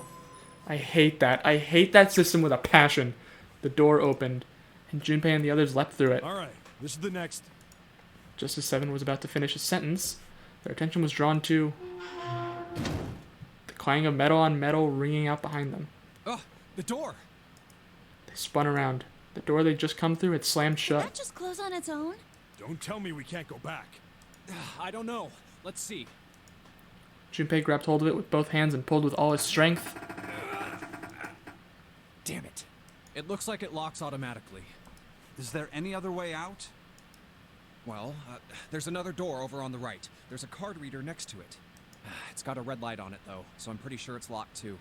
But there is a card reader, right? Yeah. Then perhaps if we find a key card, we could open the door and leave? Well, yeah, that might work, but... Hey! Wait a minute. Are you saying we're gonna have to search through this room for one little card? Oh, man. They took a second look at the room they'd found themselves in. Oh, God. It was filled with piles upon piles of all manner of things. The only word that could describe it was chaotic. It was like a tornado had passed through, followed by a giant who had picked up and shaken the entire room a few times. Looks that way. Junpei's heart fell. No way! For real? Clover and Seven looked as though they were about to cry. Well, we can sit down and wait to die, if that's what you prefer. I rather doubt that, however, so it would be wise to start looking. We haven't much time. Let's find that key card. Oh, and the Neptune key as well. We won't be able to get through the hallway without it. All right then, let's begin. Here we go again.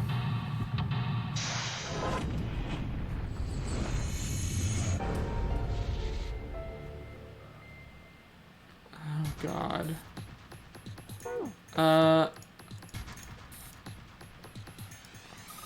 Hey, Junpei, isn't this a nautical table? Yeah, I feel like I've seen this before.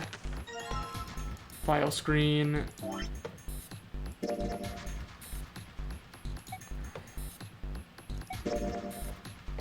Faded line must be connected to the line on the left edge. Okay, that'll come into play later, I'm sure. Gosh, this desk is really big and it feels really sturdy. Yeah, it does seem pretty heavy duty. I suppose it belongs to whoever uses this room, wouldn't you say? Look, Junpei, the rest on here looks like Elvis's face. Yeah. How exciting. Okay. A pipe, great. I think these fans are for ventilation. They're probably there to circulate air.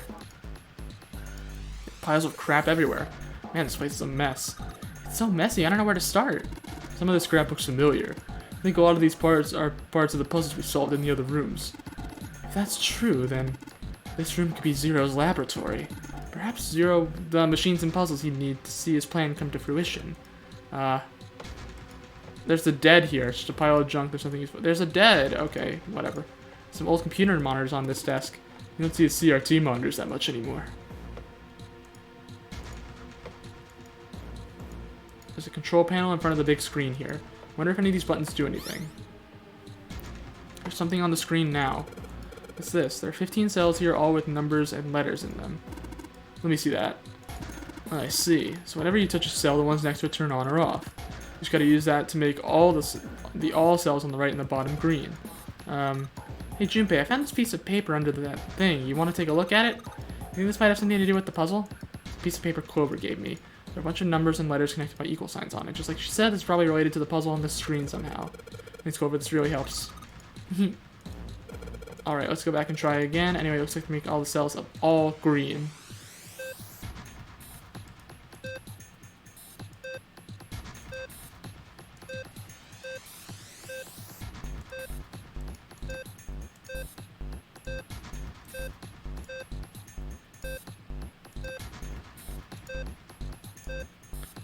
Damn it.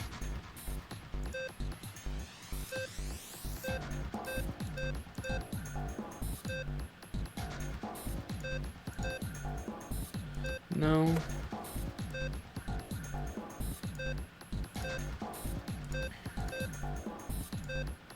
God. I like stumbled into this one last time. Okay.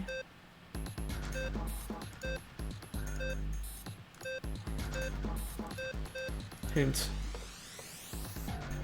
Yeah, I know, it's hexadecimal, but it's not... It's always the same thing.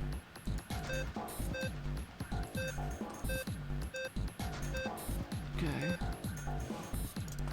Let's see.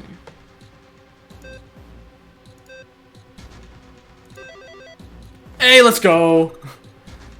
I totally walked into that. You did it, Junpei. You're so smart. You seem to have done an excellent job and solved the puzzle. Just what I would have expected of you, Junpei. Hey, come on, you're embarrassing me. Whoa, don't get cocky, kid. We don't got time for that. Look at this. Check out the right edge of the control panel. The lid slid open and something came out. A cross emblem. Metal plate chip. It's a cross engraved on it. The screen says all in green. Control panel for this thing. Nothing happens when I press the buttons. A keyboard. Let's just swap chat with a few keys, see if we can make this thing up. Damn, no dice. Oh, okay. Put the emblems into 4 indentations on the desk, but nothing's happening. So I need 4 of them. Wait, what's Snake doing? I feel symbols engraved just above each indentation. In the upper left is the steering wheel symbol. In the upper right, the cross symbol. The bottom left, the mysterious circle symbol. And lastly, the waffle pattern is engraved near the bottom right indentation. Additionally, each symbol seems to have been given a number. 1 steering wheel, 2 cross, 3 mysterious advice, and 4 waffle patterns. SG, thank you so much for the follow! How's it going? Welcome in. Perhaps we need to insert the emblems in this order. That order, huh? So we need 4 emblems. Which means there's gonna be 3 more puzzles. How you doing, SG? Let's see what happens when I... Whoa, well now we got something on the screen at least. Oh, what's this? Oh, wait a minute, I saw something like this when I figured out that Morse code puzzle back in the communications office. Morse code? Yeah, the dots on here look like it's for Morse code. How's it going, SG? Welcome in. I'm good. I'm playing Zero Escape 999. We're getting the true ending right now. It's the process. And just vibing, figuring out all the stuff going on. Everything shall be answered. How are you doing? afraid I don't understand. Perhaps you should give it a shot anyway. Alright, I'll try. Is it a raid coming in? Oh, oh shit, there's a raid coming? Oh no. Who's raiding? Who is it? Who's raiding in? Who's doing it? Hold on. Alright, well, they're gonna come in and watch me, doing this puzzle. If I tap the button, it'll enter a dit. If I hold the button down, it'll enter a da. So we get correct answer, it'll automatically determine if it's correct or not. Let's do this.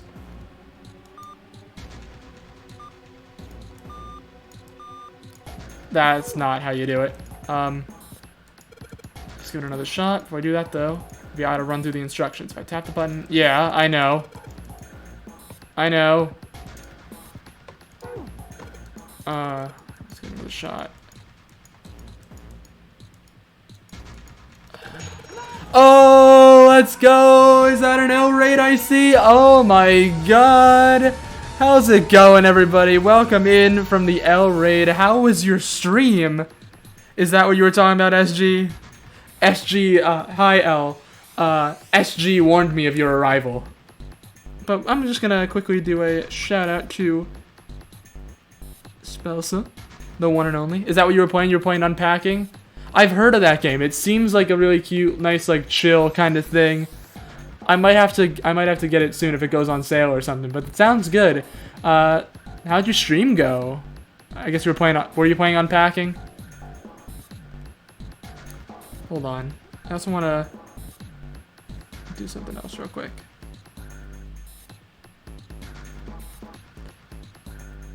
There we go.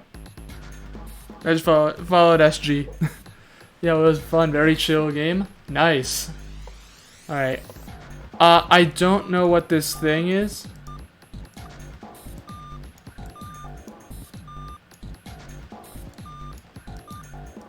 Also, I'm loving the podcast. Wait. Like my podcast?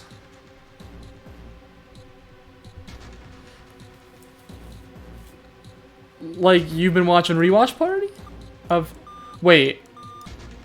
What episodes have you seen? I'm entering shit in at random. I have no idea what I'm supposed to do here. 1 through 20. Of iCarly? This monitor is part of this machine. It's really dim though, it's got a map of the world on it. I can barely see it. Zach is always calling things Zach-tastic, and quite frankly, it's very off-putting. Shut up. Shut up, Pierre. Nobody asked you. This nautical table I just found with this, I see. Interesting. I guess you need to turn this device according to the instructions on the nautical table. Should be able to say there's a compass on there. Now I get it. What do you mean? I guess you weren't there, Clover, but I solved a puzzle like this one in the wheelhouse. I guess you need to do the same thing here. The same thing? Important part is this nautical table we just found. I have to match up the directions of the compass with the lines on the nautical table. Use the steering wheel in the wheelhouse, but this time I think I'm going to use the wheel attached to the side here. Then show me now, of course. Run through the instructions. Yeah. Touch the direction, blah, blah, blah. Okay. Let's do this. Alright, I gotta go to the file screen. So it's south, west. Alright. So we're gonna go south.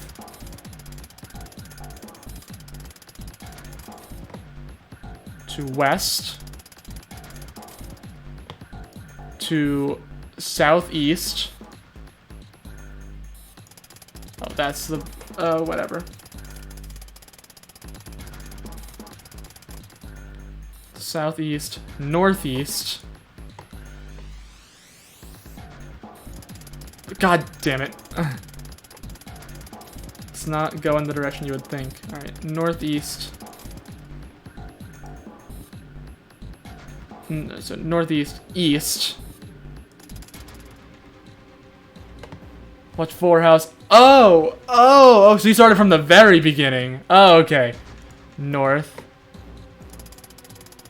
I see. North and then east. Starting from the very beginning. Damn. Yeah, so 4 House Season 1 and then Victorious. Hey, glad to see you're enjoying it, SG. And if you want to also enjoy a wonderful... Oh, I did the command wrong. Oh no. Oh god, look at me, I'm awful. If you want to watch my friends and I watch TV shows and go crazy in the process, listen to our podcast at anchor.fm/rewatchpartypod. Thank you so much for allowing me to do a shameless plug, SG. Ignore that. Ignore the first one. Ignore the pod coast. That's a different thing. I don't know what that is, but when I told him I was getting married, he said, "Wowie, Pierre, that's fantastic." And I had a fight or flight response. Shut up, Pierre. Oh my god. Dude. Good boy. Here's a good boy. Knock it off. We don't have time for screwing around right now. Check out the right side of the monitor. It just kind of slid open and something came out. Oh yeah, I heard a noise too. You know, that could be that big box in the hall by the exit. I think it made a noise. Something unlocking, you know? Noise, huh? No, it's this thing. It's the emblem. No problem. Any excuse I can get to promote the podcast? I don't even... Did I bring it up last night, SG? I don't remember telling you about it. But I appreciate it. I appreciate you listening to it. For context, SG, we started that in, like, quarantine. Like, right when quarantine started. Brought up, like, once. Oh, okay. And then I was like, get the gasp. Funny man has funny podcast. I need to look at the freaking file screen for the Morse code. Because what the hell? Numerical system chart, nautical table. No, it's not that. Ship's log. That's a different thing. Yeah, it'd be like that, you know? It's gotta be... Alright, there's gotta be something in Morse code that's... We probably just don't have the Morse code thing yet. Something written on these pieces of paper. Let's got 3 sheets of the stuff. File screen. What did we have here? Morse code! Morse code! Ah, Morse code! On the steel sheriff. Okay. Oh, it's just what all the numbers and letters are. I wasn't paying attention to what letters I need to write. That's gonna be a problem. What letters do I need to put down? Hello? Morse code. How do I do that, though? Yeah, I know. I'll switch through the code sheets. Okay.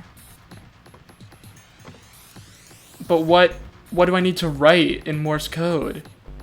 I have this now, but I don't know what I need to write. What do I need to write?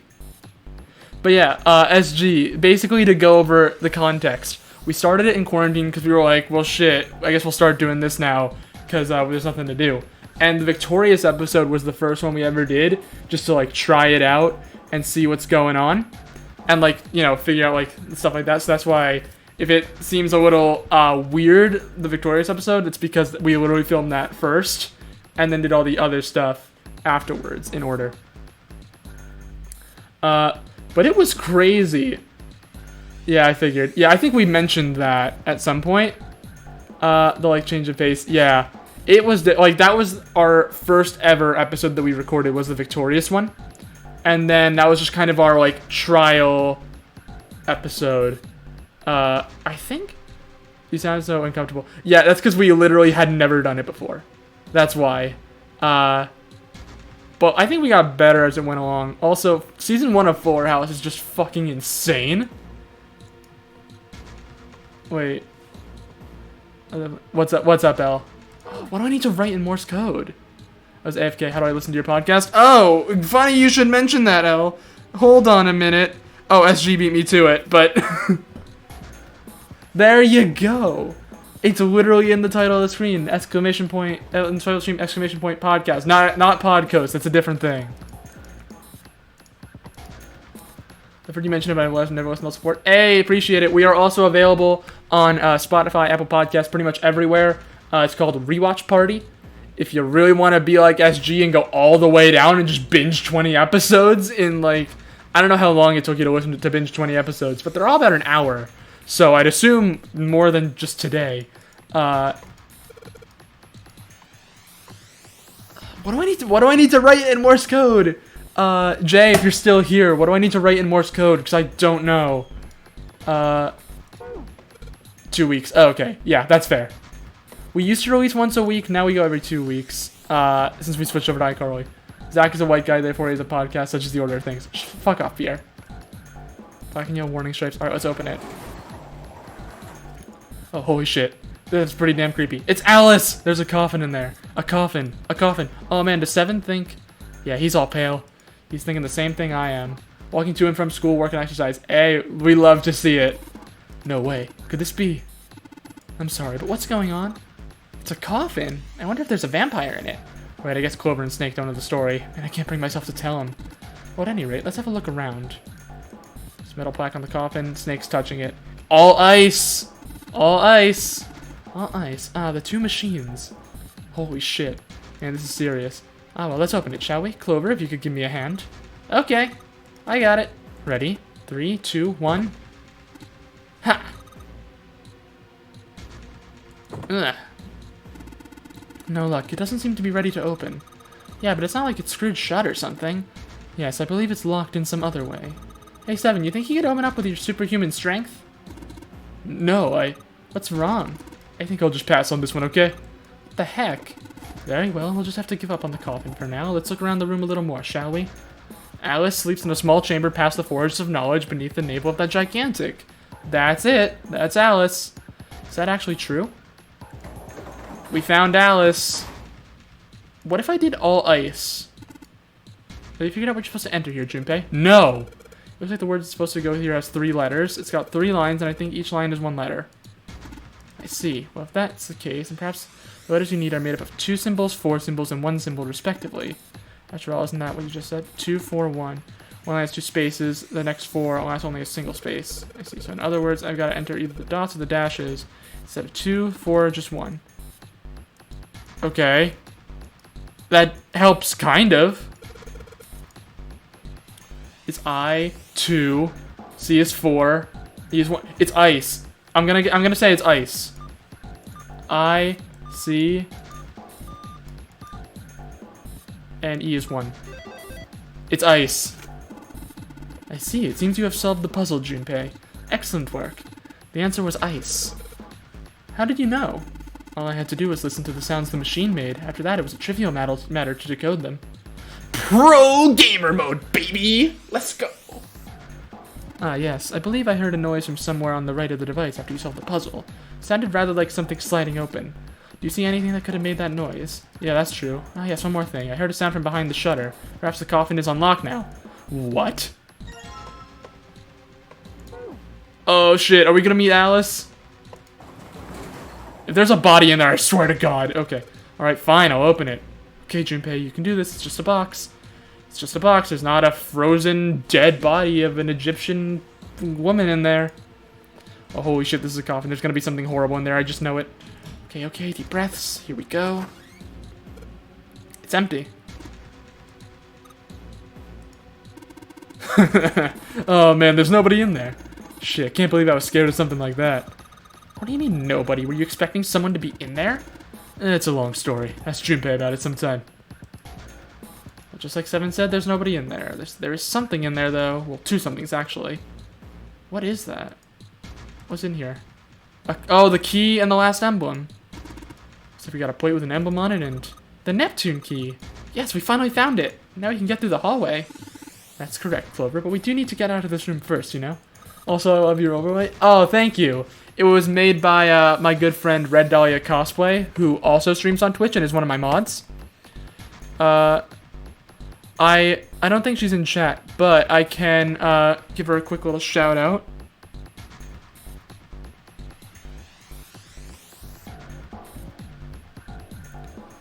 Yeah, she's the one. Yeah, my mod and friend Red Dahlia Cosplay. She also streams occasionally. She's the one who made this overlay and all of the stuff here. So like, I've got this. I've got this just chatting screen. I've got. Let me just show off the rest of it. There's the.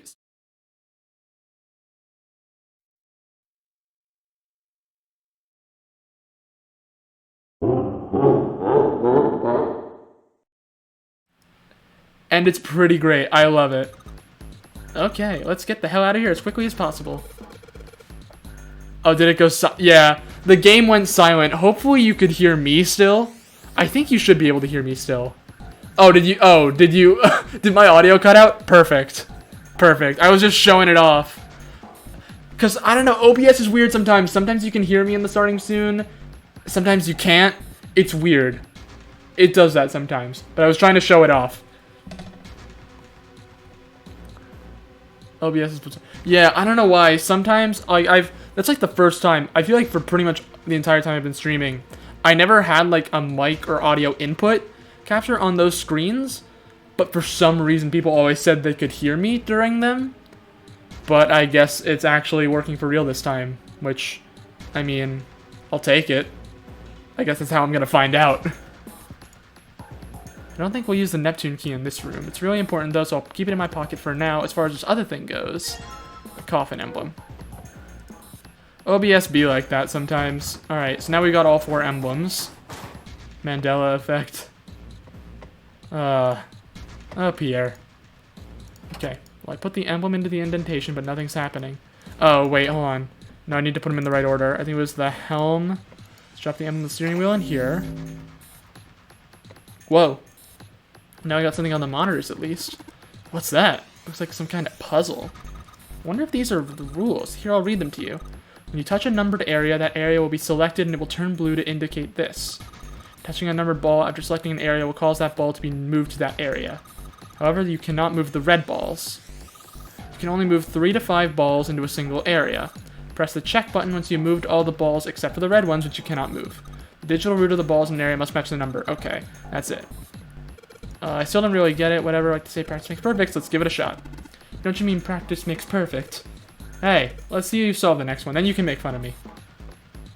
Okay, so we can't do the red one, so we can't do 9. So we got 6 and 3. I'm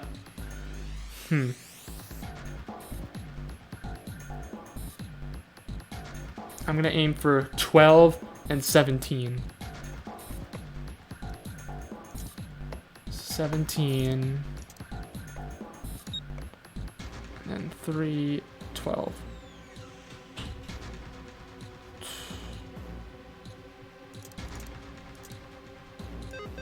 Yeah, it's not gonna work if we need to use all of them.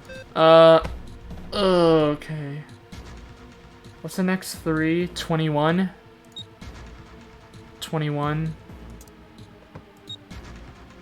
21 and 15. Will the rest of this make 21? 8, 10. Yeah, it works. It works. Okay, this is it, right? But nothing's happening. There's still 3 more indentations left empty. I imagine something will happen when they're all filled. Doesn't that seem likely? The indentations on the desk, they have numbers 1 through 4. Yeah. Steering wheel. Oh, okay, wait, hold on. Steering wheel. Across. Okay. So the cross is next. The end of the cross. Something showed up on the screen. There's more of those red balls you can't move. Numbers for each area are different too. It's like the same rules as the last one. You sure you don't want to double check that? No, I'll be fine. Yeah. Say a picture's worth 1,000 words. Let's give it a shot. Isn't that a picture's worth 1,000 words? Hey, shut it. At least I'm trying, alright?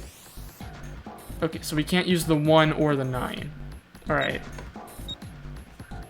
So let's try... What would 1 be? Not 19. That would be a 2. Trying to get to 1. It's 10, I guess. It's 10. And then 7 would be 16. We're gonna go 10 and 16. 8. 5, 3. That's not gonna make 10. But this makes 9. What? Hold on. 8, 5, 3, 16 plus 9 is 25, which makes 7. And that makes 10. What? That works. That works. It should work. Am I only allowed a certain number? I'm only allowed... You need 3 to 5 in both, no? Oh, I might... Okay. 10. 10.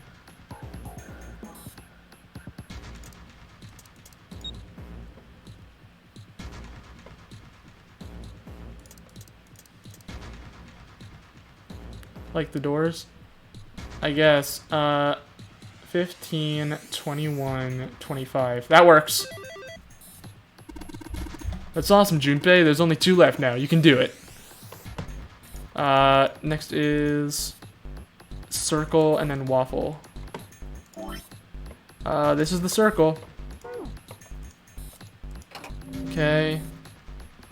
This puzzle looks a lot like the last one. Rules are the same. So I think you should double check it. This is the 3rd time I've done this, it'll be fine. Is this, if you can't think of anything clever, please don't strain yourself. You might hurt something. Shut up, just give me a break, alright? I'll think of something. Okay, so now we can't use the 3, and we got 2 7s. So let's see.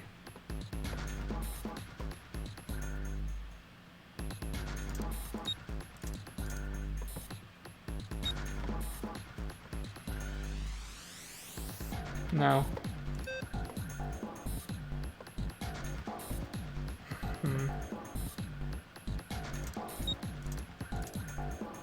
No. Oh, no, I meant to reset. 7 and 7 is 16. We need 16 and 16, I guess. I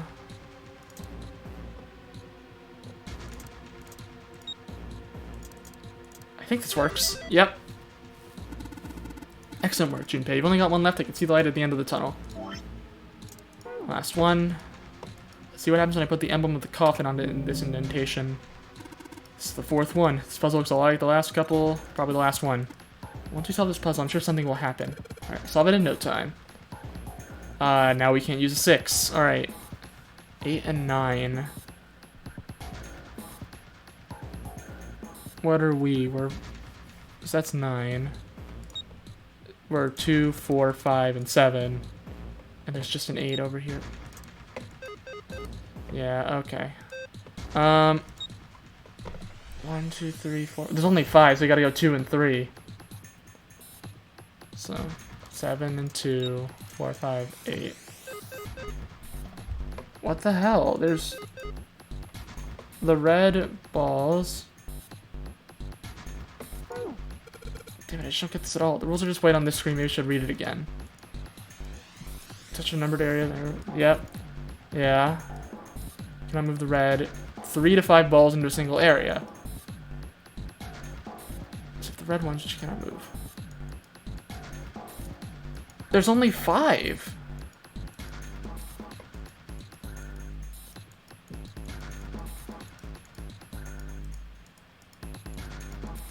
There's only 5. I guess I can put them all into 1. The keyboard, okay. I guess they all go in 8. Yeah, that makes sense. Where'd that noise come from? Underneath the keyboard. Way to go, Junpei. You answered all the questions. Damn, Junpei, good job. Hey, did you hear something just now? Yes, I heard that as well.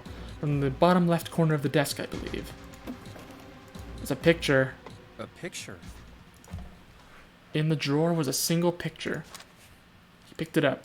It was a photograph of 4 men. What the? Yeah, there they are. There's Ace. That's definitely the 9th man. Involuntarily, Junpei's eyebrows shot up. He'd seen 3 of them before. And that's definitely the captain, yeah. What the hell is this? This man with a mustache on the right. He's That's the same man I captain. found murdered in the captain's quarters. He had the 0 bracelet on his left arm. And this second man with the glasses and a doctor's coat. He's the 9th man. The one with bracelet number 9. He died after he went into door 5. But this guy, the one in the striped suit. That's Ace. Oh man, that's Ace. Yep. Yeah, I guess it is. No doubt about it. 7 and Clover had come to peer over Junpei's shoulders. But what does it mean?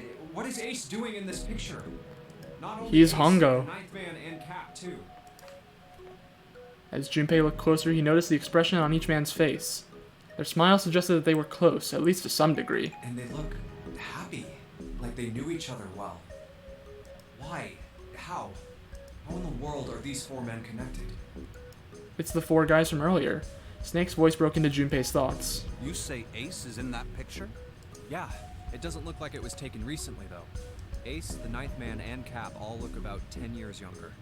Ah, so the Ninth Man and the man you found murdered in the captain's quarters are also in the picture? Yeah. Is there anyone else? Or are there only 3 people in the picture? I'm afraid I can't see it. Yeah, we know, you're blind. There's one more guy. He's got kinda long hair, he looks smart, but a little cold. He's the only one I don't recognize. Snake knit his What's eyebrows. the date of the photograph? It doesn't have one. Did you look on the back? Back. Yes, the reverse. The other side. We know, Snake. Junpei flipped the picture over. Huh. There it was. To be precise, it wasn't a date, but it was certainly significant. Praying for the success of the Nonary project with Nijisaki, Kubota, and Musashido. He read it out loud so that Snake would not be left in the dark. Praying for the success of the Nonary project with Nijisaki, Kubota, and Musashido. Nonary project. Nijisaki. Kabuta. Kubota is what it says here, but Musashido. Junpei immediately flipped the picture back over. Then the 4 men in this picture were the organizers of the Nonary game 9 years ago. Since Hongo wasn't mentioned, Junpei figured that could only mean he'd written the words on the back himself. That means Ace, the Ninth Man, and Cap were all responsible for making it happen. But I feel like I should be more shocked about this. It's almost as if that's just how things were always supposed to be. That their true identities did not come as a surprise was what Junpei found most surprising. Why? Why am I not surprised? Ace was the one in charge of the Nonary project. But why? Why am I so calm? It's like I already knew. Ah, of course. I understand now. Junpei looked over at Snake. In his own confusion, he had missed the dark look on the other man's face. Ace was the CEO of Cradle Pharmaceuticals. He was the one who invented the game 9 years ago. He was Gentaro Hongo. Ace is Hongo? Even as he asked, Junpei felt as though he'd already known. Almost as if someone had whispered into his head that, yes, of course Ace was Hongo.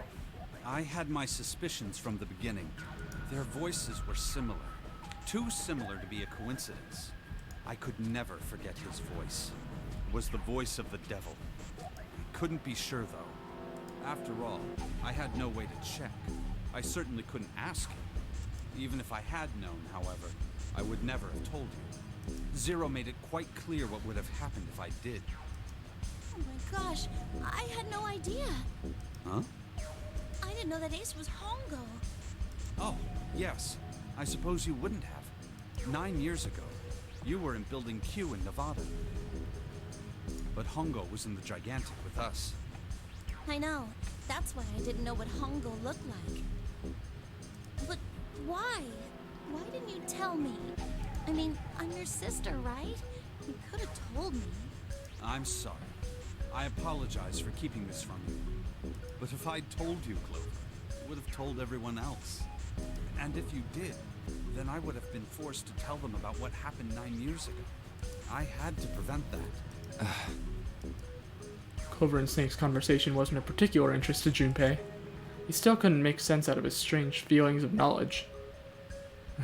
The devil sounds like Raiden. Yeah, he sounds like Raiden, apparently. He was trying to organize his thoughts when he heard Seven's voice. Hey, Junpei. You think I could borrow that picture for a sec? Oh yeah, Seven's here too. Sure. He had no reason to say no, so Junpei handed the picture over. Seven stared at the picture and began to mutter the 4 names of the project's leaders over and over to himself. Hongo, Kubota, Nijisaki, Musashido. His brow was furrowed and his face was flushed. Hongo, Kubota, Nijisaki, Musashido. He chanted their names to himself, pacing back and forth across the floor. Hongo, Kubota, Nijisaki, Musashido. Seven shouldn't have known their names. After all, he hadn't been there when Junpei and Snake had spoken of them in the library. But as Junpei watched him pace, it was clear that he did know them. Hey, Seven, do you... Shut it. Just be quiet. His eyes were red, and Junpei could see sweat beginning to bead on his forehead. I'm this close to remembering. This close. He was sweating heavily now, but his lips were dry. Hongo, Kubota, Nijisaki, Musashido. Cradle Pharmaceuticals. Nonary project. Then he stopped. Seven sat down the picture and looked at the red light near his feet. His eyes narrowed, and suddenly his eyes went wide and he shot up straight. Shit. What? What's wrong? Holy shit, this is nuts.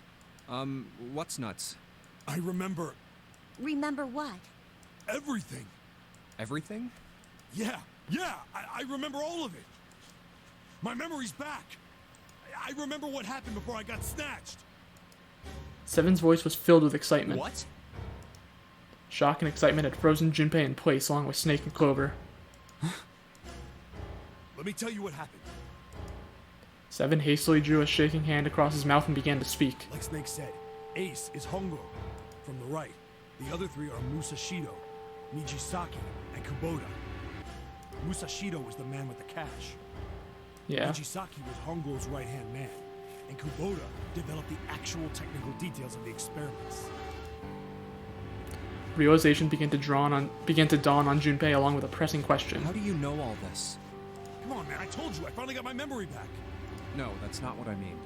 I'm trying to ask you why you knew all this stuff in the first place, before you forgot it. Seven rubbed the scar on his chin. You really want to know? Of course. Me too. Snake was the only one who didn't voice any sort of agreement. It looked to Junpei as if he was simply waiting to see where Seven's sudden recovery might take them. This is gonna take a while. Hell, it'll probably take me a good 3 days to tell you everything. Well, we don't have 3 days. Just give us the short version, alright? Short version, huh? The big man pulled off his hat and scratched his head. He made a face and put his hat back on. Alright, fine. I'll give it a shot. No promises, though. Junpei and Clover nodded earnestly. I'm a detective. It's a little awkward to say this about myself, but you could probably consider me a lone wolf type. I hold to my own code, as I think doing what's right is more important than doing what you're told. And that's why I followed my gut that night. A slim lead brought me to the war. Yeah, we knew this before in one of the other It endings. was 9 years ago. He said that he was investigating a case of missing children, but kind of putting everything together, you could kind of tell that it was the Nonary The war project. had been cold as fuck, and I could barely see squat. I was investigating a mess of kidnappings, all of them children. It all had one thing in common. A history of visits to one particular hospital. A hospital under the management of Cradle Pharmaceuticals. My investigation had turned up evidence that Cradle had been involved in the kidnappings. After a little sweet talking, I managed to finally get a real lead from someone inside Cradle. My source told me this. Tonight, a ship is set to take the children to a large passenger liner docked offshore. So I headed to the wharf. In the shadows, I searched the harbor until I found the ship he was talking about. There was a bunch of movement near it. Men in black suits, many of them carrying large bags. You know, we've seen this before. There was something about the way they moved as they were carried. Just this artwork, though, is awesome. About it. There were human beings in those bags. I moved before I realized it. I came out of hiding, my gun in my hand. Don't move. I felt metal touch the back of my head. Drop the gun. I could kill you right now. It'd be easy to get away with it, too. Just tie an anchor to your feet, and no one will find you for a week. How would you want? The fish here would love a meal. I kept digging the cold metal thing into my skull. There was nothing I could do. I did what he said and laid my gun on the ground. Then suddenly, there was a sharp pain in my neck. A needle. A drug? That was my last thought. My face hit cold concrete. I was out like a light after that. I woke up on a hard floor. Damn it. Shit, my head hurts. I did a quick once-over of the room. Where am I? A small, shabby bed, a dirty sink, a toilet with no privacy. I'd seen it countless times as a cop. I'm in a cell, huh? Facing the toilet was a door set into the wall. I was still pretty woozy, but I made my way over to it. I pushed and pulled on it, but it won't open. Not like I expected much else. Would be dumb enough to put me in a cell and leave it unlocked. Threw myself against the door a few times, but it wouldn't budge. I knew it. I gave up and made my way back to the bed and sat down. I sat there for a very, very long time. Who knows how long. Then, I heard a faint voice. The voice was far away.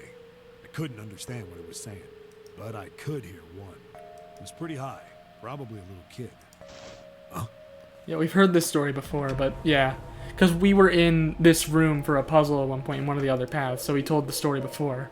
At least up to this point. It was several. I hear 5 or 6, maybe more. Where? Where are they coming from? I pressed my ear to the wall and tried to listen through it. No, that's not it. Left. It's coming from under the bed? I hauled on the metal frame and flipped the thing over. And there it was. The bed had hidden an air vent under it.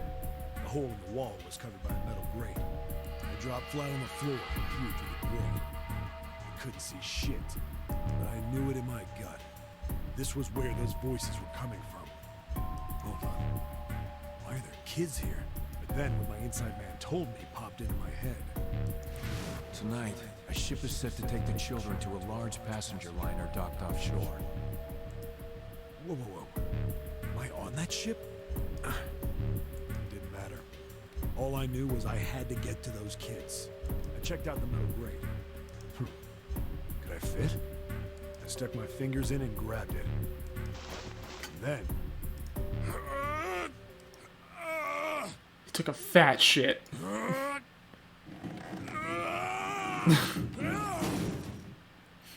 Like, why'd they have to show the toilet on that? It sounds like he's taking it. Like, why'd they have to show the toilet for that? Come on. Sounds like he's taking a fat shit. I finally got the damn thing off. Sweat was dripping down my face, so I wiped it off and crawled inside. The first bit or so was tight.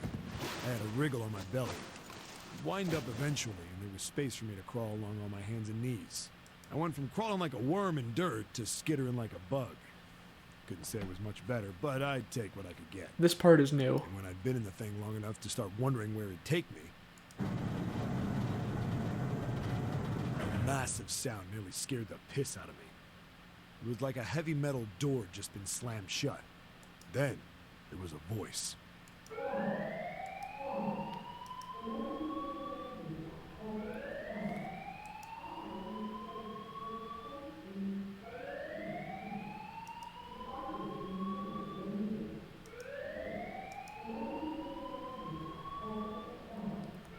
What?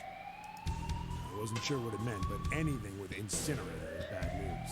Then, almost as if that was a cue, I heard a mess of young-sounding voices. A bunch of them were straight up screaming in terror. And all the sounds together made a howl that made the hair on my neck stand straight up. Damn it! What the hell is going on here? I scrambled through the duct as fast as I could. I made a giant racket, but I didn't care at that point. I soon found a metal door on the left side of the duct. The kids were screaming on the other side. I found it. I yanked the handle and threw the door open. I almost ripped the metal off its hinges. What the hell is this place? I couldn't believe what I saw. What's the incinerator room? There had to be about 9 walls, all the same size. Up in the ceiling was an upside-down funnel, almost like a chimney. I looked down. There they were. The kids I'd been searching for. They all gawked up at me, suddenly silent, for the moment, from surprise and fear. Scared of the room or me, I couldn't tell. Probably both, actually. Not like I can blame them running into a mug like this when they're already scared shitless. I snorted at my own dig at myself and turned to the kids. Don't worry, kids, I'm not your enemy. I'm one of the good guys. All of them stood there, frozen. Well, except one. He was a boy, slightly older than the others. Private school uniform. Is that Santa? This might be Santa. Who the hell are you? He stepped forward and glared at me suspiciously. I'm a detective. I'm here to rescue you. It looked like they relaxed some the second I got the words out. How are you gonna help us? He sounds like Santa. Where's the exit? There isn't one. The doors we came in through won't open, and the door over there... He kind of cut himself off. I think he was considering something before he changed his mind. Anyway, there's no point. We can't all get out of here. If we don't get out of here, we're gonna be burned to death. Burned to death? Can't you hear it? That voice said the incinerator's gonna start up soon. So... The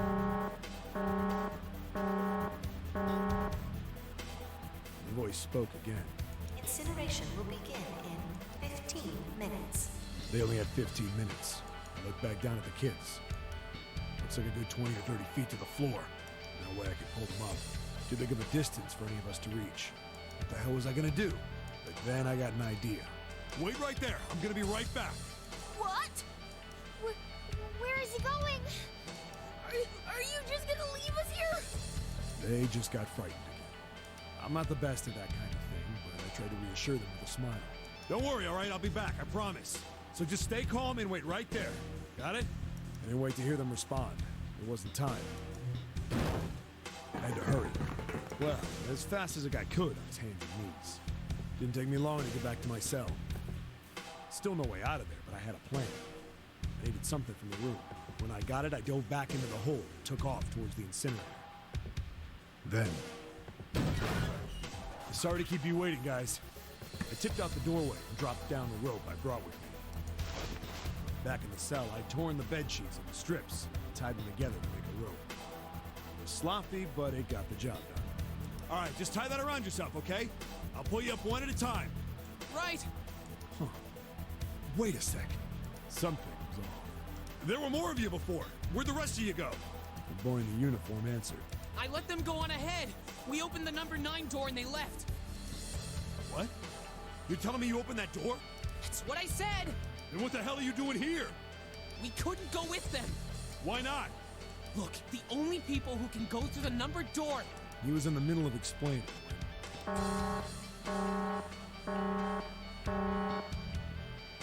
Incineration will begin in 5 minutes. The wall shook a bit from the voice bouncing around. Look, that can wait, all right? Just get us out of here! Right! Grabbed onto the rope. First one I pulled up was a girl with a ponytail. Next was a girl with a red necktie. A boy in a jacket came after. He said he'd climb up on his own. The boy in the uniform was the last up.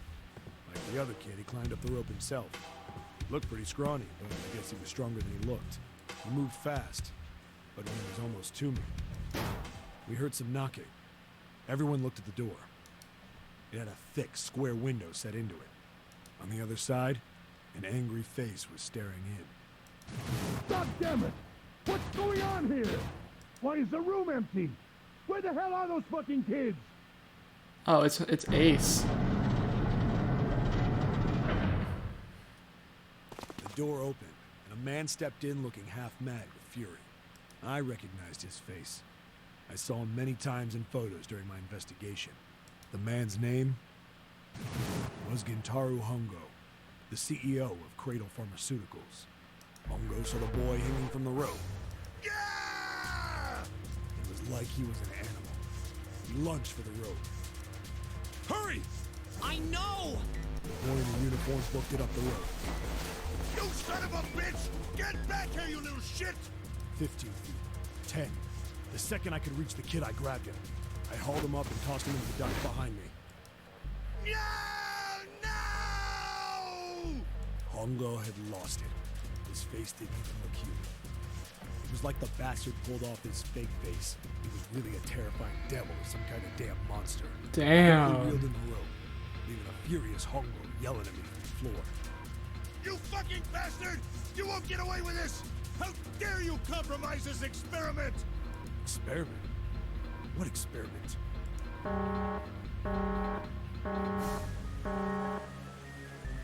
Incineration will begin in 1 minute. Hey, old man! What the hell are you doing? Hurry up! The boy in the uniform was trying to get my attention. I may have thrown a salute in the raging asshole's face before I closed the door behind me. I went to going back to the cell, so we went down the other direction instead. After about 30 feet, we came across another duct on the left. This one was heading down. Freddy nodded and took turns sliding down it. The duct emptied us out into a narrow hallway. There was a door on either side. The one on the left was a normal double door. But the one on the right was familiar. It had black and yellow stripes, and a device next to it on the wall. The plate on it read, Incinerator. Incinerator? Yeah, that's where we were. It was the girl with the red tie who answered me. We were inside an incinerator? Yeah, Hongo might still be there. It looks like it's been shut off, though. Wait, what? If he's still in there... Yeah, that's not good. That meant we better. We gotta get out of here. Go to the other door, hurry! The kids started running, and I was close on their heels. On the other side of the door was a large spiral staircase. Run! Didn't need to tell them twice. Up, and up. Feet pounded the steps. Our arms pumping fast. We went round. The devil was on the tail. The stairway kept going. We passed a couple of... Is that Snake and Santa? Dude, I didn't even realize the other one was Snake. That's Snake and Santa for sure. Oh my god. That's Snake and Santa. Akane's not catching up to us. Akane? My kid sister. The girl with the red necktie. Akane. Yeah. Akane was Santa's sister. Or the Akane, the girl who died, was Santa's sister. List of missing kids. Hey! Akane! He kept his hands around his mouth and yelled. Nobody answered him. Maybe we outran her. Wearing the uniform skidded to a stop. I stopped too. So did the other two kids. When did we do that? Well, we passed a couple big rooms on the way here. Maybe she took a rest in one of them? No, that's impossible. Sorry, Grandpa. You keep going. I gotta go look for her downstairs. We turned to go. Hey kid, wait! God damn it, I said wait! I don't think the kid even heard me. Fuck! I spun around to the boy in the jacket, the girl with the ponytail. I'm going after him. You two keep going, alright? Got it? The girl nodded and ran up the stairs. But the boy... I'm going with you. I didn't have time to argue. He just nodded and took off down the stairs. I could hear him follow. He ran all the way to the bottom floor, calling for her. Akane was nowhere to be found. God damn it, where the hell did she go? I could tell the kid was frustrated. And suddenly... Help me! Somebody help me! We heard a girl's voice. Akane! The boy in the uniform threw open the door and leapt into the hallway by the incinerator. We rushed in after him. I couldn't for the life of me believe what we were seeing. She was back in the incinerator, wasn't she? Oh god. Akane by the arm was forcing her to the incinerator. Come on, goddammit, move! No, I don't want to! Let me go! It does look like Akane, but like, if she's dead, then what happened to the other Akane? Planted her feet squarely on the And like, floor, why is she in the other game with us? But Hongo was bigger and stronger. She wasn't gonna win. Akane! My brother roared with anger and charged toward Hongo. Help me! It is her. Ah, you're too late, idiot. Hongo lifted Akane bodily into the air and threw her. Still fighting at the incinerator. Because I said Connie. Yeah, maybe she didn't actually die. It's the only way that makes sense is she didn't actually die. Blink. Hongo had leapt through the door after her. We saw him land inside.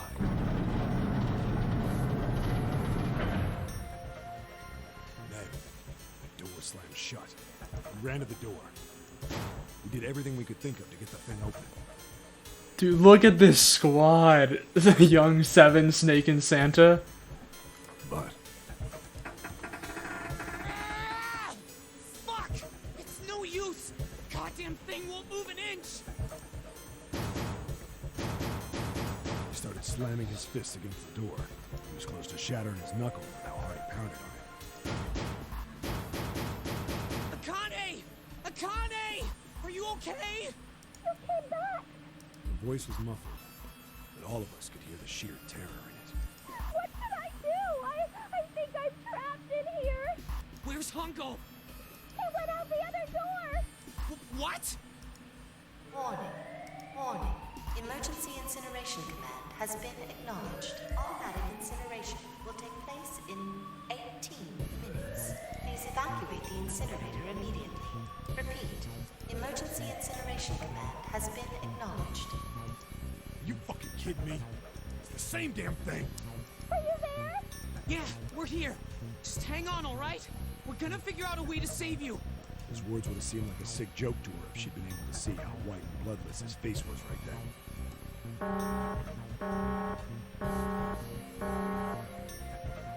Incineration will begin in 17. Oh my god.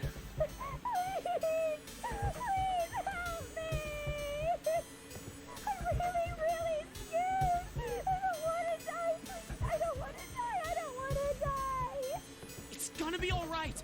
I'll figure something out. I promise. I promise, okay? You hear me? I promise. It was torture listening to her sobbing on the other side of the door. Her brother was nearly crying himself. He could only stand there, fists clenched so tight his knuckles were white.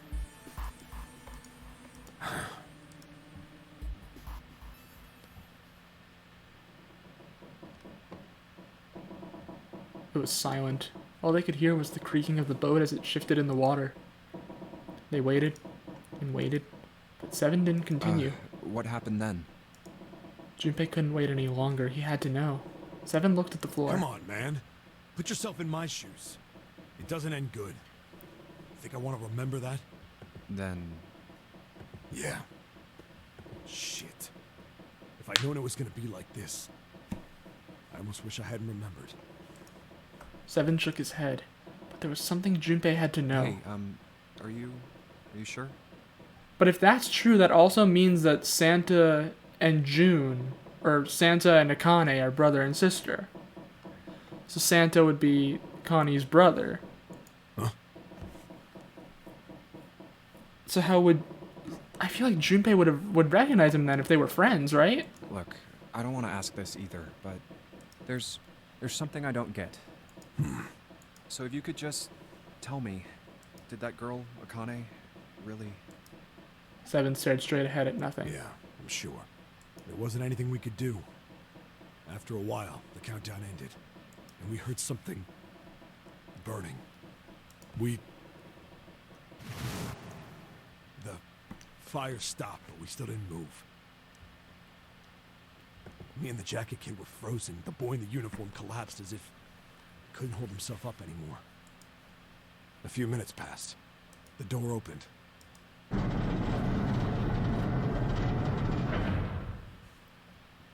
The boy in the uniform tripped over his own feet running in. We followed, too numb to speak. The air in the incinerator was hot. Every breath made my lungs feel like they were on fire. It was like standing on hot asphalt. The air was wavering, and in the middle of the room, there it lay. The kid's legs were shaking so bad, I don't know how he managed to walk. I couldn't see his face, but his body somehow looked empty. Finally, he reached it. He fell to his knees as his legs gave out on him. And then...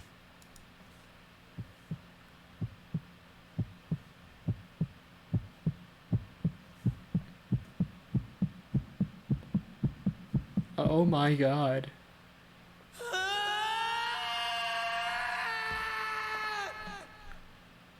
I'm sorry, that scream. I'm sorry. I know it's like a huge emotional moment, but that scream... Oh no. Junpei felt a cold lump form in the pit of his stomach. A feeling of sickening anticipation washed over him. He could feel his body shivering. He desperately did not want to know the answer he feared he knew already, but he had to ask. He had to know for sure. Can I ask you one more thing? What's that? The girl, Akane. What was her last name? What does it matter to you? Just tell me, okay? Please? Seven looked at Junpei curiously and ran his tongue quickly over his dry lips. Kurashiki. So it was her! Her name was Akane Kurashiki. It was her then. Wait, but how she's... So, like... That's what I don't get now, is how is she still alive here? So who's June? if she died 9 years ago, who's June? Something inside of Junpei stopped. He had no more words left. He had no more Junpei left. He was just a shell of flesh and bone. Seven turned to Snake. You were there that day, weren't you? The tall kid in the jacket. That was you, wasn't it? Yes, it was. You are correct, Detective. Junpei's mind was blank, withdrawn from the world. Somewhere far away, he could hear Seven and Snake talking. Don't misunderstand me. I told you before how Zero threatened me. There was nothing I could do. I couldn't say anything about what happened 9 years ago. So you're saying you're not working for Zero, right? Of course not. Clover, what about you? Hey, come on! You really think I'm working with Zero? I told you before, you idiot. I was in Nevada, in Building Q. I did hear that a detective rescued the kids on the boat, but I didn't know it was you. Her surprise seemed to be genuine. Seven regarded Clover for a moment and rubbed his chin thoughtfully. Well, I guess I believe you. Clover nodded. All right, let me ask you another question. He stuck his hands into his pockets and took a few steps. Then he stopped and turned to face them again. Hope you enjoyed the end of the game. I have to go to sleep now. No problem, Jay. Appreciate the help, dude. Thanks so much for hanging out. I hope you have a wonderful night's sleep. Are we getting close at least? Like, how much longer do we have to go, just like, generally? Like, are we getting close-ish? I mean, we still have to meet up with the others, I'm sure. Because I know we're gonna face, like, Santa and Ace, who, like, we now know in this ending is Hongo. Santa's real name is Aoi Kurashiki. Wait. Aoi? No, not Aoi. That wasn't... No. Lotus's kids were different.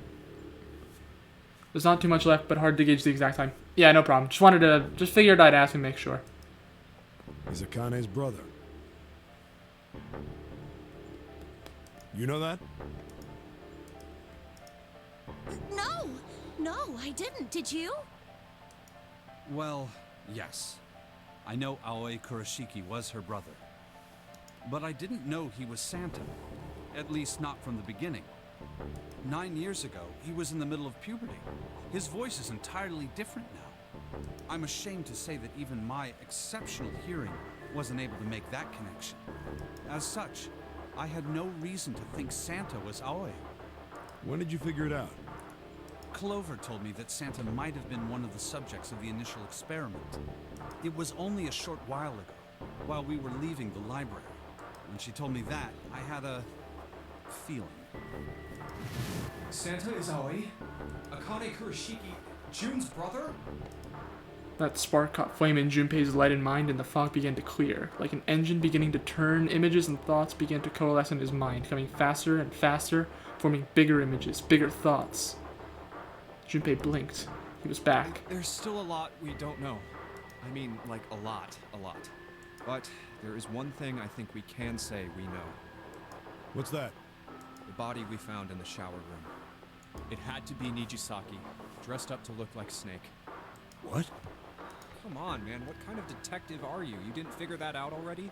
Hey, go easy on me, man. I just got my memory back, alright? Cut me some slack. How do you know that, though? I mean, I guess it makes sense because he's the only guy left, but... Well, if he is, the 3 murders make sense then, don't they? Yeah, that's right. Murder. Kubota blew himself up, but that was murder too. So why did these murders take place? If Junpei is correct, and the body in the shower room was Nijisaki's, that means all of the people who were murdered were involved with the creation of the Nonary Project. Kubota, the person who conducted the actual experiments. Nijisaki, Hongo's assistant. Musashido, the man who financed the project. You mean this was all just revenge? Santa is Zero. He's getting revenge for the death of his sister. That's why he killed them. No, I don't think Santa actually murdered anyone. In fact, Junpei didn't think, he knew. He couldn't explain why or how, but he had no doubt that Santa had killed no one. Perhaps the madness of the last several hours was finally driving him insane, but Junpei had ceased to be surprised at his sudden knowledge, and had even begun to accept it. If I'm right, then it's not hard to figure out who the next victim's gonna be, is it? I'm pretty sure I don't have to tell you. Yes. Yep. Right. Snake, Clover, and Seven all nodded. The next target will be Gentaro Hongo. The person who planned the nonary project. In other words, Ace. There was a moment of silence, What? and then the room shook. From far away, they heard the sudden rush of water. What the hell's going on here? It must be 6 a.m. Our time is up. Shit! Come on, we need to get out of here. How? In the drawer that held the picture was a key card. Junpei grabbed it. I'm betting this sucker opens the exit. Come on, let's go. New material has been added to the file screen. Key card 0. Which way? There we go. Alright, let's swipe this card. And Junpei, look, it's unlocked. Yeah, now we can go back to the library. Hurry up, Junpei, we don't have time. Let's go. Alright, let's go.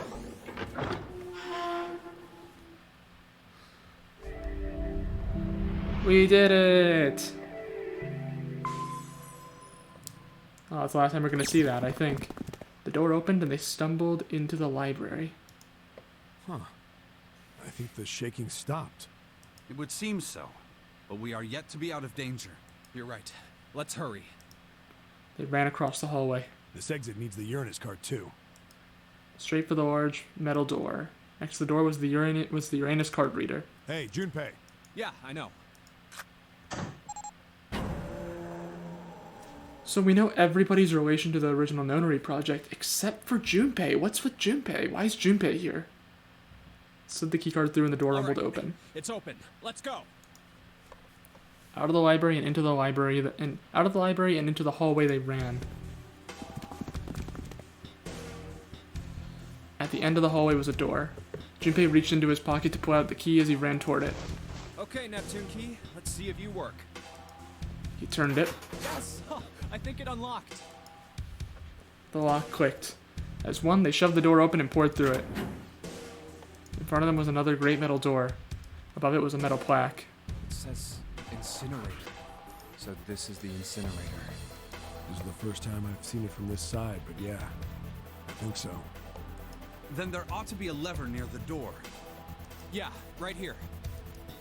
Junpei ran up to it. Pull that and the door should open. Got it. As he spoke, he pulled the lever.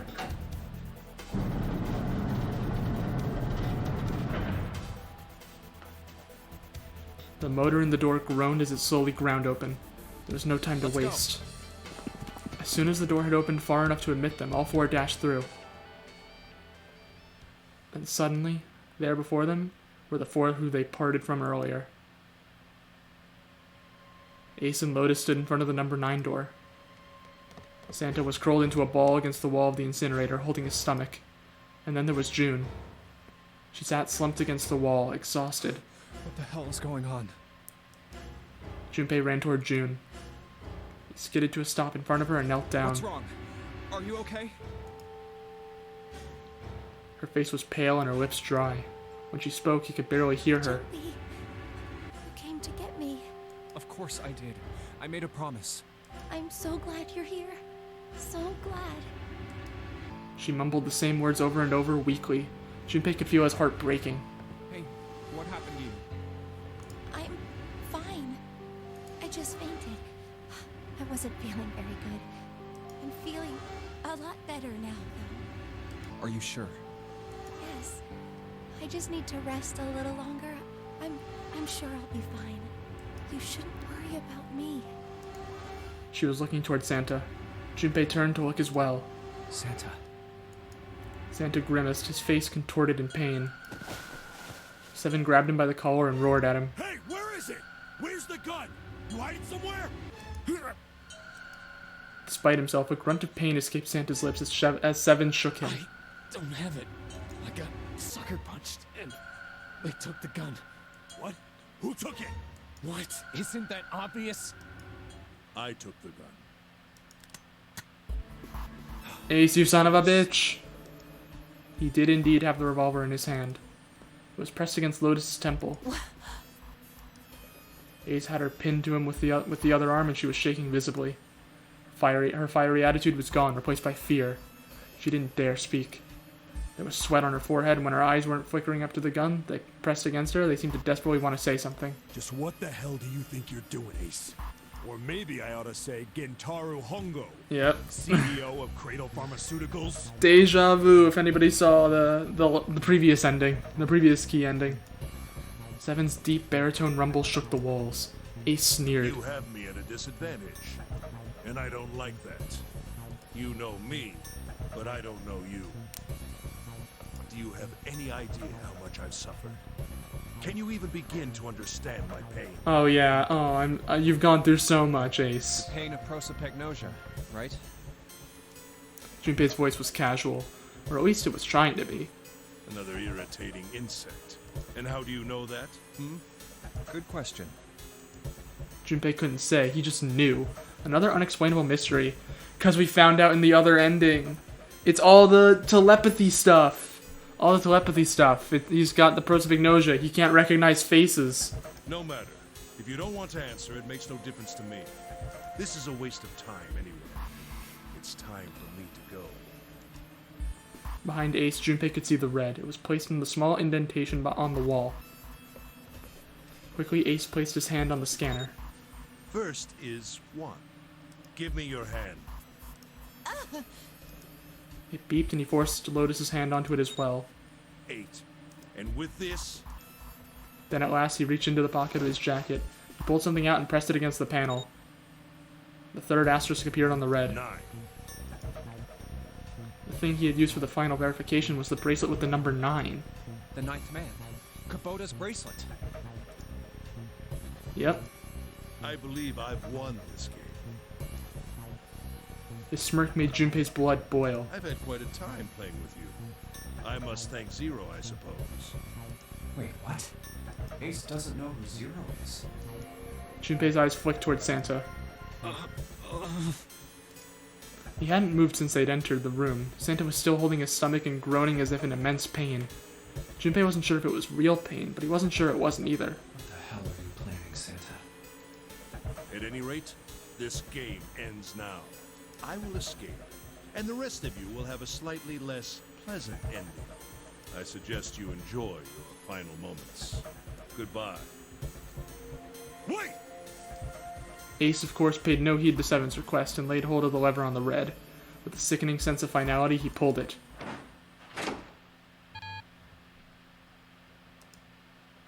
What? Why isn't it opening? One more time. Lotus tried to take advantage of Ace's confusion and managed to twist herself out of his grasp, but... At the last second, he grabbed hold of her wrist and shoved it onto the red. Now open!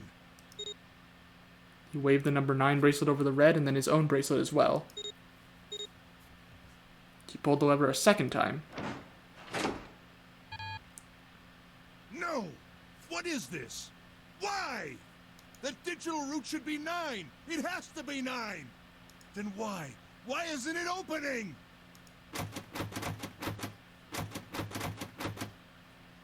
Ace's fury and confusion had overridden all other thoughts. He had set down the revolver. It was just below the red. Now! Seven chose that moment to act. He moved faster than a man of his bulk should have been able to, and he launched that bulk straight at Ace. Got him! Let's go! It was over before they knew it. In the blink of an eye, Ace was on the floor. He rolled onto his side, groaning in pain. Lotus ran straight for Junpei. She darted around behind him and stuck her head out, making sure to keep Junpei between herself and Ace. Oh, that was close. Too close. Thank you, Seven. Don't mention it. Seven stood over Ace, his breathing slow and heavy. Just one punch ain't enough of this piece of shit. After what he did 9 years ago, I ought to rip him to pieces. But if a suspect can't talk, they ain't much good. Once he's locked up in a cell, we're gonna have a little chat. 9 years ago? Then you must be...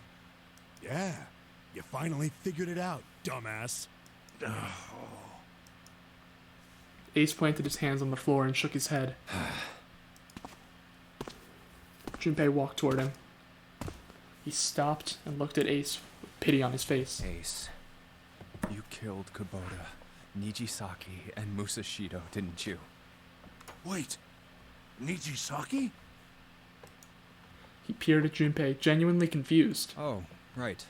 You don't know yet. All right. We'll just go through them in order then. Let's start off with Kubota. You talked to Kubota and managed to convince him to go into door 5 alone. You killed him without making it look like you killed him. The way I figure it, you had 4 motives. 1. In the nonary game, the number 9 is dangerous. Whoever had the 9 bracelet could join whatever team they wanted. Adding 9 to any number doesn't change the digital route. Yep. Which It's means that number 9 could do whatever they wanted. You wanted to remove that threat as soon as possible. 2. You wanted the number 9 bracelet for yourself, so that you could make use of its power. In fact, you did use it in the murder of Nijisaki. 3. Even if his number hadn't been 9, Kubota was a problem. He knew your past. He knew what had happened 9 years before. You needed to silence him before he told anyone. 4. But last, and perhaps the most disturbing, you used Kubota as a test.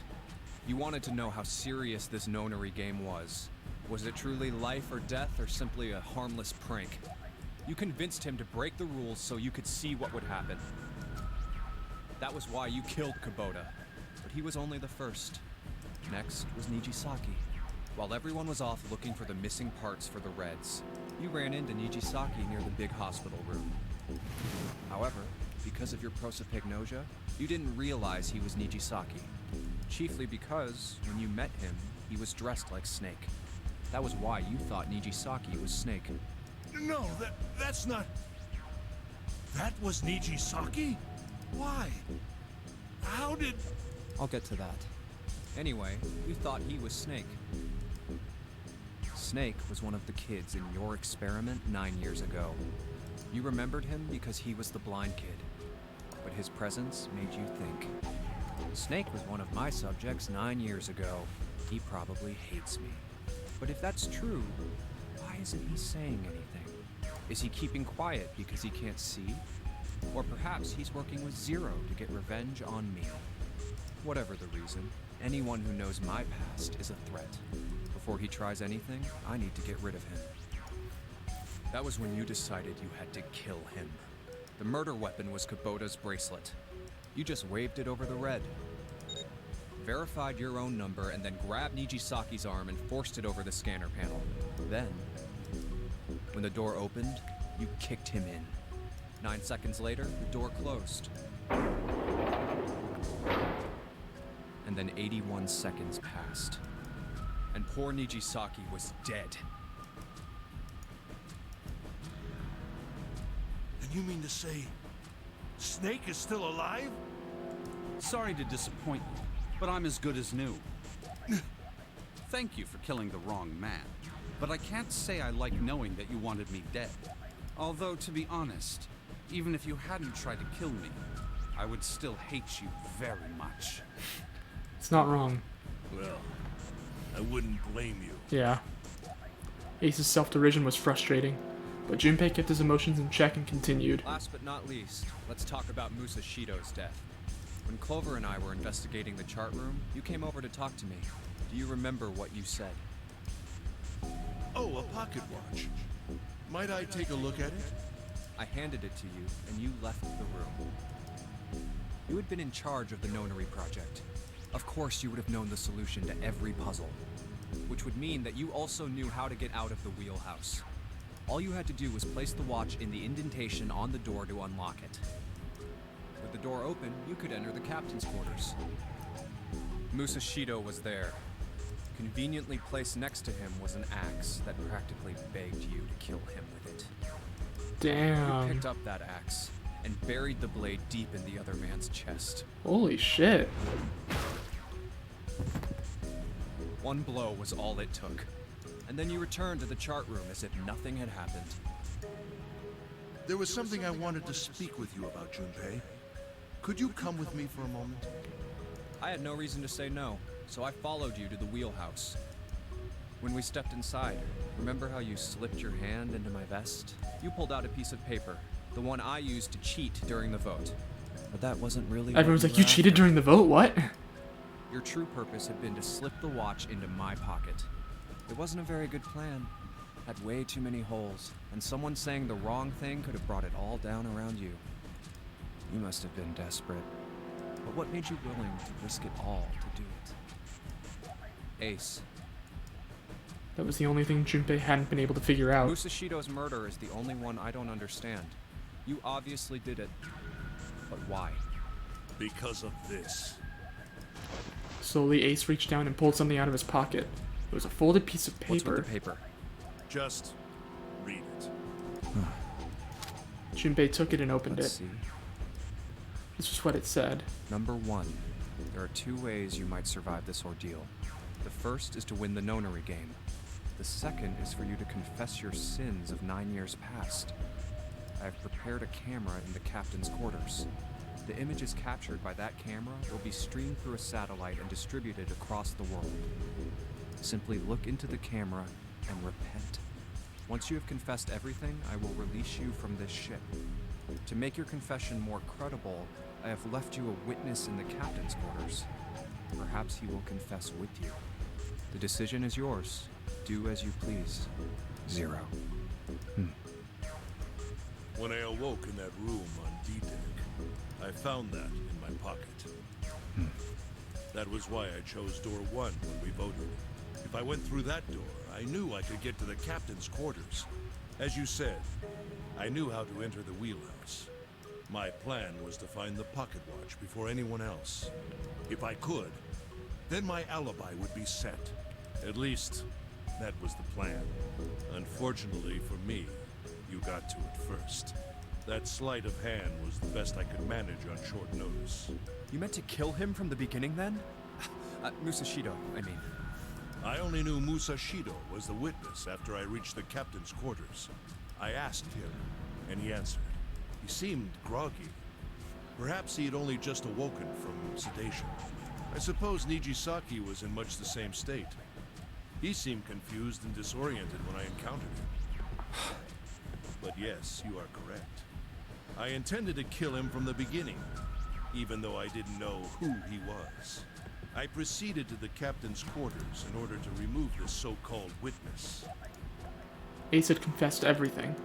What energy he had left with him left him with the truth, and he sagged on his knees. Although he had confessed, his sins were not forgiven. Junpei felt revulsion for the pathetic man on the floor near his feet. But in among the revulsion was a hint of pity. After all, Ace had not been the only person who murdered those 3 men. Junpei spoke quietly. Ace, you figured it out, haven't you? You were being manipulated. Yes, so it would seem. I was little more than a puppet, in many ways. Everywhere I went, everything was already prepared. The Reds in the large hospital room were dismantled. Nijisaki was dressed like Snake.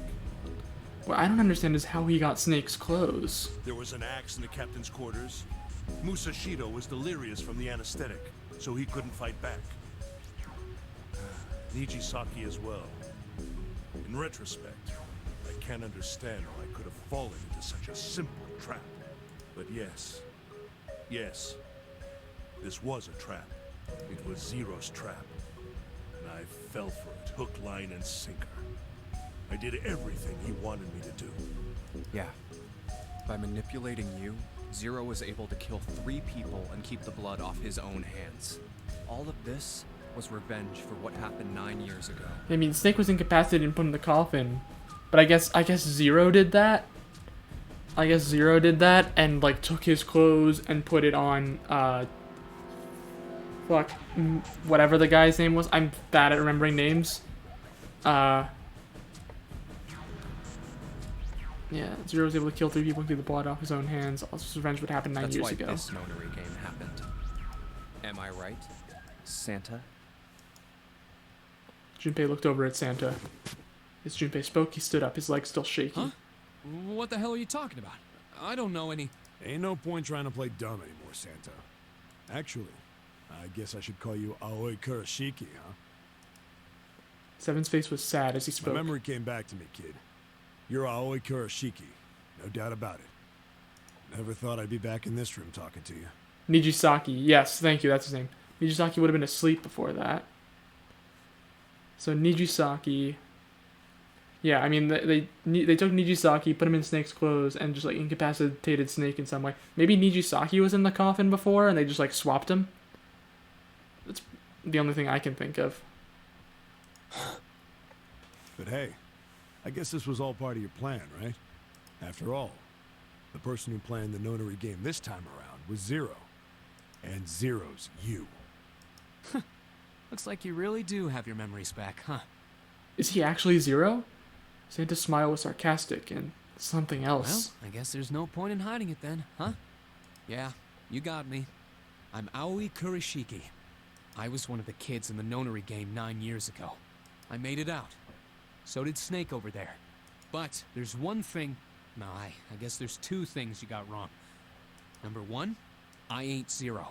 So he's not Zero? Wait, what?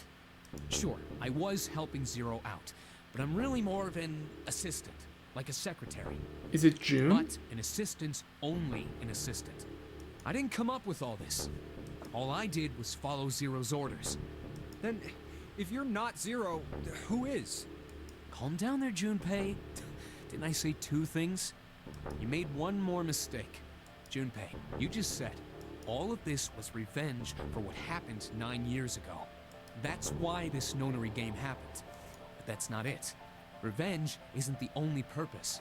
What? There's another reason you guys were playing the nonary game. Why? To save someone. June? Save someone? Right. You were brought here to help my sister. To save Akane. What the hell are you talking What? about? Akane Kurashiki died 9 years ago in this room. I was there. I saw... But she's right there. Suddenly, Seven froze. His eyes went as wide as dinner plates, and he spun around toward June. Junpei followed his gaze. What? Wait, what? She was gone. Where June had been, there was nothing. What the hell? Where is she? Where's Akane Kurashiki? Seven began to mumble to himself, a strange series of words strung together as if his mind wasn't functioning properly. His face was twisted with effort as though he were struggling with something they couldn't see. He gritted his teeth and pressed his hands against the sides of his head. Oh, my head! My head, it feels like it's gonna pop. Seven! What the hell is going on? I don't know, I just... Oh, I swear to God, my head What feels is like going it's about to on? explode. From somewhere far away, they all heard a deep, heavy noise. It sounded like a tremendous wheel slowly beginning to turn. Santa seemed to have entered an almost trance-like state. His words were calm and measured. What was the nonary project? I'm sure you know already, but I'll tell you one more time. It was a project designed to test a particular phenomenon. And what was that phenomenon? For two organisms to communicate with one another in the absence of physical contact. The morphogenetic field theory. Could human beings use these invisible fields to exchange information? That was what this experiment was conducted to determine. There were two separate locations. One was the Gigantic, and the other was a building in Nevada called Building Q. The 9 children trapped in Building Q were faced with numerous puzzles, copies of identical ones in the Gigantic. They were told to send their answers into the morphic field set and transmit them to their brothers and sisters on the Gigantic. The transmitters were put in Building Q, and the receivers were put on the Gigantic. Each sibling pair was supposed to be split up, but there was a mistake. Akane was a transmitter. She should have been in Building Q. However, for some reason, she was placed on the Gigantic with the receivers, like me. Perhaps she was mistaken for someone who was supposed to be in Group A. Whatever the case, Akane ended up on the Gigantic. I think I've told you enough. You get it, don't you? I'm pretty sure you know where this is going, Junpei. What? What is going? Don't play dumb. You know things you shouldn't. Things you couldn't. How did you know Ace had prosopagnosia?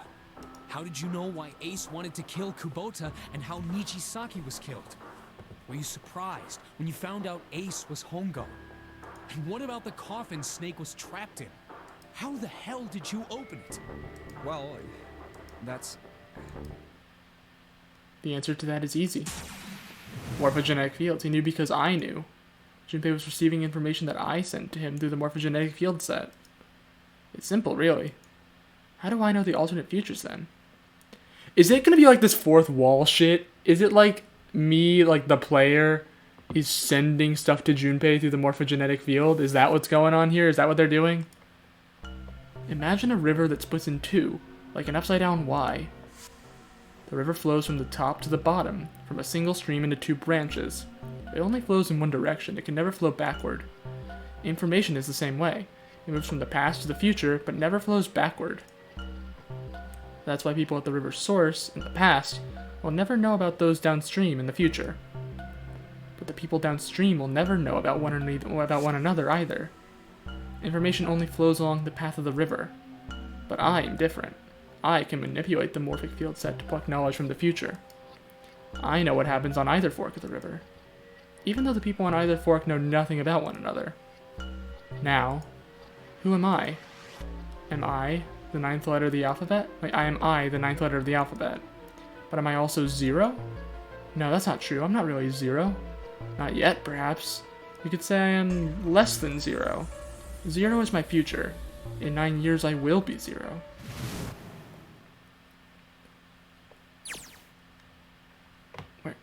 Where did she go? June? No, Akane. I'm stuck in adventure mode. Where did you go? Santa! Why is Clover... Oh shit. Freeze. Does he have the gun? He's got the gun! Santa's got the gun. Guess he picked it up when we weren't watching. Looks like he's turned the tables on Ace though. Wonder how he likes having a gun to his head. Get up. Sure isn't about to take that gun off him for a minute, is he? Ace isn't putting up any kind of fight. I mean, I don't think I would either, but he just looks drained. I guess he's going for the door, huh? He doesn't need to verify to go through that door, but... Hey, what's your plan, Santa? What are you doing? He can't get through any numbered doors with just 2 people. What the hell is he thinking? Didn't I tell you? I'm Santa Claus. It's time for me to go make a wish come true. That's it? That's all he's gonna give us? What the hell does that even mean? Shit, they're out.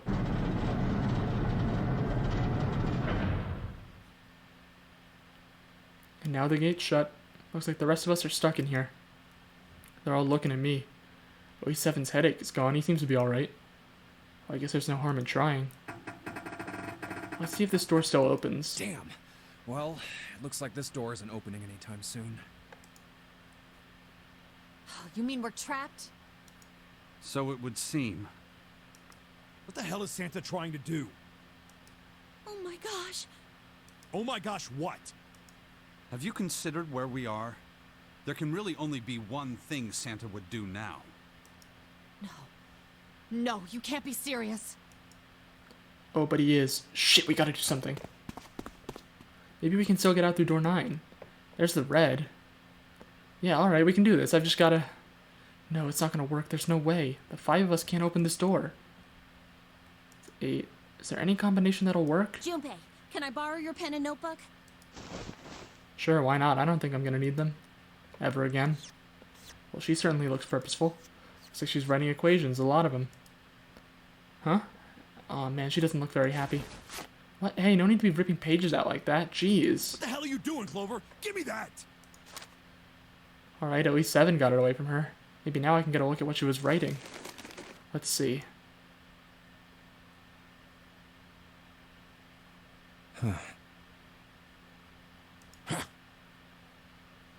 What?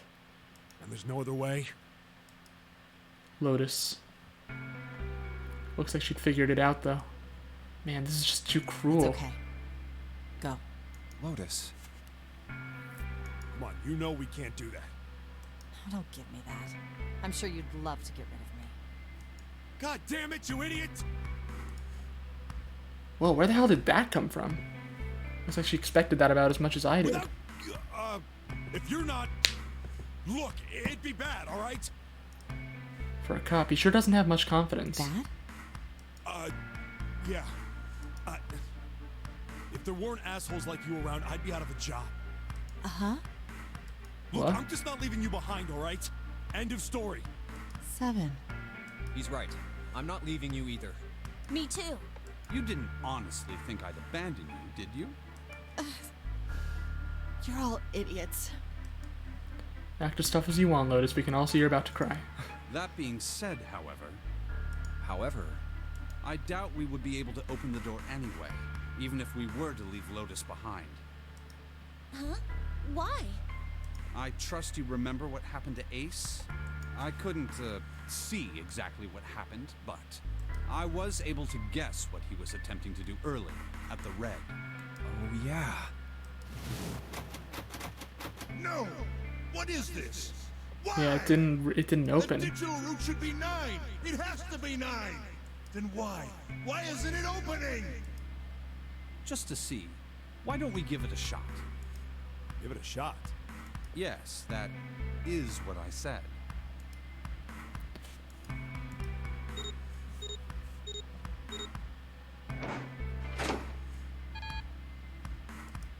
Yeah, it should work, but it doesn't. It ain't opening. But it did open 9 years ago. The digital route was 9 then, I'm sure of it. You think maybe they changed the settings? Perhaps. Shit. If we can't get through the door, we can't get out. The walls are way too high. There's no way in hell we could get to that hole 7 popped out of 9 years ago. All we can do is stand here and stare at this door with a 9 on it. I guess this is it. This is the end.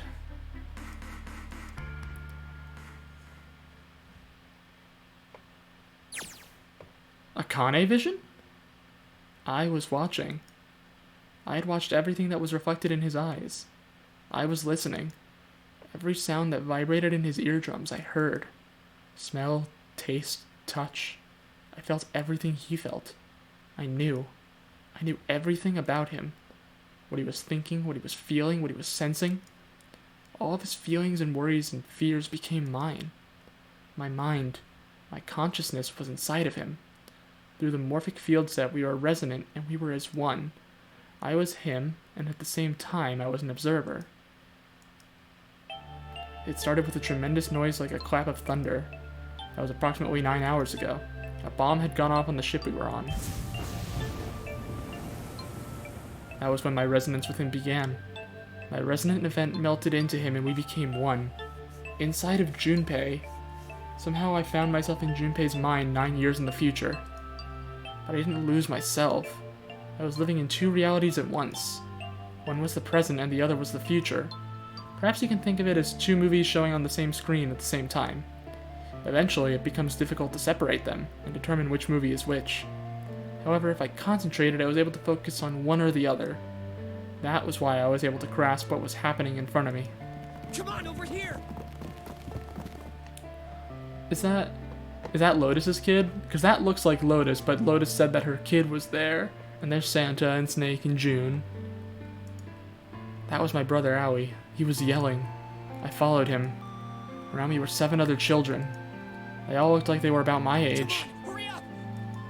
We ran down a long straight hallway and burst into the large hospital room.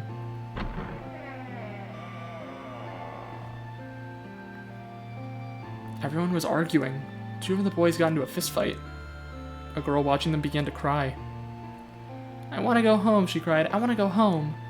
Another girl slapped the crying girl and glared down at her. It has been 2 hours since the nonary game began. We were starting to fall apart. But just when all hope seemed lost, Light started talking. He was blind. 9 years later, we would call him Snake. Hello? Everyone? Could you come over here for a moment? He was older than most of us, and his voice had authority and dignity. The fights died down, and we gathered around him. I have a little sister. She is very important to me. Right now, she is over in Building Q, and is desperately trying to send information over to me. Her name is Clover, and today is her 9th birthday. Is her actual name Clover? As he spoke, he pulled something from his pocket. In his hand were 9 4-leaf clovers. I was going to give these to her as a birthday present. I was outside picking them when I was abducted. I'm sure I've already told you, but I am blind. For a man who can't see, collecting 9 of a very specific plant is, well, it is difficult. But my sister means a great deal to me, and I hope that these would show her how much I cared for her. Since it's her 9th birthday, I thought 9 4-leaf clovers would be appropriate. Every one of you has a brother or a sister in Building Q with Clover. For their sake, we have to survive. We have to get off this ship. Do you understand? If we're going to do that, there are 3 things you have to remember. We need trust and love, and we have to have faith in one another. If we can take all 3 of those to heart, then I promise that good luck will come our way. Did you know that the leaves on the 4-leaf clover mean faith, trust, love, and luck? Those words are leaf words. So if you believe what I've told you, and you understand, then I want you each to have one of these. They're a promise between friends. Oh my god, he gave a clover to each of us. I took one too. Eventually, he was left with only a single 4-leaf clover. He had one last thing to say. Now, don't ever forget, so long as you have that, we will always be connected. Do you understand? When he finished, the tension of only a few minutes before was gone. We were calm. After that, we ran around the ship for a while longer, and opened several of the numbered doors until we finally found a door with the number 9 on it. In fact, there were 2 doors with 9 on them, and we found them in the chapel. We split into 2 groups and walked through the doors.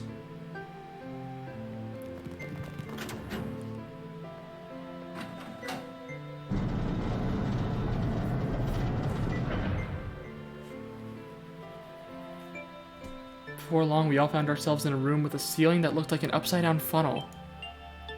For some reason, this room had another number 9, but this time it was the only one. But if there was only one door, that meant only 5 people could escape. What are we gonna do? There aren't any other doors. We began to panic.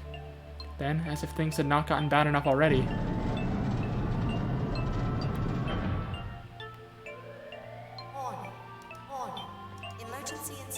the incinerator started up. Automatic incineration will take place in 18 minutes. Please evacuate the incinerator immediately. Repeat, emergency incineration command has been acknowledged. What? What's happening? What did that thing say? That didn't sound good. My brother Aoi swallowed hard and answered, I think it means this room is gonna burn. Burn! The plaque on the door says incinerator, and that voice said that the incineration is about to start. And incinerate means to burn. No! Help me!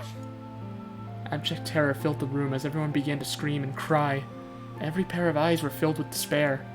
Then, high up on the wall, a door opened and a man appeared. He was a huge, frightening mountain of a man, as large as a bear. 9 years later, we would call him 7. Don't worry, kids. I'm not your enemy. I'm one of the good guys. I'm a detective. I'm here to rescue you.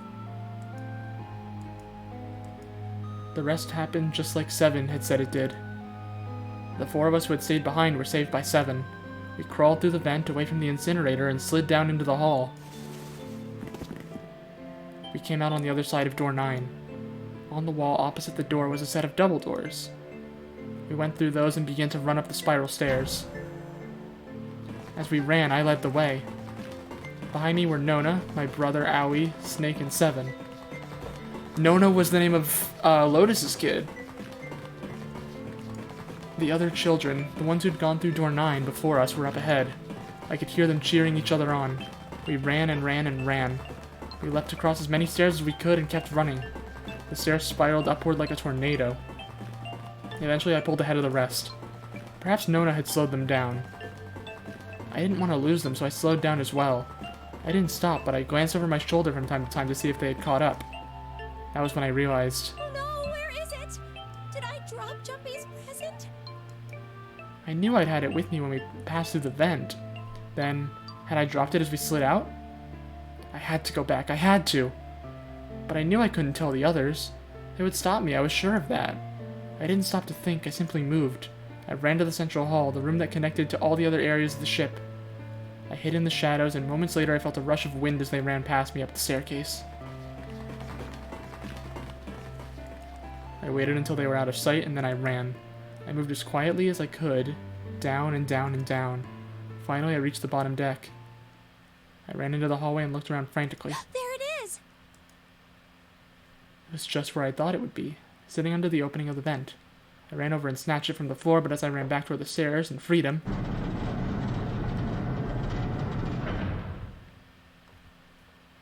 the door to the incinerator opened and a man stepped out. It was Hongo. Kentaro Hongo. 9 years later, we would call him Ace. Ah, how wonderful to see you decided to come back. His smile made my blood run cold. It looked mechanical, as if someone had simply pulled up the corners of his mouth. Come with me. We must continue the experiment. I shook my head, eyes wide. Slowly, I began to walk backwards. 1 step, 2 steps, 3 steps. Then I spun around and broke into a run. I felt Hongo's hand close over my left wrist. I said, come with me. There was an edge of insanity to his voice now. I pulled as hard as I could. No! Stop! Let go of me! Let go! I shook my body and flailed my arms, trying desperately to get Hongo to let go of me. But I was still only a child. I was no match for a man like Hongo. Stop struggling, goddammit! Do as I tell you! He heaved on my arm, trying to pull me into the incinerator. I screamed. Help me! Somebody help me! Then suddenly, Akane!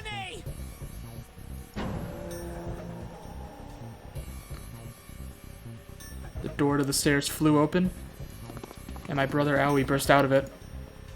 Behind him came Seven and Snake. Akane! He cried my name again as he leapt toward Hongo. You came back! I cried out. But then, Ah, you're too late, idiot! Hongo threw his full weight against my arm, pulling us both into the incinerator.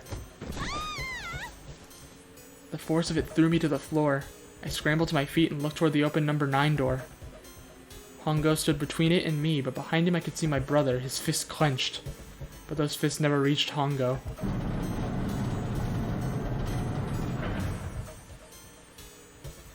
With the cold, heartless screech of metal on metal, the door slammed shut. Hongo glanced at me mechanically, his face registering that there was an object there, but not anything he would consider a human being. Then he turned away and walked to the red that sat next to the door. He reached into his pocket and removed 2 bracelets. He waved them both over the scanner panel. 2 asterisks appeared on the red. He checked the screen, then tossed the bracelets carelessly onto the floor. What was he doing? What was the point? He made no effort to explain himself, of course. He said nothing at all and walked past me as though I were nothing more than a rock by the roadside. A few moments later,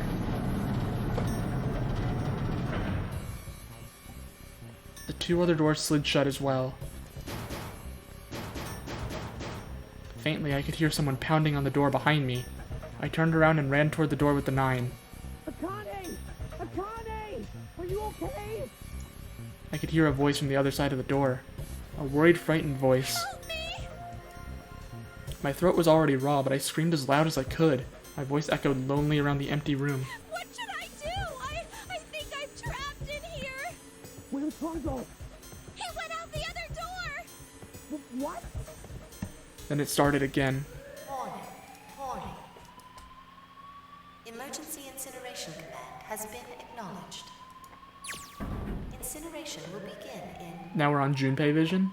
18 minutes. Please evacuate the incinerator immediately. Holy shit. Man, I knew what it was gonna say, but that is one hell of a creepy voice. I knew it! It's starting. Santa started the incinerator. Fuck! Man, I never thought I'd hear that damn voice again after 9 years. What the hell? What the hell? What in God's name are you talking about? It's 9 years this and 9 years that, and when it's not 9 years something, then you're talking about some sort of fucking experiments. You aren't making any sense. That's true. She kind of doesn't really know what's going on. I'm sorry, Lotus, but we really don't have time to explain it right now. I promise. I'll tell you everything once we get out of here. But Incineration will begin in 17 minutes. You know what that means, right? Incinerate means burn. What kind of idiot do you think I am? I know what incinerate means. Well, God damn it! Okay, fine. I won't ask anything else. Talk about whatever you want. But you have to do something for me. 7, figure this out. What? Why me? Just shut up and stop this thing. How the hell? There has to be some sort of emergency shut-off button. There isn't anything like that. How the hell do you know? Because I looked for it 9 years ago. Yeah, Lotus isn't happy about that. Can't really blame her. Wait. The floor, it's moving.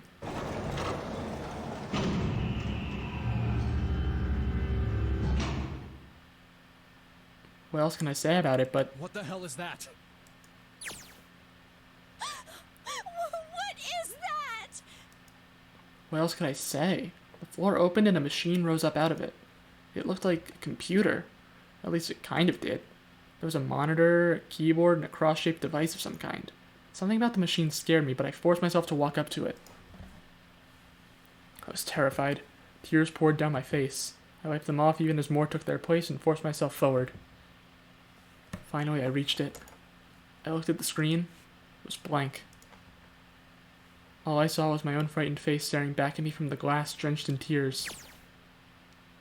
All I can see on the screen is a reflection of my own face. I'm looking kind of freaked out. I know I'm sweating like crazy, but seeing it kind of drives it home. Okay, Junpei, just calm down, alright? Everything's gonna be okay. Ah, man, I wish that thing would just shut up. Incineration will begin in 15 minutes. Alright, back to this thing. If it's only showing up now, then it's gotta be important. But what the hell am I supposed to do with it? Hey, move! Ah, hey, we're all tense, lady. That doesn't mean you get to shove people around. Okay, it's turned on. There's nothing on the screen, though. Oh, this is bad. This is really bad. If there's nothing on here, how are we supposed to do anything with it? Sure, I'll just push buttons. I'm sure that'll... Huh, well, at least it's on now. What's on the screen now, though? What is this? What's up? It looks like some sort of puzzle. Oh boy. It's got a bunch of numbers and letters scattered across a 5x5 grid. The numbers range from 1 to 8. Do you think that if we solve this puzzle... The incinerator will stop? Yeah. Well, we can hope, right? Alright, puzzle, how do you work? Oh man, that goddamn voice again. Incineration will begin in 13 minutes. Shit, 13 minutes. Can we really do this? My heart feels like it's gonna pop. My heart was pounding like it was about to explode. I stared at the puzzle on the screen. I was sure I had to solve it somehow, but I had no idea how. My connection to Jumpy had been gone for a while. His mind was gone. I couldn't get any more information from him. I felt the seconds tick by as I stared at the screen, completely lost. My cheeks felt hot as tears poured over them. Then I heard a voice. Hey, what are you doing? It was muffled. I turned around. Pressed against the window in the entry door was a face. A frightening, evil face. It was Hongo. How long had he been watching me? Don't know what to do? He was yelling, but his voice was still muffled. Simple, really. But I suppose I might as well tell you. Just solve the puzzle on that machine.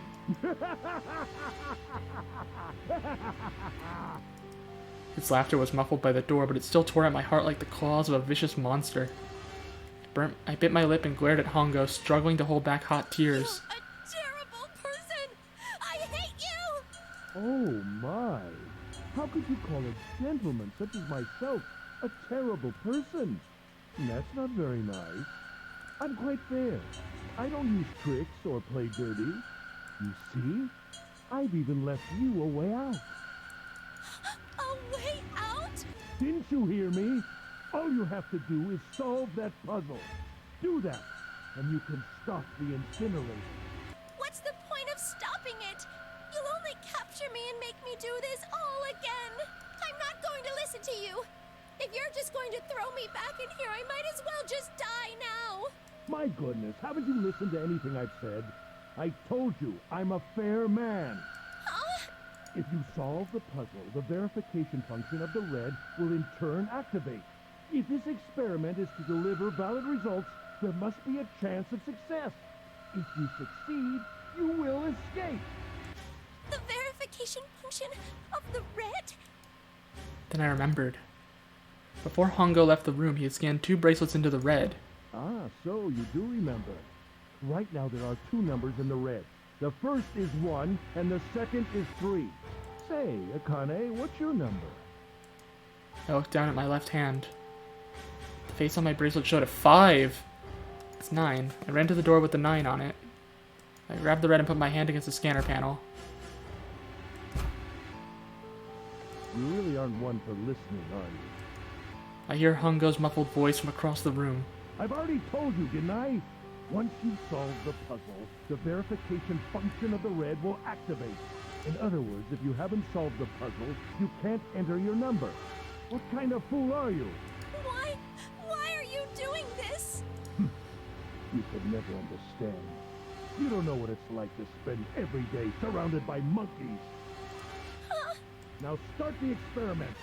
Solve the puzzle. Solve the puzzle. I don't know how. Of course you don't. Isn't that the point? You understand, don't you? Access the morphogenetic field and find the solution. I can't. Then you'll die. You'll burn alive. It's gonna be quite hot in there in a few minutes. I imagine it will be very painful.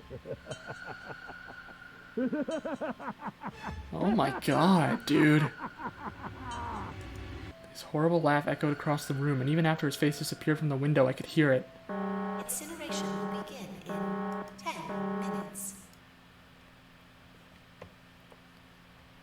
I was crying, great gulping sobs broken by hiccups that shook my body. I was terrified. I could feel my fear pressing down on me like a tremendous weight. Somehow I forced my shaking legs to carry me back to the device. I stared at the monitor. I can't. I just can't. There's no way. I can't figure this out. What was I going to do? I didn't know. I didn't even know where to start. Fear scattered my thoughts, and all I could think of was how I was going to die. My palms were sweating and my blood was boiling in my veins. It was hot. So hot. I couldn't breathe. I felt dizzy. My heart roared in my chest as if it would pound itself to pieces.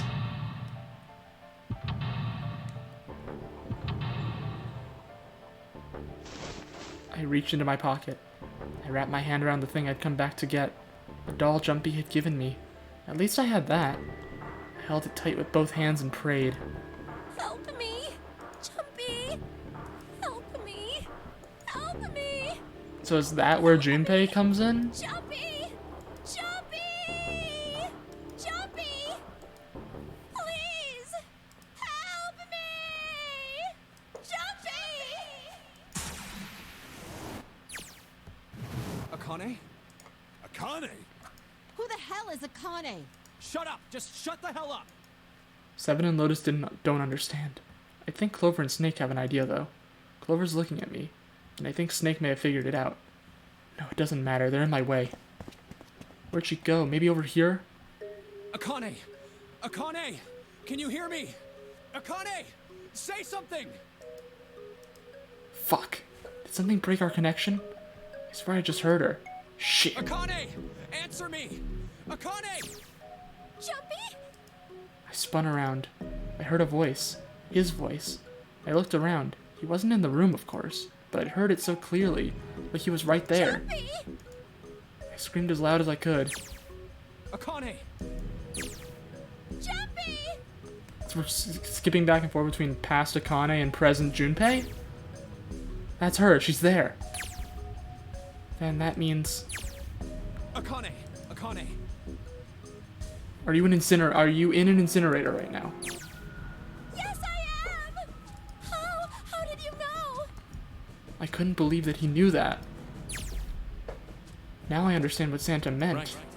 There's only one way to help her. You were brought here to help my sister. To save Akane. Oh, so basically, wait. Isn't that like, that's like a time paradox though? Because he brought Junpei here in the future to save Akane in the past. But that's like a time paradox though. I think I get it now. Incineration will begin in 7 minutes. Jumpy, we don't have time. As quickly as I could, I told him that I had to solve the puzzle in order to stop the incinerator. Got it. And I do. I get everything now. At last, I finally understand what all of this means. I know why the nonary game was held today. I know why we were kidnapped and brought here. It was all for this moment. All of this was planned out to lead to this one moment. Oh my god. This is insane. I can't believe it, but there's only one possible answer. June is... 0 is... Akane Kurashiki. She recreated the history of the future that she had a glimpse of 9 years ago. She tried to save herself that way 9 years ago. No, she's trying to save herself right now. That means that there's only one thing for me to do. Even if this is all some sort of insane plan, I will save her. I will save Akane Kurashiki. I must save her no matter what. Incineration will begin in That's real nice, Junpei, but you might want to start doing the puzzle. 6 minutes. The voice reminded me of how much time I had left. Yeah, I know. Just hang on, all right? I promise I'll get you out of there. I'm not gonna let you die. I promise. So don't worry, all right? Just give me a few minutes, okay? Okay. My voice shook as I answered. It was hot in the room. It felt like my heart was on fire. 6 minutes or not, my heart burned with my feelings for him.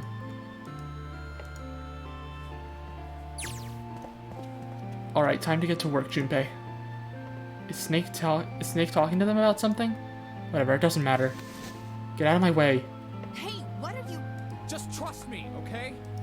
Sorry, Lotus, I didn't mean to snap, but there's a lot more at stake here than your pride. I'll apologize later, alright? Now let's have a look at this thing. We've got numbers all over this grid. I think the panels are out of order. So I just need to switch these out? Staring at it isn't going to accomplish anything. I'll just have to try it. Just think of what I did all those times before. I'm gonna do this on my own, with my own mind. I'm gonna solve this problem. Oh god, okay. This is probably what they were talking about with like the last puzzle. Okay. Hint. 2.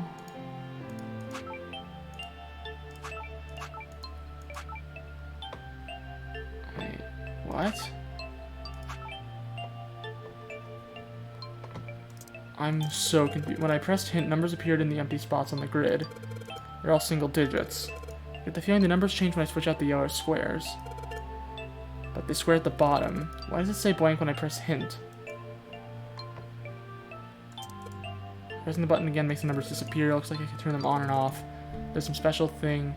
Then is there something special? Some special meaning to there being 2 modes? What could it mean? Flip the hint off. All the empty spots look like the one in the bottom right. Does that mean they're supposed to match? Maybe you need to make all the numbers in the squares the same? Switch out a yellow square. The numbers that show up in the hint will change too. Looks like the numbers are affected by the adjacent squares. For example, when I switch out 3 with 5, the number increases by 2. But the hint just adds the surrounding numbers. Wait, what? Hold on a minute. 8, 6... No, is that a digital root? 9... Yeah, it's a digital root of the one surrounding it. Okay.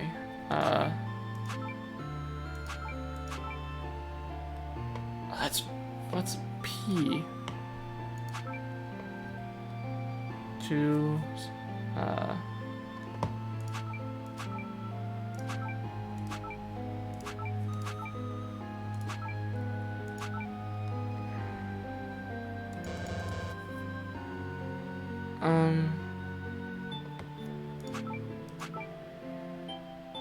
What the hell is this? Okay, the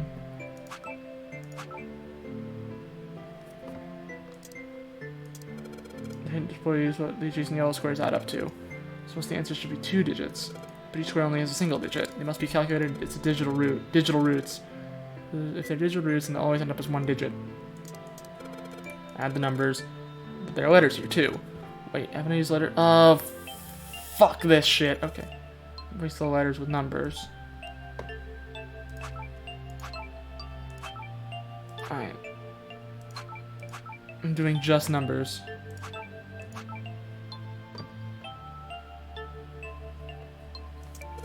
I think I got the gist of this puzzle up top. Just make all the digital roots the same. But what number? Switching out a yellow square affects all hint squares around it. Wait, the one square doesn't get a hint number. The 9th spot at the bottom. Only this one stays blank. Maybe a fixed number goes inside. So 9 square has a different rule. I only knew what number goes here. It's probably 9, if I had to guess.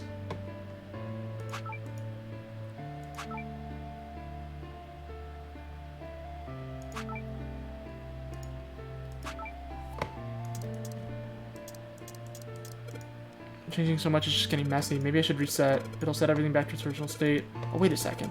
When everything's in its original spot, something lines up in the bottom squares. Looks kind of like it should be a word.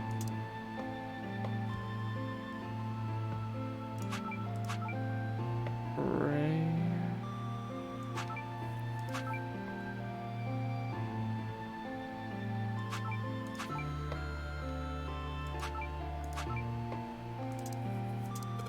I'm getting too confused. I should reset.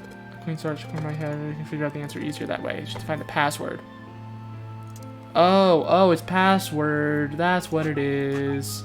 Password. Oh, baby, let's go. Okay, that wasn't that bad. Please enter password. What?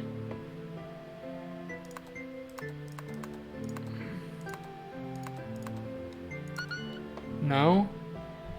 What's the password? 9.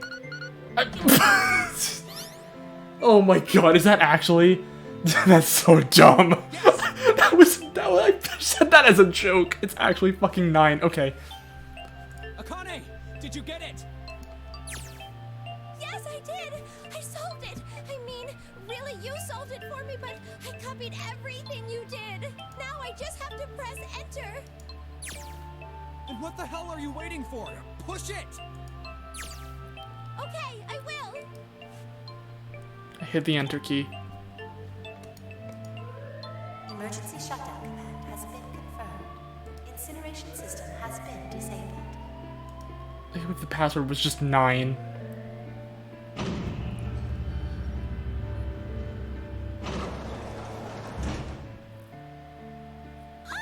Jumpy! It worked! It worked! The incinerator shut down! It worked! Tears rolled down my face as I cried out to him, but they were a very different sort of tears. A wonderful feeling of accomplishment and relief flooded my body. At the same time, what strength I'd had left disappeared, and I collapsed to the floor. For a while, I just lay there, laughing and crying and enjoying being alive. Every time I thought about him, I thought my heart would burst. Whew. I can't quite believe I did that, but I am so glad. So glad. I feel like my heart's on fire.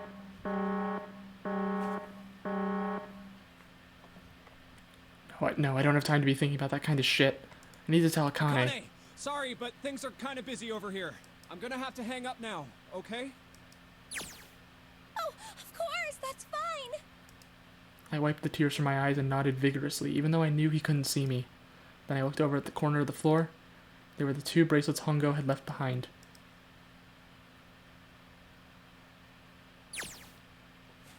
Now. Well, Seven and Lotus don't look particularly happy with me.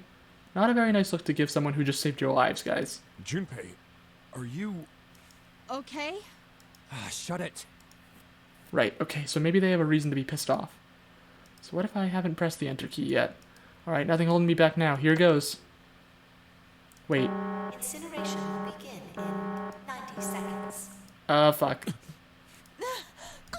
It doesn't sound like it's stopping. What the shit? Why isn't it stopping? Okay, maybe I didn't hit the key hard enough. Just hit it again, and again, and again. Okay, that's not working either. The alarm's still going off. What the hell is going on? I've got all the right numbers in the right boxes. It's perfect. So why the fuck isn't this thing stopping? Incineration will begin in 60 seconds. Wait, of course. That's what the numbers that showed up after the puzzle mean. 2 plus 4 plus 5 plus 7 plus 8. Is that... yeah, that's everybody in here. Snake, Clover, me, Seven, and Lotus. Then, door 9. No, that's it.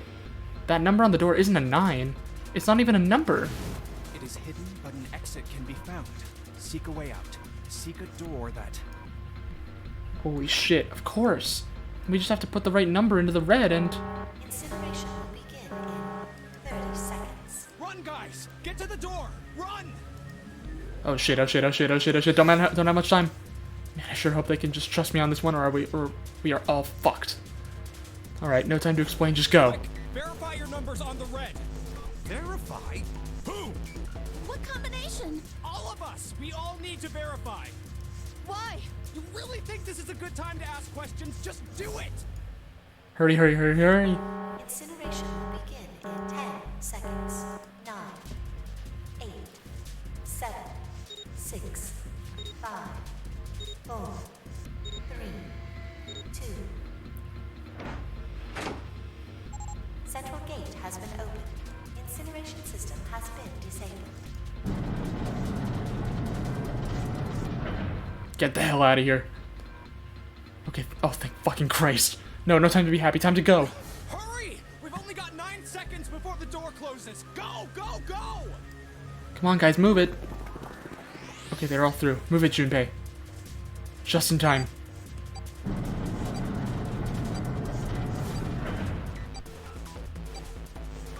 And there goes the door. No, don't come down yet, you're not done. We've still gotta find the dead.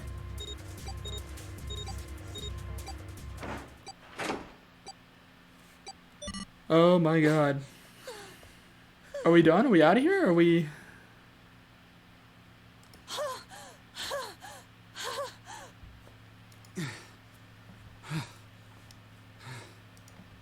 Shit. Looks like we made it, huh?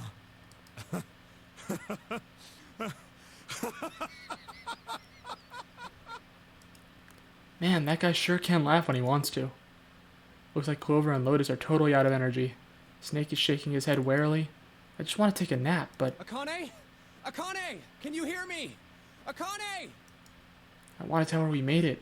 I want to tell her how good I feel. But nothing.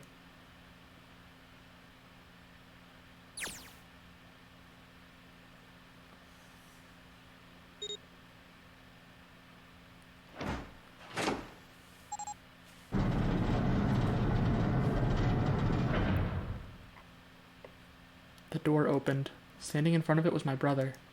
Akane! Oi! I cried his name even though my voice was almost gone from screaming, and I leapt into his arms. Oh, oi! Oh, this is... Oh, it's so cute. Akane! I buried my face in his chest and cried again. I cried and cried and cried. The steady thump of his heart in my ear made me feel like I was home. Its beat was almost like a lullaby. I wrapped my arms around him as far as they would go and held him as tight as I could. Just to be there felt like a miracle. I hadn't felt the warmth of another human body in what had seemed like an eternity. I just wanted to stay there in his arms forever. But I couldn't. The moment I passed through the door, my bracelets had begun the countdown to death. I leapt away from him and looked around. The door had already closed. I spotted the dead only a short distance away. It took me only a moment to get to and scan all the bracelets. I left the ones Hongo had dropped on the scanner panel. That was it.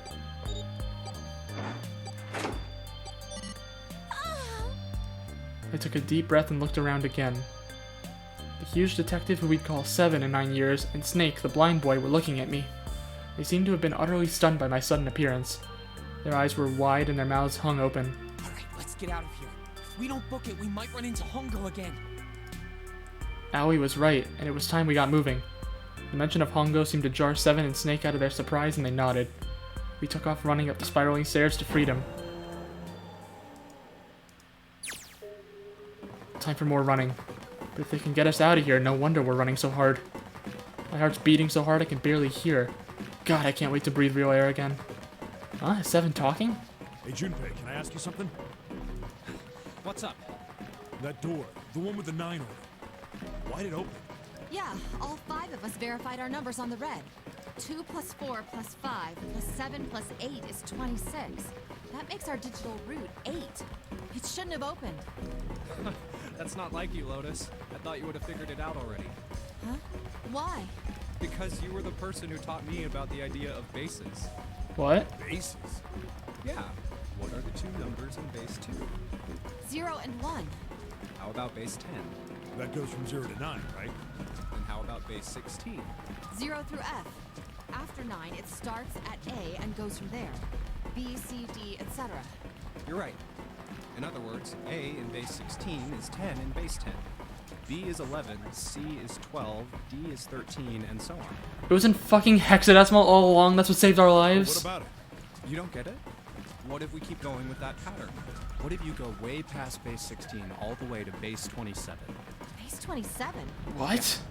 Well, the numerical digits are the same, so I guess you'd add alphabetical digits. E is 14, F is 15, G is 16, H is 17, I is 18, J is 19. K is 20, L is 21, M is 22. What? N is 23, O is 24, P is 25. Yeah, and what comes after that?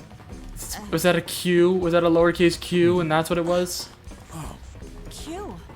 26. And what does that mean? There wasn't a 9 on the door. It was a Q. A fucking lowercase Q. Oh my god. I hate this letter shit, man. This letter shit is dumb. Yep, that's pretty much it. That's... I guess to put it another way, you could say that it was a 9 in base 10, but a Q in base 27. Time for more running. God, my thighs are killing me.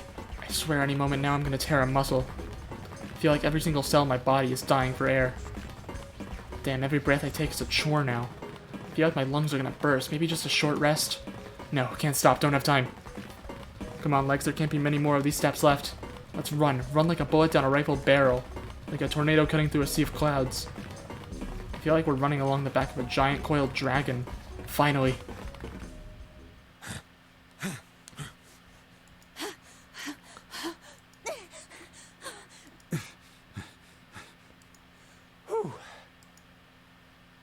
Jesus, I can barely breathe. No, Junpei, no time to rest. Pull yourself together, you're almost there. Alright, I'm gonna open it. Yeah. Yes, we're finally here. Please do. Sure, you look like a big, heavy door. But you're the only thing standing between me and my freedom. But even more important than that, you're the only thing standing between me and Akane. You're gonna open, and you're gonna open now. Are we outside? Did we make it? Are we free? I felt a hand on my shoulder. It was Aoi's. He gave it a small, reassuring squeeze. I was so happy I felt like I could melt. My heart was at peace. And not only because my brother and I were back together again. Thanks to the huge detective, all 9 of us who had been kidnapped were finally able to escape from the gigantic. On the distant horizon, we could see the faint outline of the ship as it sank. It gave a thunderous roar as it finally slipped beneath the waves. Its last cry echoed out across the ocean, and then it was gone. It's over. Aoi whispered. Yeah. It was over. It was finally over. Or was it? Was it really? No, that was wrong. That wasn't it at all. I was sure of it. This wasn't the end. It was only the beginning. This was only a prologue to what would happen in 9 years. Is that it? Is that the ending? Did we make it to the end? No, we're back at Junpei. Yes, finally, air! God, damn, that sun is bright. I can barely see anything. I gotta admit, this doesn't quite look like... Wait, No way. you've gotta be shitting me. What? It can't be. This is... Oh my god, what? What? We're in the middle of the desert? What, where? This is the building in the Nevada desert. We're in Nevada? the mock experiment building. We were in Nevada the entire time? God. This whole time we were in building Q. The real villain of the story, Nevada. Sure enough, that's a desert out there, with mountains all around it. Hello there, sun. Boy, am I ever glad to see you. I don't think I've ever been so happy to see a sunrise. Huh? Did I just hear something fall? The bracelets are off! Right, our bracelets. Guess I've never really got a good look at the underside of one of these. Let's see what's inside you. Just a little electronic chip, like in an ATM card. That's it. There's nothing else. Nothing that even looks like a detonator. There was never a detonator to begin with? Then how did the ninth man die? Figures. Akane.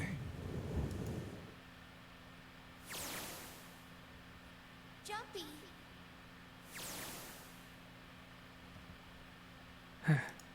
Guess I must be pretty crazy about the girl if I think I'm hearing her voice in the wind.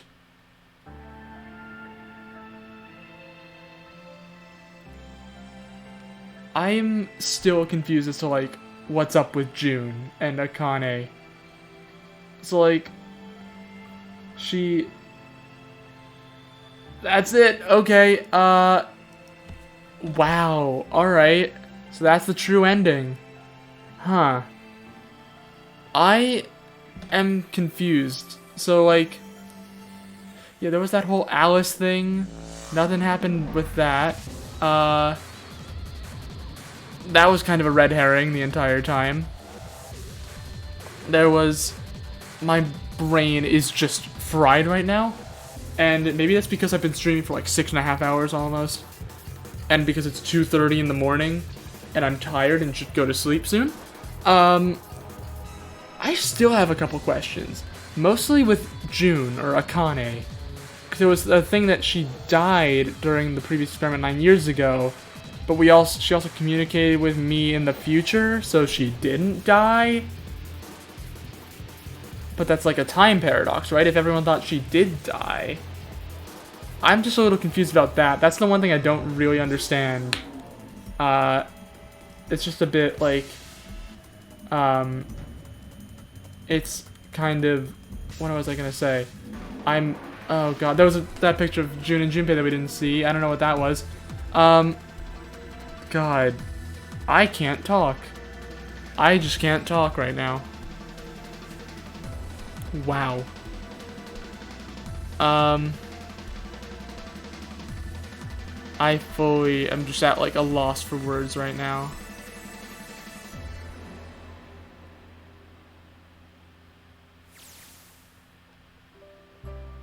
Are you okay? Oh, come on. This is nothing. That's young Akane and Really? Junpei. Yeah. You don't look okay. It was just before the end of elementary school. Jumpy and I were sitting next to each other on a small hill looking down at the town as the sun slowly set. How does it look then? He was half serious and half joking. I thought about it for a minute first. Oh, that's the thing, what it was. What's up with Junpei's face? It looks like you kissed a toad and got warts, but then they just kept growing and growing and growing. What does that even mean? Junpei grinned and... Ow, ow, ow, ow. So June was 0? See? I told you you're not okay. You're too reckless. Maybe I'm just dumb, I don't know. You can't beat 5 8th graders, Jumpy. That's He got crazy. his ass kicked. Yeah, but I couldn't just stand there. I mean, don't you think so? I had to do something.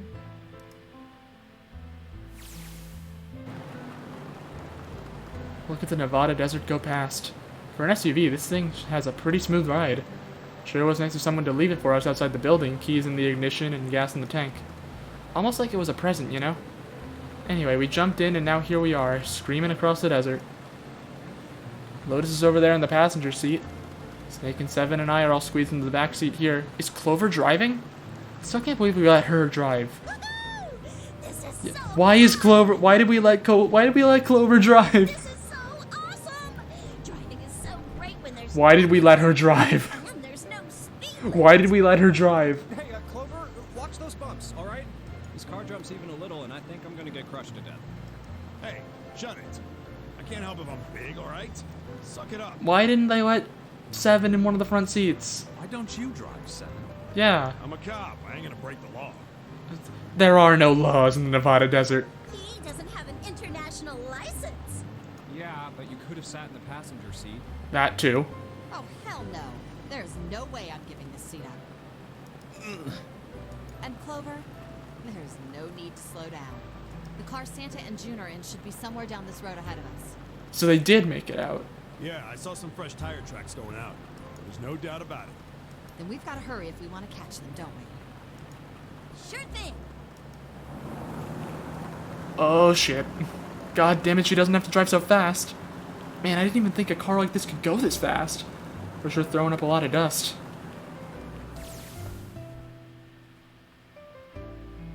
It was a couple hours after we'd run into the junior high students. They'd been hiding in the bushes on the back of one of the hills, drenching a kitten in gasoline. Oh, what the fuck? The moment we saw what they were doing, Jumpy ran after them, furious. Hey, what the hell are you doing? Then he jumped on them. He quickly scooped up the kitten and tossed it to me. I caught it and ran for the police station as fast as I could. Help me! Officer, please! You have to come with me! The policeman and I headed back to the hill. All we found was Jumpy, sprawled on the ground with a face covered in big, swelling lumps. You couldn't run away after you threw the kitty to me? I asked him. He stuck his tongue out through the hole in his mouth where a tooth had fallen out. Yeah, I guess I could've... Then why didn't you? I didn't want to. I wanted to beat him up. Beat him up real good. Because of what they were doing to the kitty. Yeah, that too, but... I think they were the ones behind those murders our first semester. Remember? The hamsters or whatever it was? The bunnies. Bunnies. Yes. Yeah, the bunnies. He plucked some grass from the ground and tossed it into the wind. They asked me what elementary school I was from, so I told them. And then they said they'd do the same thing to you that they did to the rabbits. I couldn't forgive them for that, so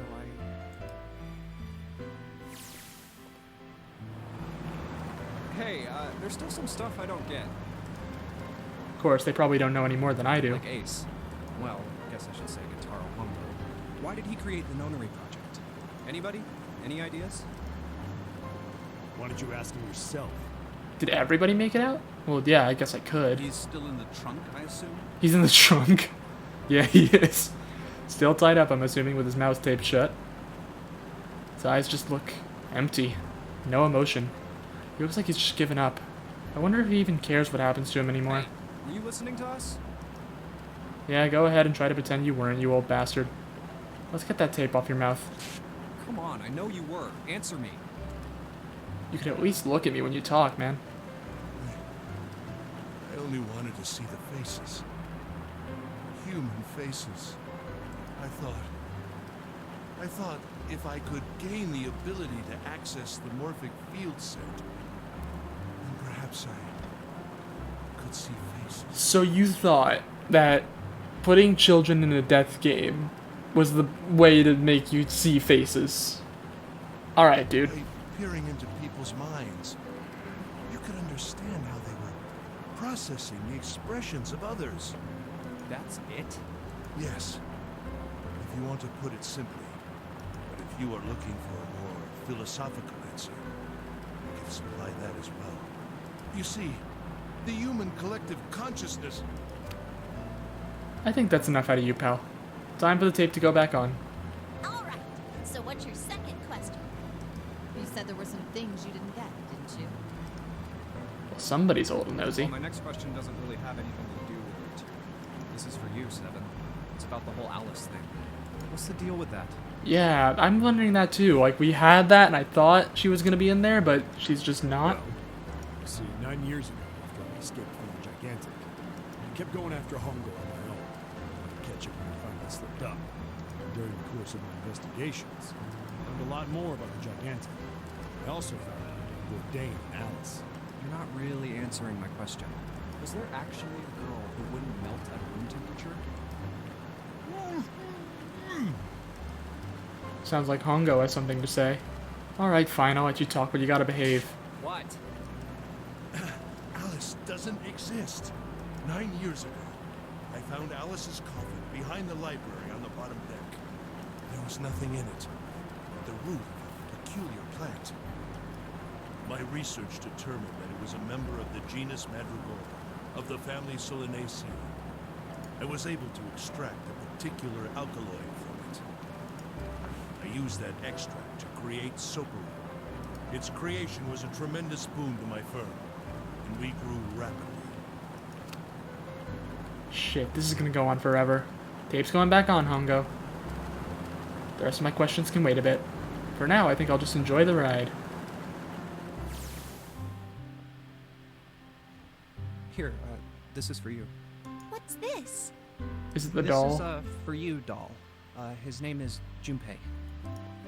Jumpy pulled something out of his pocket and shoved out his arm toward me. In his hand was a doll made of yarn small enough to fit in his palm. Jumpy, you sure it's, for you, doll? Huh? Yeah, the lady at the shop said so, so that means it's for you, right? Are you sure it's not a voodoo doll? Oh my god. Wait, what? That's... Oh, man. Oh, man. Well, it sure looks like a voodoo doll. I mean, you do know what a voodoo doll is used for, right? Oh my Yeah, god. I guess calling it Junpei isn't a very good idea then. Why are you giving me this anyway? It just seems really sudden. Well, you know how after June, we aren't gonna get to see each other too much? I mean, we're gonna be in different schools, and I just thought I'd, Oh, okay, well, how about we call it June then? Is that why he called her June? Okay. That's really So cute, actually. I wanted to give you this. You sound like some sort of tribal chief in a bad movie. Yes. I, head of tribe. This doll, traditional charm of tribe. So I give this, it me. So we always together. Oh, Jumpy. If something bad, then hold and pray. This is too cute, I can't. I go wherever you are. So here, take. I reached my hand out and picked up the doll gently. Thank you. Thank you so much, Jumpy. Before I knew it, I was crying. Tears streamed down my face and fell onto June's tiny yarn body. Oh, Jumpy. I'll never forget you. I promise.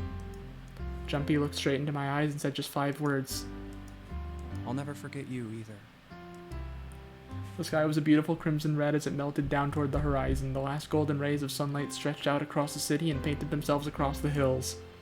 We sat, bathed in the warm light of evening, just the two of us, leaning gently against one another, shoulder to shoulder. The sun set and we still didn't leave. We watched in silence as the darkness deepened, and one by one, the lights of the town began to flicker on.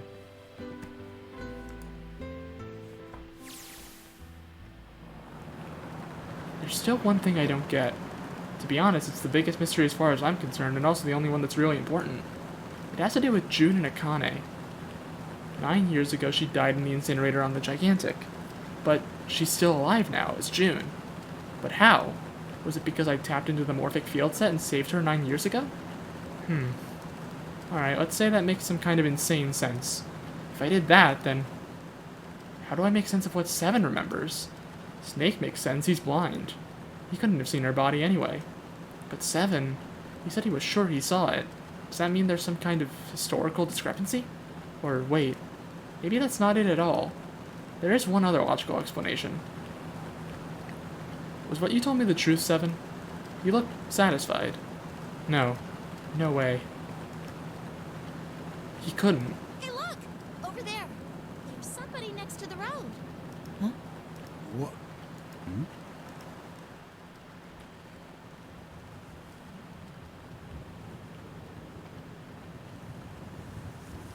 Oh my god? What? It's Alice. What? The burning gaze of the Nevada sun pounded down on her head. The desert around her rippled with heat. Standing there on that shimmering plain was a woman, her arm out and her thumb up.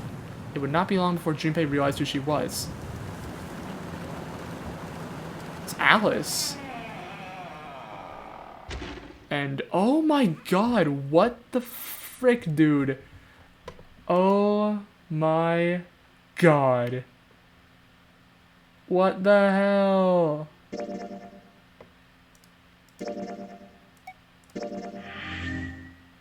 Okay, so we got both of them. Oh my god, dude. Wait, holy shit, that's a long ass. Oh my god, okay. Wow. Alright then. Wow.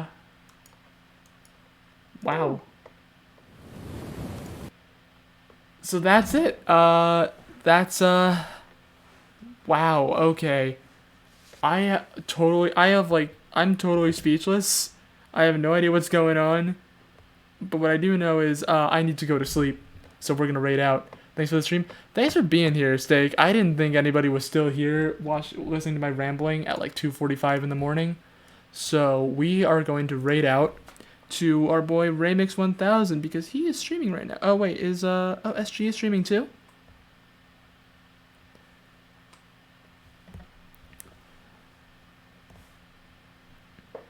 Oh my god, I can't. I was working as I'm kind of interested in the game.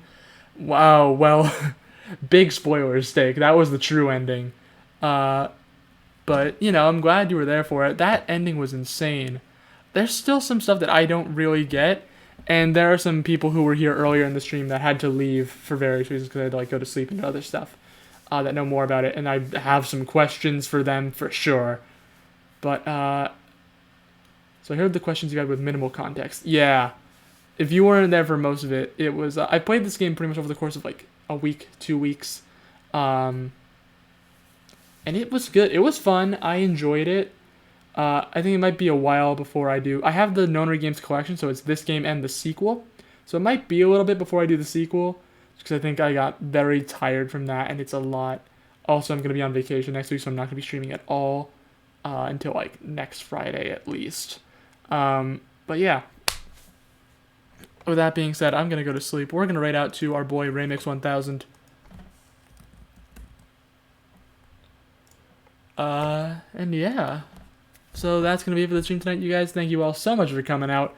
That was an absolutely insane stream. Absolutely insane, ending. It's crazy. I'm speechless. I have no more words to that.